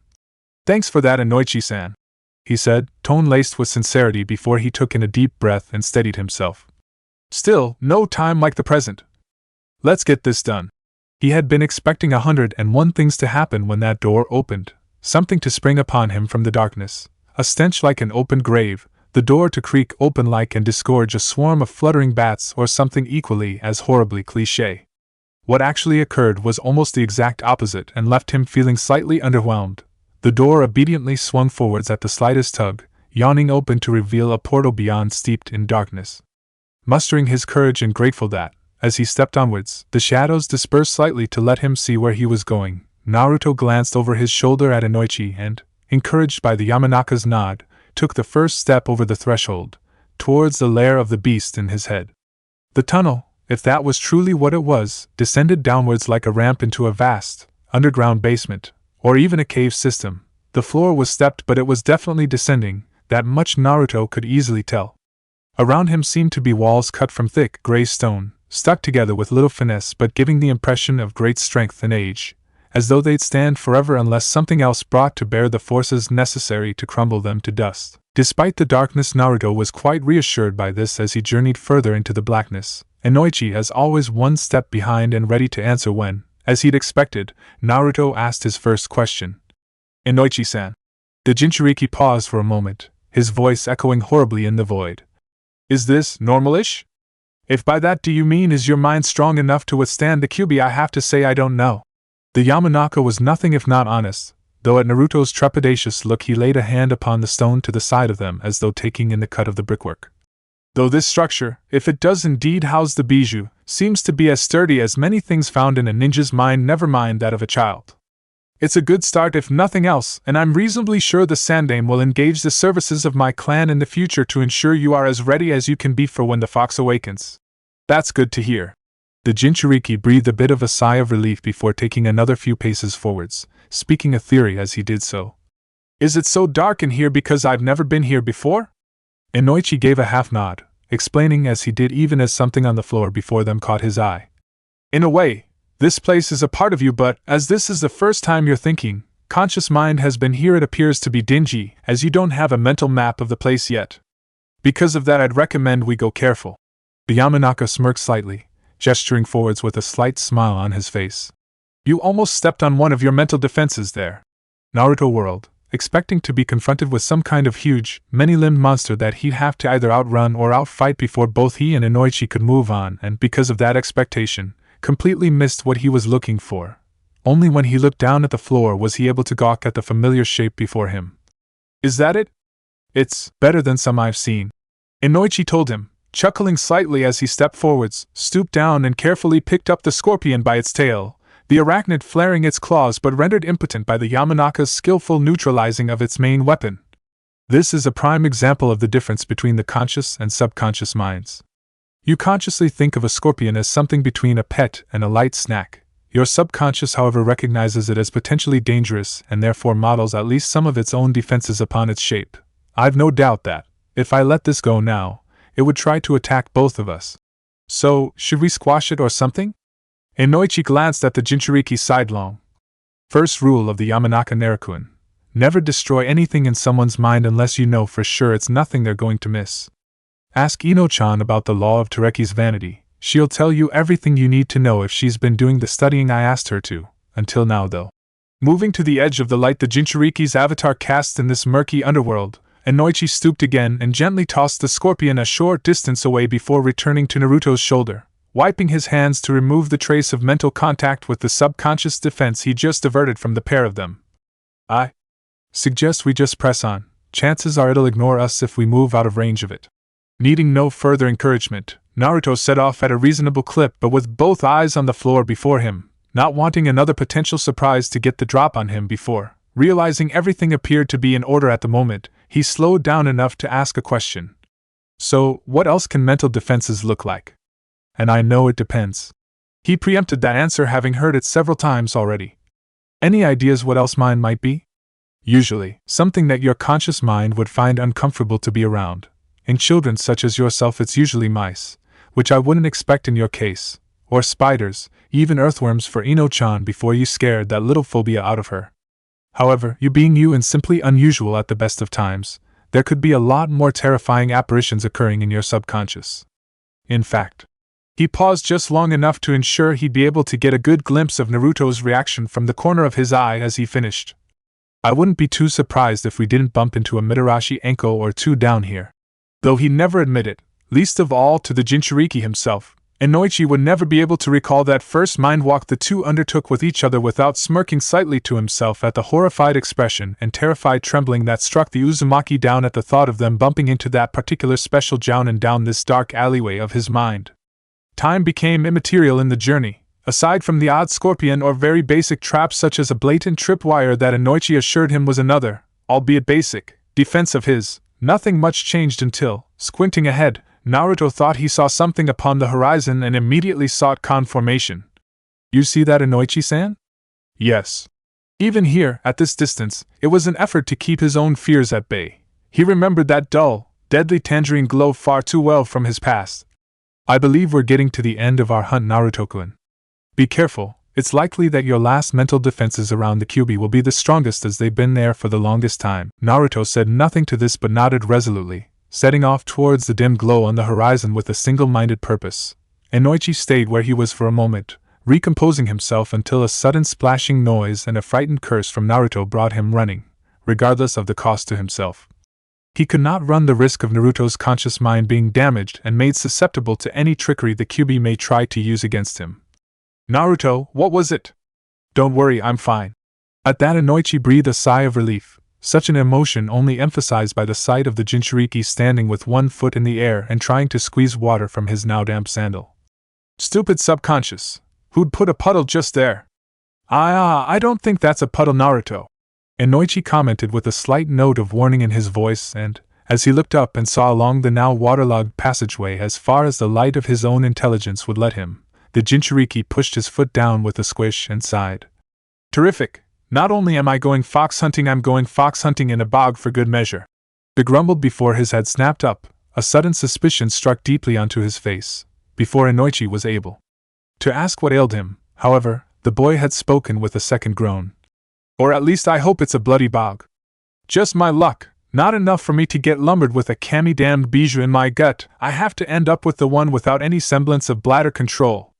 Right, that's it. First things first, if the fox does have that problem, I don't care how much more powerful than me he is, I will either house train him or find some other solution to that problem, up to and including tying it in a knot. The ludicrous idea of Naruto attempting to wrestle the Kyuubi into a pair of incontinence pants was thrust into Inoichi's head with such crystal clarity that he had no choice. The dark hallway rang with his helpless laughter for a good few minutes before he was able to calm himself down and address the boy again with ethereal tears of mirth sparkling on his cheeks. Only you, Naruto? The elder Mindwalker marveled, shaking his head at the Jinchuriki's outright fearlessness. Only you dare even think something like that so close to one of the most potent forces the elemental nations has ever seen. Yeah, well, I haven't seen him yet, Naruto pointed out, folding his arms. And to do that I'm going to have to get my feet wet. Ugh, there better be a way to drain this lake in here later. With that, and without bothering to kick off his footwear, Naruto merely marched into the black, cold water, screwing up his face against the cold and merely scowling as Inoichi used the mental equivalent of chakra control to hover just above the surface of the water. Show off! The Jinchuriki grumbled before moving forwards, trying to be quiet in his approach but slowed and hindered by the water itself, reduced to sloshing onwards with a scowl on his face as he advanced ever closer to the source of the scarlet light that, Inoichi could see, now awaited them around what looked like the next bend of the underground passageway. This deep in the subconscious mind it felt slightly colder than earlier, not to mention the slight presence Inoichi's finely honed and attuned senses had ghosted over earlier was stronger, perhaps even concentrated here. Now I'm sure. He felt it again, pressing slightly against the mental shields he'd raised in case the Kyuubi had merely been lying low and hoped to spring upon them, a mere gossamer touch against the casual weight of the bijou's presence, and so light even he almost missed it.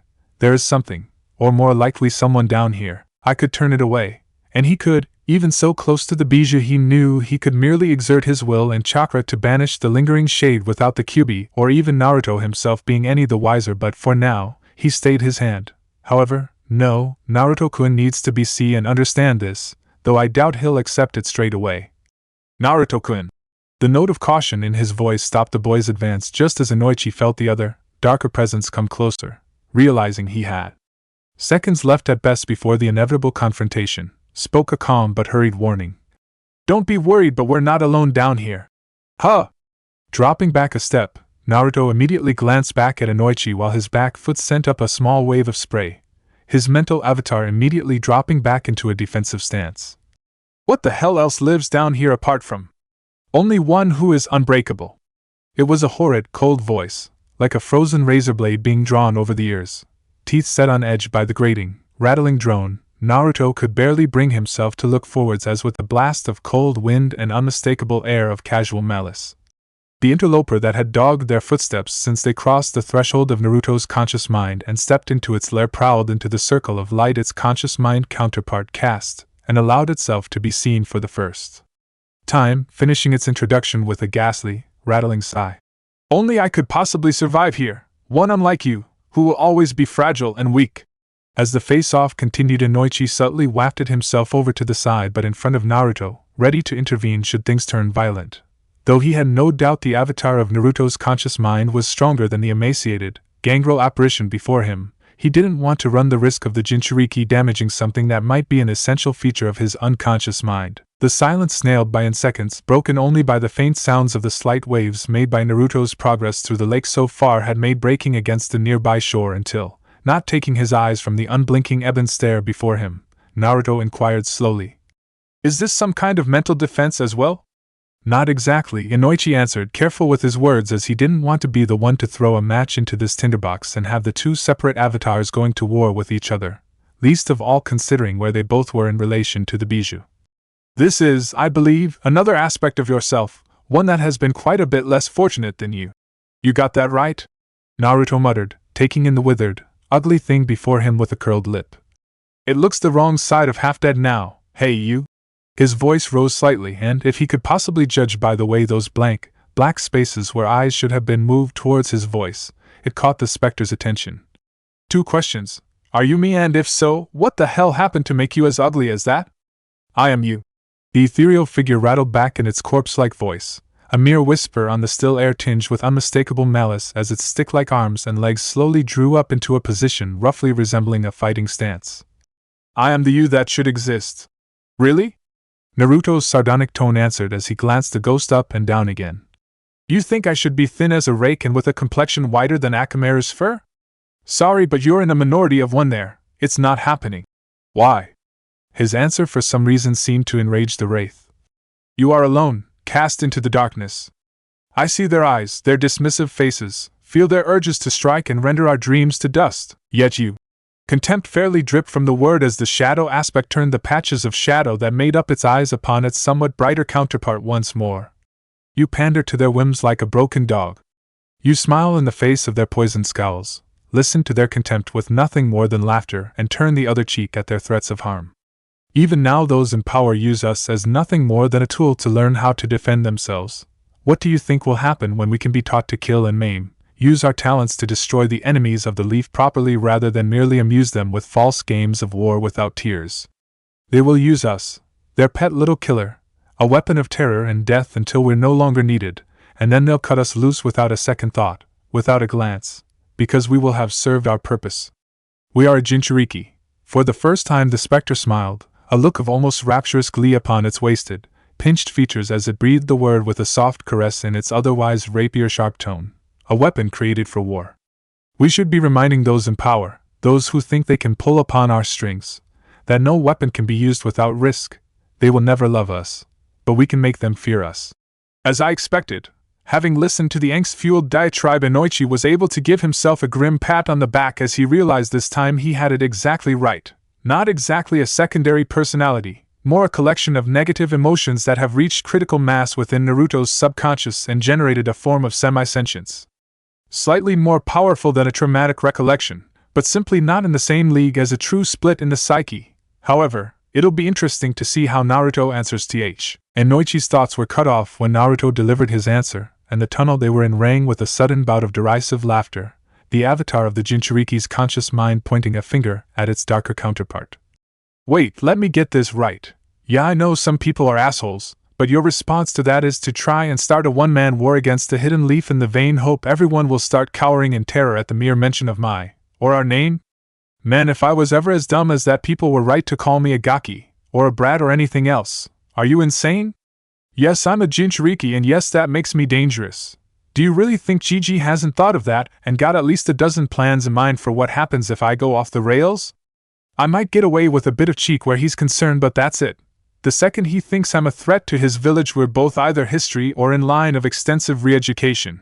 He might not like it, he'd probably do it with tears in his eyes, but the old man's a good enough shinobi to sign my death warrant if he had to. In a choice between us and Konoha, we lose every time, and anyway, not everyone in the village is a jerk. You have to know that even if you are part of my subconscious and can't really think for yourself. In our case, a friend is merely an enemy who has yet to reveal himself.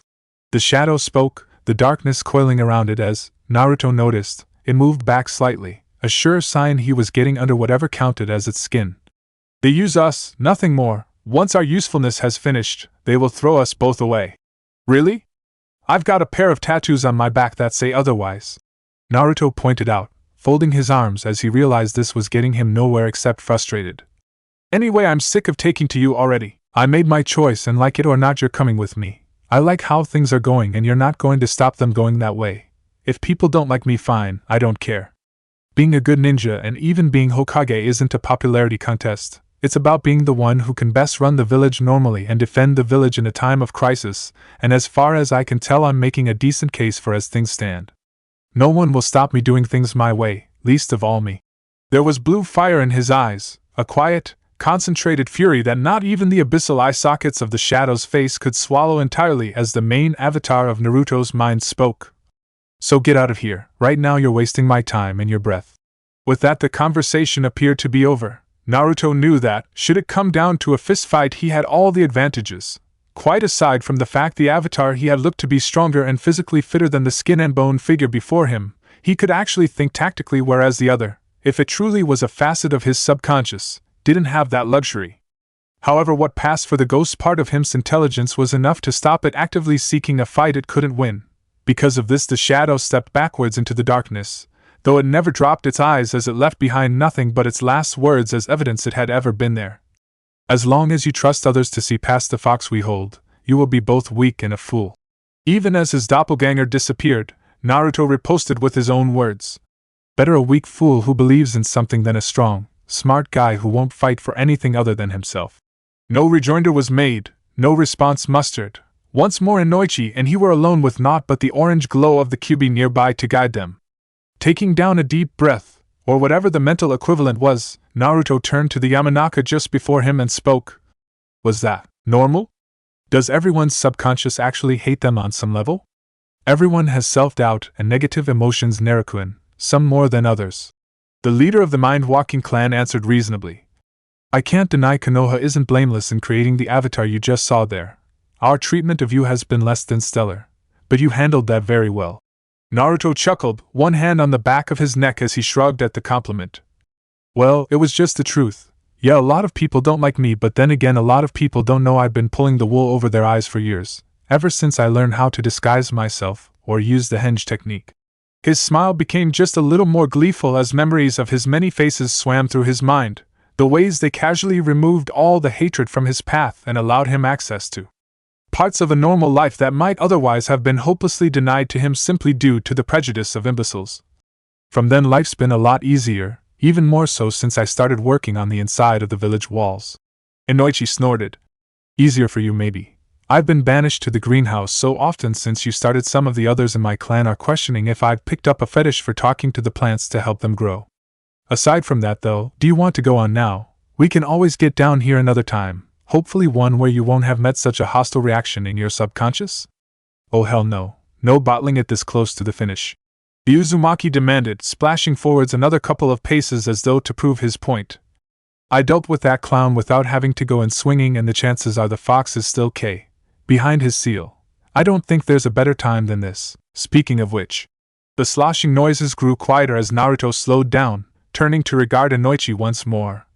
What would have happened if I had punched that moron's teeth down his throat? The Mind-Walker chuckled before shaking his head. I wouldn't like to say, but the chances are nothing beneficial for either of you. He is more likely than not one of your potential defenses against Kyuubi after all. Really? But he sounded really pleased that we were a Jinchuriki. Most likely because of the power in that name, Naruto-kun.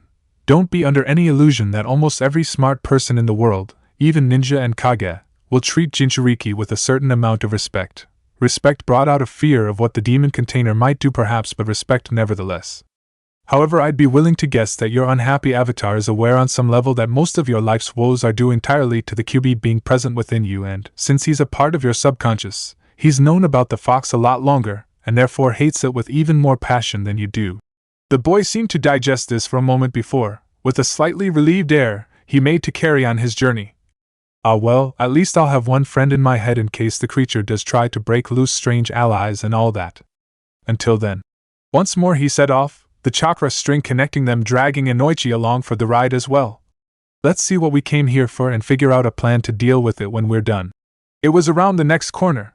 Even as he saw Naruto pause, Inoichi prepared himself as much as he was able to and, with his mind ready to defend both himself and the boy next to him as necessary, took the last few fatal steps. The sight before him made him close his eyes again, face forced away from the volcanic glare of the bijou before him. Once before he had seen the monster for a great distance in position of virtual safety, but now with naught but the genius of his former Hokage and the will of a now 9-year-old child between him and the Kyuubi's wrath, he was afraid of the terrible form that he lay sprawled at the far end of the chamber, mercifully facing away from him so that he did not have to see its terrible face, nor its unholy, murderous eyes that had stared down the entire Leaf Village almost a decade ago and found it unworthy.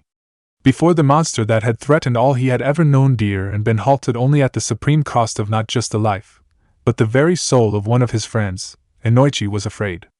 Is that it? Fear, however, was nothing compared to the shock that had his literally staring at the Jinchuriki by the side of him. Naruto scratching the side of his head as he observed the bijou in his cage, the monstrous flanks of the fox heaving in one slow, cavernous breath after another as the force of nature seemed to slumber on. The Yamanaka was so far beyond speech it took a good few seconds before he could find his tongue again. The second his did so, however, there was only a single blazing, burning question that needed to be asked, and Noichi only just remembering to keep his voice down in time. "What? Is that it?" "I mean," Naruto repeated before pointing, thankfully not noticing his guide apparently undergoing some sort of mental seizure, as he realized he hadn't misheard the first time. "From what I heard and read about, the Kyuubi was supposed to be massive, much taller than the village gates. Might just be me or my mind not seeing it right, but isn't he a bit, I don't know, smaller than he should be?" It wasn't a question Inoichi could answer accurately, as he too had never actually seen the fox in the flesh, but, as he forced himself to regard the slumbering bijou again, he couldn't help but have a nagging suspicion Naruto was actually right in his assumption. Though it was no doubt a living engine of destruction and the most powerful of all the tailed beasts, the nine-tailed fox appeared to be somewhat short of its supposed magnificence as it dreamed whatever it was sentient masses of chakra dreamed about, completely unaware of its two observers as Inoichi, having seen the cage, the flimsy-looking paper seal that apparently held the beast at bay, and, most importantly of all from his point of view, the structures growing out from the cage across the walls and ceiling of this caldera. In Naruto's mind, the Yamanaka offered his opinion of the situation. "I'm not qualified to judge the fox based on his size. In fact, out of all the ninja in Konoha, the only likely to be able to do such a thing is Sandaime-sama. However, I'm no expert in Fuinjutsu, so, if anything has happened to Kyuubi since he's been imprisoned here, I would guess it's as a result, intentional or otherwise, of the sealing technique the fourth Hokage used to lock it away within. You." However, he pointed and, following his finger, Naruto started at the sight of what was invading his mind from the fox's lair. "I believe those pipes, or roots if that's what they are part of the Yandaime's design as well." But Naruto's tone was thick, as though he was having to drag the questions out of himself as he saw the semi-organic structures burrow into the otherwise solid stonework of his subconscious mind. "What are they doing? The fox can't get through them, right?" Inoichi, to Naruto's great relief, shook his head. "From what I understand of the nature of the Shiki Fujin seal, at least as Sandaime-sama explained it to me, this was to be expected," he explained. "The seal should siphon off some of the fox's power, mostly purify it, and then add it to your own reserves. These roots, if that's what they are, seem to be a representation of that happening, so as far as I can tell all is as it should be. However, though the Yondaime seal does offer a great deal of advantage to you, least of all your exceptional chakra reserves, it has also raised a few issues as well, ones Minato Dano may not have been aware of, nothing to do with Kyuubi," Inoichi hastened to add, seeing the troubled look on the Jinchuriki's face and waiting for it to relax before he went on. "More to do with a few issues for you yourself. Do I dare ask?" Naruto stated with a fatalistic air about him as he waited for Inoichi to break the bad news that duly arrived. "They're not major issues, Naruto-kun. Nothing you won't be able to solve without a bit of practice," the Yamanaka assured him before raising the two topics he noted thus far in his explorations of the Jinchuriki's head. "It's just that your natural resistance to illusions and mental attacks such as my clan jutsu seem to be a little bit below average, that's all. Quite common in people with large chakra reserves, as it's easier for an enemy genjutsu user to sink their chakra hooks into the right areas of your senses if they've got a bigger chakra system to aim at. But it could be an issue for you, at least until the bijou awakens." "What? The fox could make me more resistant to genjutsu?" "Possibly. Like I said, I'm no expert, but Jinchuriki are said to be difficult to affect with illusions, least of all when using the chakra of their tenants," the Yamanaka admitted before glancing at the fox one last time. "Still, I suggest we leave it here for now, Naruto-kun. I wouldn't like to tempt fate even though the bijou appears to be still comatose. I'll raise it with the Hokage to see that you're given basic lessons with my clan, at least to teach you how to enter your own mindscape more easily, as more exposure to Kyuubi when he's dormant may make you better able to handle him when he wakes up. Long may it be before he actually manages it." Naruto muttered before, satisfied he'd seen what he'd come here to see and reassured slightly that, embodied terror it might be, the Kyuubi was still not quite as scary as the monster he'd heard so many rumors about and been picturing in his mind prior to thinking up a way to dispel those myths with the truth. "You're right though, Inoichi-san. Let's get out of this dump. Oh, and if you do get the go-ahead for these lessons, mind filling me in on a way to improve this place a bit. The decor doesn't add up to much if you asked me." With that last comment and Inoichi's slight chortle and declaration that he was definitely still Naruto through and through, the duo turned their backs upon the sleeping monster and started the long trek back to the sunlight surface of Naruto's conscious mind, the elder of the two aware that every step of the way was dogged by blazing black eyes that radiated nothing but contempt at the one who shared its very being, but could do nothing but smolder in impotent rage as it had been forced to acknowledge the superiority of a much larger, more experienced psyche. Thank the kami. He hadn't been sure that Inoichi would respect his request, but, after giving a reason that he wanted to explore his own mindscape a little more and a promise he'd be done as soon as he'd scouted out his most familiar places, the Yamanaka's form had shown for a brief second before dispersing completely into petals of light that dissipated to nothingness within seconds. Even while these petals were falling to the earth, however, Naruto was in motion. Pausing only to check the doorway to the Kyuubi's cage was wedged tightly shut, he vaulted over the desk in front of him, landed solidly on the floor and began to sprint towards the one place in Konoha he knew better than any other. Look for something new, perhaps another doorway there.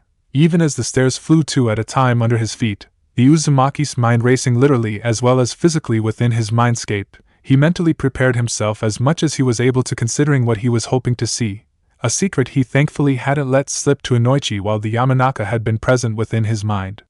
Only upon reaching his apartment door did he slow down and breathe again, centering his mind as he pushed the door open and stepped inside. His home looked virtually the same as it always did. He couldn't pick anything completely unusual out as he gingerly moved around the place, eyes open for anything that could be a link to what he so desperately wanted to see right now. Though he was aware there would be other times to explore, he didn't want that. He wanted to see it now, and, as he entered his bedroom and felt the hairs on the back of his neck stand up a little, he span around and the sight before him transfixed his vision completely. There was no doorway. Obviously, he had been too young for even his subconscious to remember his parents. Instead of a gateway down into the depths of his mind, one of the blank walls of his bedroom was now dominated by a single tableau, a picture of such scale and intricate detail that it made his knees buckle and drew tears from his eyes as, for the first time in his life, the Uzumaki orphan saw his own family portrait. The yandere was present, Namake's Minato resplendent in his battle garb and with a tri-pronged kunai in his fist, though his face was strangely blank, as though the painter hadn't quite decided what expression would best suit the former Hokage's face. His wife, however, was a different matter. She was fully formed with an irascible expression, the same one that had been present in the majority of her old-school photographs, etched larger than life on her face, the swell of her stomach indicating where the third member of this family was currently hiding, Naruto having never seen a picture of himself as a baby. All around this massive image were other, smaller captive images, their size and closeness up to the main portrait of his parents seeming to indicate their closeness as part of his family. Gigi was of course closest and actually the most detailed, the old man giving a grandfatherly smile from his seat of power, but many others crowded for attention like bees around the queen of a swarm. There were the heads of the clans, gathered around a table that seemed to revolve within its picture frame, allowing each leader to be seen in turn, while elsewhere he could see Ino scowling, smudged with dirt and bruises as she always was after a spar with him. Kiba, Hana and their ninken were almost beckoning him to join them, and a host of others were there too. Even, his heart clenched a little at the memory, even the Nei-chan of the budding blossoms, Rizu-chan at the fore and smiling fondly at the boy she had wanted as her first lover even if she had never seen his real face. Nearby and in frames much smaller stood the glowering hawk-eyed girl Karui, Atsuyu running pell-mell from his usually ice-cold but now half-naked and terrifyingly irate sister while, behind them, their half-sister Yujuto glared out of the canvas as though daring him to try pranking her once more. So many people he had seen and who had stuck in his mind either for years or simply moments, as evidenced by the figure in one of the smallest frames, the unnamed Kunoichi who had given him his first and most important lesson as a ninja immortalized for all time in his head. He could have stared at them all forever but, reminded of Inoichi's words of caution and the need to be quick, he reluctantly tore his eyes away from the people he cared about and, with infinite care, gently touched the side of the mental picture of his own family. In the aftermath, as he would later admit, Naruto found it surprisingly easy to move the picture itself. Maybe because he had no real mental baggage connected to his parents. After all, what did he know about Minato other than the fact he was an excellent shinobi, the fourth Hokage and his father? Still, such mental lightness didn't stop Naruto treating it with every care possible as he slowly detached the largest portrait from the wall, and, equally carefully, slid it under his futon, hiding it from anyone who might have been able to peek into his mind. Especially if, like Inoichi says, I'm vulnerable to that. Gigi's words about his father's enemies sounded in his ears. If there was a chance, any chance at all, that his secret could get out, he had to do his utmost to counter any risks. It's not perfect, but it'll do for now. At least I can now see my parents any time I want to. So, I'd better get out of here. Once more recalling the Yamanaka's words, Naruto hopped onto his futon and closed his eyes. Right, breathing, that's the key.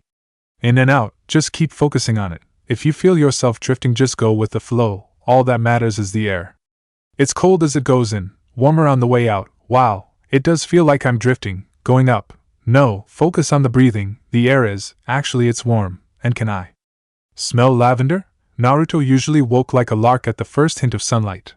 A relic of his younger years where getting up early meant missing the traffic and getting to the scrap fields early. In this case, however, he actually had to consciously think about what those strange black and red things he was seeing were before his mind kicked in and he recognized them as his own eyelids. Cracking a yawn and heaving them open, he was then forced to stifle a moan of pain as a rash of sensation flushed up both his legs. Ah, pins and needles, he complained, falling sideways off the cushion he'd been sat on and shaking his legs off vigorously at the same time as throwing a scowl at Inoichi. Yeah, you can laugh, but that's probably the longest I've ever been sat in the same place before. Knowing you, I wouldn't doubt it. Still, that's the first and hopefully highest hurdle over with Naruto-kun, the Yamanaka told him with a more businesslike air. As I said, I will be reporting what we've seen to the Hokage and recommending further sessions like this to ensure you're as prepared as possible for when Kyuubi overcomes the inertia of the sealing process. Apart from that, though, I'd say you did rather well.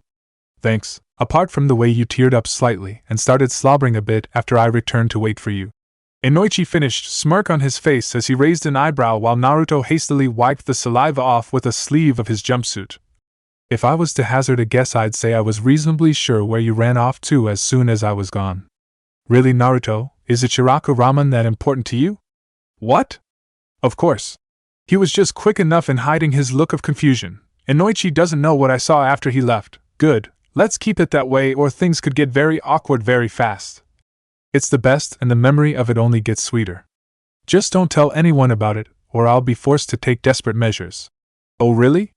Forgive me for not shaking in my shoes against someone who was drooling in front of me not 2 minutes ago. The Aburame clan have several species of insects that could turn your clan garden in a wasteland given a few hours, and they as a whole owe me a favor. Shaking yet? Inoichi's smile promptly froze on his face before with an effort he shattered the expression and glowered at the grinning child. I'll keep my secrets if you keep yours, and don't let those pests within 50 yards of this place. If anything like that does happen, I'll be going back into your mind and Kami-sama help you when I get there. Least of all if I find anything to pin the crime on you. Now, we'd best call it a night there. It's getting late. Naruto glanced around and realized with a jolt that not only were the shadows lengthening, but also that he himself was strangely fatigued, not tired as though he'd been running all day, but a deeper, more obtuse form of lethargy as he heaved himself upright with an effort. I have no doubt you'll be able to get home in one piece, but you'd better leave a calling card regardless. Just nothing that's likely to induce a heart attack or a hernia, please, Naruto-kun. The Yamanaka leader pleaded before the boy's grin could get too wide or fanatically gleeful. It's been a long day, and the last thing I feel like doing now is undergoing an inquisition by someone claiming I let you go without disarming you properly. As expected, Naruto did exactly as he was bid, though unusually in this case it worked out well for Inoichi for a change. For some reason, as memories of a long, cold stay out in the greenhouse brought about entirely by the girl who appeared before him red-faced, fuming and waving one of her slippers under his nose no more than a minute after a yell-out outrage echoed around their clan house flickered through his mind. Inoichi couldn't help himself from feeling smug as he merely suggested to his irked niece that she must have caught Naruto on the way out rather than the way in, and she should count herself lucky he just fired shaving cream rather than anything more dangerous, such as a mousetrap as he himself had once done in his youth, into her favorite pair of slippers. The memories of Nainota's murderous expression kept him in good cheer for the rest of the night, and when his wife found herself asking exactly what the cause of his good mood was later that evening as they were getting ready for bed, she found herself caught quite unprepared for Inoichi to swing around and smother her question with a lingering kiss. However, Kuniso was nothing if not adaptable and, as she returned the favor and flipped herself dexterously onto her husband, decided not to let this opportunity slip even as she mentally thanked the one responsible for it in the brief few moments her conscious mind had left to run the show before it all went down to very basic instincts. The last glorious days of the Fire Country summer were fading and Sarutobi was pleased. Alone in his office and enjoying the view from the main window, the old man watched the glorious display of color play out over the village he watched over for a moment before one of his last 2 appointments for the day arrived. He was looking forwards to it, no denying that.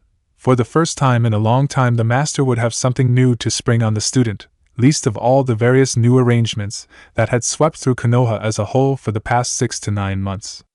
In the face of a lone and dangerous saboteur, virtually every major infrastructure of the village had been stripped down, reorganized and put back together to minimize the wriggle room any future spy or attacker might have had within the official procedure of the system. And even that didn't stop him entirely, though the anbu, now properly briefed on their target, could have. Nowhere and nothing had been immune. Heck, even the sewage system had once been nearly paralyzed by someone flushing copious amounts of false explosive notes down the drains at the same time as targeting the main processing plants directly. So now even these formerly low-priority targets were guarded by SEAL matrices and Chunin who had somehow drawn the ire of their superiors. So much done in so little time. Not since the Third War have we tightened up the village so much. Sarutobi let that sink in for a moment before sighing and reaching for his pipe. Still, not everything has gone as smoothly as it might have done. The office seals, for instance.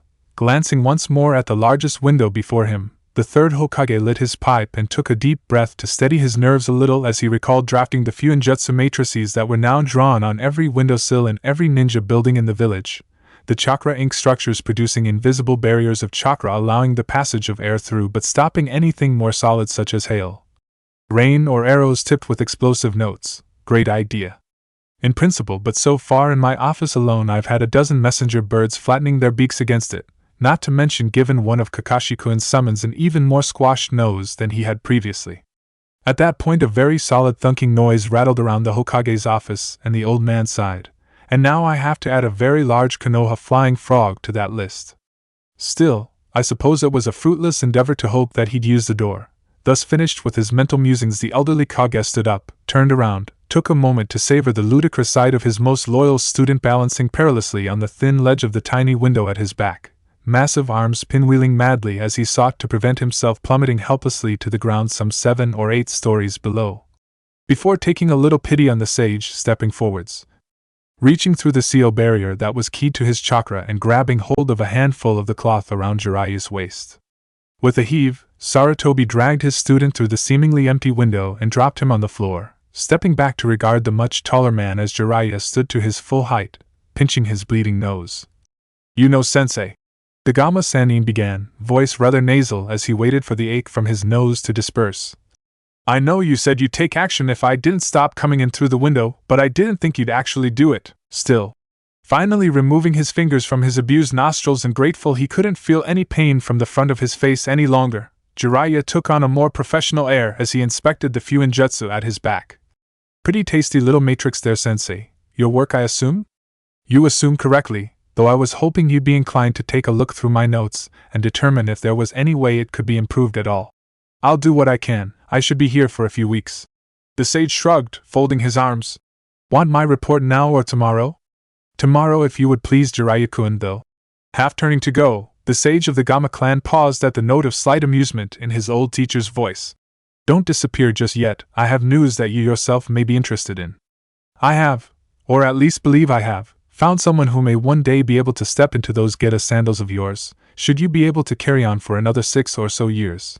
That was easily enough to get Jiraiya to prick his ears, though he remained more cautious than optimistic as he swung back to the Hokage and cocked his head slightly. "Really, a spy master to rival the great gallant Jiraiya?" He let out a dismissive snort. "I'll believe that only when I see it."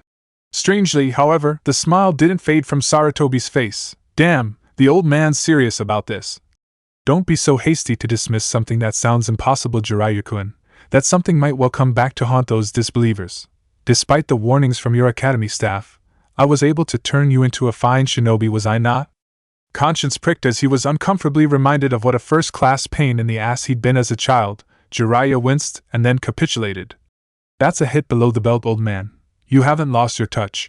he grudgingly admitted before sighing. Fine. I know you've got this poor sap's record, you're too organized not to have. I'll take a look but no promises. Seemingly satisfied with this, Sarutobi led his student into the office proper, Jiraiya slouching around as his former mentor reached into one of his desk drawers and, after a little rooting around, pulled free a thin file of paper. Ah, here we are, he exclaimed, holding it out for the spy master to take. As concise a history as we could make, though far from complete. At the raised eyebrow of the younger man, Sarutobi let his hat hang heavier over his eyes, conveying an attempt to obfuscate the truth at the same time as hiding his smile. There is much about this Nin we don't yet know, things he hides even from us. Guess he is worth a look then if he can hide from you, Jiraiya admitted, turning the file over in his hands before opening it at the first page and beginning to read. Sarutobi had been looking forwards to this moment for months, ever since he'd received the coded correspondence Jiraiya had sent in his wake stating he was returning to the village for a while. He expected a reaction from the folder alone, though admittedly not as big as the one he was expecting when the curtain finally came down and the truth was revealed at last, and in this at least, he wasn't disappointed. Even in the first few seconds, Jiraiya's eyes were bulging in a manner similar to his summons, mouth working for moments before he managed to glance across at his sensei and find the required words. He stole underwear from the Inuzuka compound? Actually nightwear, but yes, he did. And he's still breathing, with a full complement of limbs? It was touch and go for a while, but I did, eventually, manage to talk Tsum-chan out of a kill, just as well as things turned out. Sarutobi chuckled, gesturing for the sage to carry on where he'd left off. After a moment of glazed recollection over the current head of the animalistic clan and a perverted chuckle at the seed of an idea the audacious act he'd just read about planted in his mind, Jiraiya returned his eyes to the page and went on, regarding the list of achievements with increasing disbelief until, as his teacher had expected, he reached one particular passage and promptly exploded. Kumo! That was him! Stabbing the page with a thick finger, the toad sage faced his teacher with an almost betrayed expression on his face and at a volume that made Sarutobi grateful he'd activated the secrecy seals around his office. I've had my network in a frenzy for months trying to find out who pulled that off, and all the time it was this new prodigy of yours. I had to stop work on my new release for 3 weeks after I heard about the Sandaime Raikage's final battle and who was taking over as both the head of the country and their ninja village. Now this? Okay, I give up. What else have you got stashed up those long sleeves of yours, old man? The Uchiha aren't dead, they've just all moved to Frost Country for a vacation. Sarutobi's formerly mirthful eyes narrowed. Don't even joke about that subject, Jiraiya. That was a tragedy that should have been avoided. Realizing he'd put a foot wrong, the larger man merely nodded deferentially, finishing his reading as the current Hokage went on. Still, as you no doubt realize, this shinobi, or at least future shinobi, is one many people in the village are keeping an eye on, and for good reason. More than one cadre has shown interest, and Tora herself has even staked a claim over my dead body. Jiraiya rumbled, snapping the missive shut and tossing it back to his teacher. If he can dodge past anbu now, even if it's only one time in 100, he'll be unstoppable by the time I'm done with him. Tora simply can't forge someone who can make and maintain a spy rank like I can. It's not strictly a ninja job, this though. He nodded at the document. Sarutobi slipped back into his desk.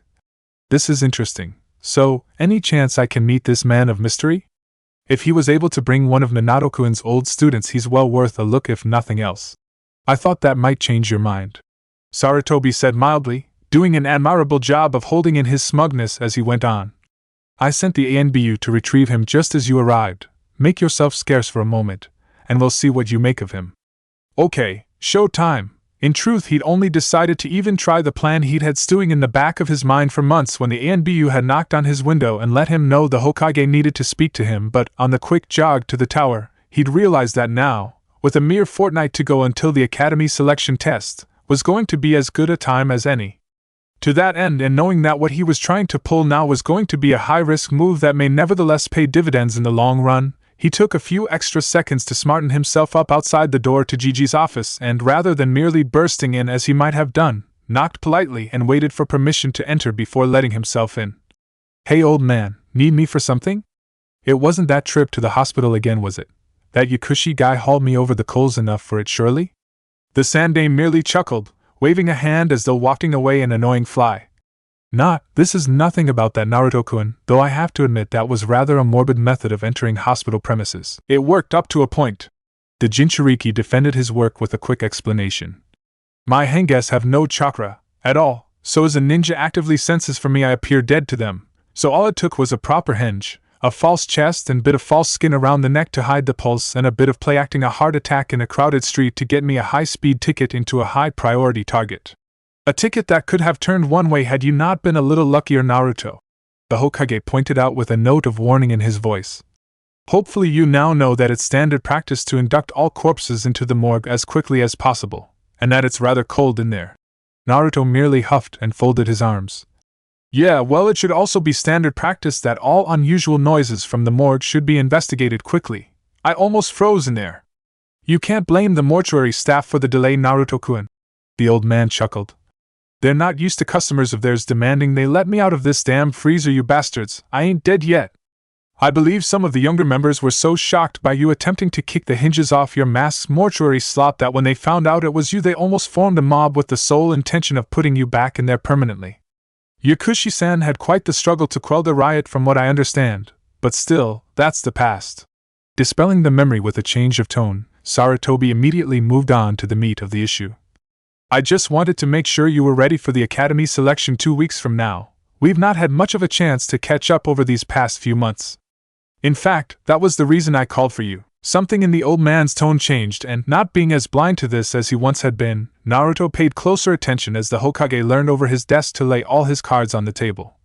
In truth, Naruto, there have been voices from the council, or at least those in the council who know the truth about your abilities, who have questioned whether you should attend the academy at all. Not like that. The old man was quick to quash that line of thought as he saw the boy's face fall. In fact, the opposite. Some of my counselors, Simchan among them if I remember rightly, were all for granting you your forehead protector then and there, and I was tempted, sorely tempted, to agree with them. However, before I made a decision either way, I wanted to see how you felt about the idea. The idea? What, you mean, be a ninja? Naruto offered tentatively, eyes widening to huge proportions as, against his expectations, the Sandaime nodded. Indeed, for what you have done, both in Kumo and beyond that to safeguard the village, I believe Chunin would not be an unfeasible rank, though you need extensive training to get your other skills up to par with your evasion, infiltration and sabotage techniques. However, having watched you work in the past, I've no doubt you could do it, before you decide though. He added, hopefully before Naruto could ask where he needed to sign to be joined up. I would say that, personally, I believe Konoha would lose far more than it would gain by not having you in the academy. Those words and the warning tone they were delivered in pierced Naruto's bubble of contentment enough that he broke off plans for the next step of his career and regarded his grandfather in all but blood curiously. Seeing he had the child's attention, the old man spoke on. Though I doubt you are aware of this, Naruto-kun, Konoha has been in something of a slump these past few years in terms of ninja, nothing serious. He was keen to stress this as Naruto suddenly looked very worried, but enough for concern. A series of events, least of all the Kyuubi attack, severely depleted our forces, and to regain strength quickly, I as Hokage was forced to instigate the Shedding Leaf Protocol. Do not be concerned with the ins and outs of that particular policy, Naruto-kun. Translation. Having been working more directly with the ninja forces for almost a year, the Jinchuriki fancied himself a bit of an dabbed hand at translating ninja messages hidden in normal speech, need-to-know basis way above your current pay grade. But one of its more unfortunate side effects was a lowering of quality of the academy graduate standard. It took a few seconds for that to sink in, and, even when it did, the Uzumaki trod cautiously in case he was fishing in the wrong pond entirely. So, you mean the schooling we're, as in my year, isn't quite as good as what you did? Close enough, the old man agreed, neglecting to remind the boy that most of his youth had been spent in warfare, and he'd done his learning out at the sharp end of combat. And because of that, I was looking at you to be able to reverse that trend somewhat by acting as, and this is a word I hesitate to use around you for fear of what you might be able to mold your fellow classmates into over the next 4 years, an example to your group. Let's be honest, you already know how to use kunai, shuriken and ninja wire, can perform the Academy 3 or their equivalent, and have reasonable knowledge of the shinobi code. Or at least how that code actually operates out on the field. Not to mention a few missions under your belt. As I see it, the Academy needs you far more than you need the Academy. Naruto was quiet for a few seconds before, after some thought, he faced the Hokage fully and asked frankly the question on his mind. You think I could do it, Gigi? No, I think you've already begun to do it, Naruto-kun. The old man smiled as he began to tick things off on his fingers. Inoichi-kun tells me his daughter is never more motivated to train that when she knows she's going to be sparring you. Simchan's children I'm sure would follow you into the very mouth of Jigaku if you led them there, and even Shibi-kun favors the friendship you have with his son, something almost unheard of regarding someone not of the Aburame clan. Even the Nara heir, so his father tells me, is putting some effort into, as Shikaka puts it, avenging the hours of sleep he's lost to those accursed pipes. Excellent motivational work so far, and that is before you consider the implications of the children being shown how to do something by someone their own age. They might expect an experienced, adult shinobi how to perform simple jutsu, but someone their own age. Real shock, and in the ninja world a shock means a kill. Naruto finished for him before chuckling and giving a carefree shrug. Ah well, better keep that protector warm for me a few years, Gigi. Even if I did go for it, I'd probably be the youngest chunin in the forces, so there'd be no one for me to talk to, and I'd be leaving the rest of them to the mercies of the teaching chunins. Besides, I don't know enough about a lot of what a ninja's supposed to know yet, so the academy could be useful for that, and if I manage to speak a few nuggets of wisdom the rest of them pick up well. That's what happened to me. Be selfish of me not to pass on what I was taught to other people who might benefit from it. As I hoped, unseen or heard by the Jinchuriki, Sarutobi released the breath he'd been holding. A few more years of his childhood to prepare for the true trials of a shinobi. That was a weight off his mind, and he would not go against the wishes of his grandson over the suggestions of what was still a minority, albeit perhaps a slight one, of his advisory council. So with that business out of the way, he gladly moved on to other, less serious topics with a much lighter heart and voice. I am glad to hear that, Naruto-kun. I'd hate for the Academy Chunin to be denied the fate the rest of the village has been exposed to. Them and a few others. Uzumaki's grin became positively devious as he rubbed his hands together, remembering another half-promise he made not so long ago. How am I supposed to corrupt the next heir of the Hyuga clan if she's in the academy and I'm not? I told Hayashi-san I'd spoil at least of his daughters if he gave me the chance. Luckily, Sarutobi's cough disguised a slight snort of laughter from somewhere behind his seat and kept the third presence in the room hidden as he replied to the Jinchuriki's self-imposed challenge. Well, in that I wish you nothing but luck, Naruto. Though tread carefully and don't get caught. Even I wouldn't want to stand between Hyuga Hayashi and someone who he believes has slighted one of his children. Aside from that, though, I've no doubt you've got 101 schemes going on in your mind. So how are you? I would have tried to schedule this meeting a bit better, but I've been buried under paperwork up until now. Sometimes I wonder if I shouldn't make knowledge of the shadow clone technique mandatory for any nin wishing to fill the role of being my secretary. At this quote, Naruto smiled himself. It had been a while since he and the old man had spoken, but that wasn't exactly anyone's fault. I wouldn't, Gigi, you'd scare them all of. We've just both been busy, I guess?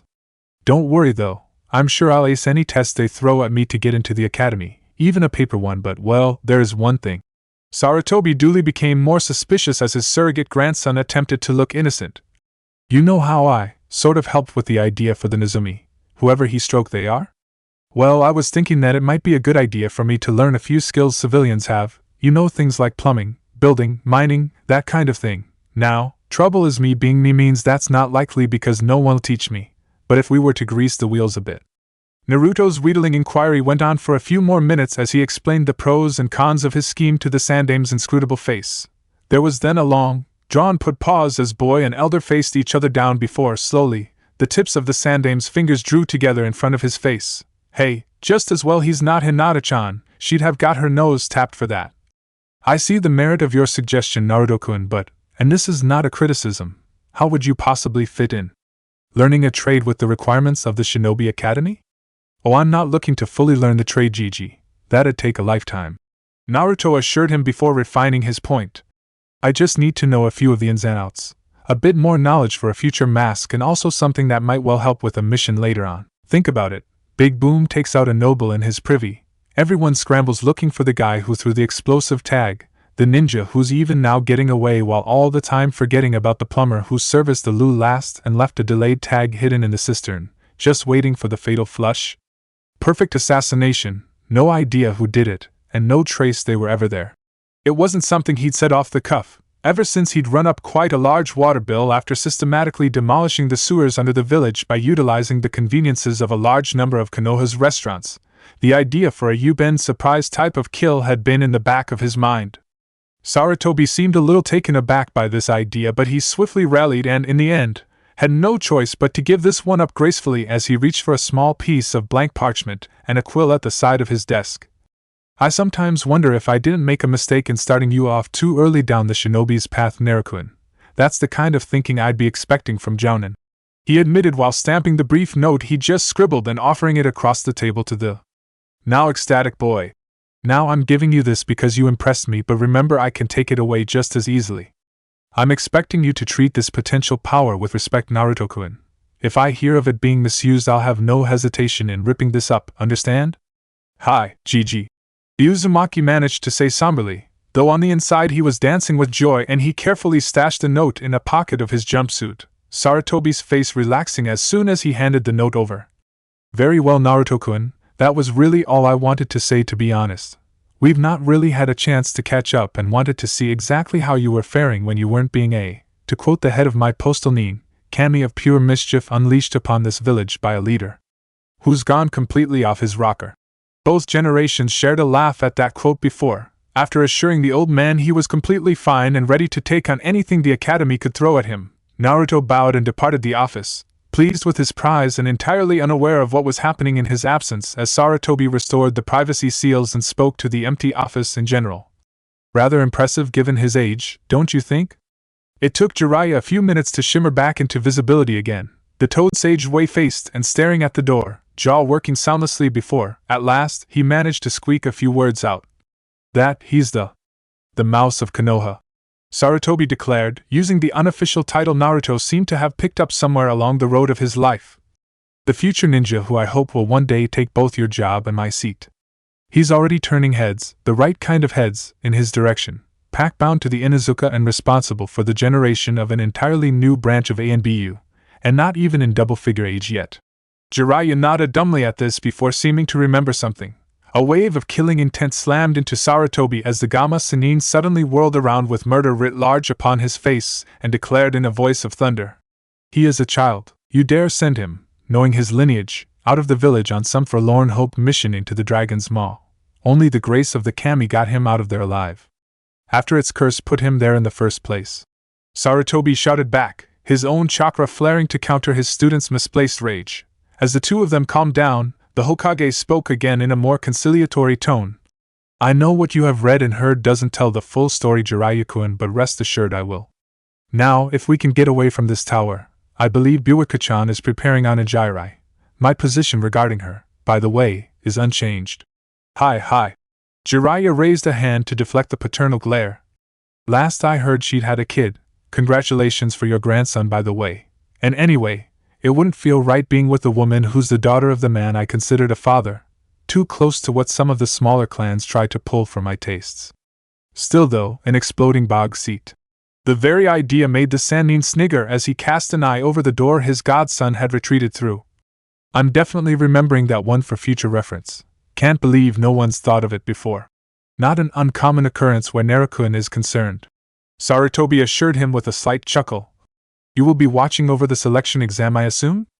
At that Jiraiya truly did laugh, his barrel chest swelling with the released mirth until, at last, he was able to recapture his breath and shake his head, his great mane of white hair swaying as he looked towards the door his godson had just left by. If that kid's involved in it, he assured the older man, already picturing the potential carnage Naruto could unleash within the academy and evolving the scenarios within to suit a rather more mature audience even as he finished his declaration. I wouldn't miss it for the world.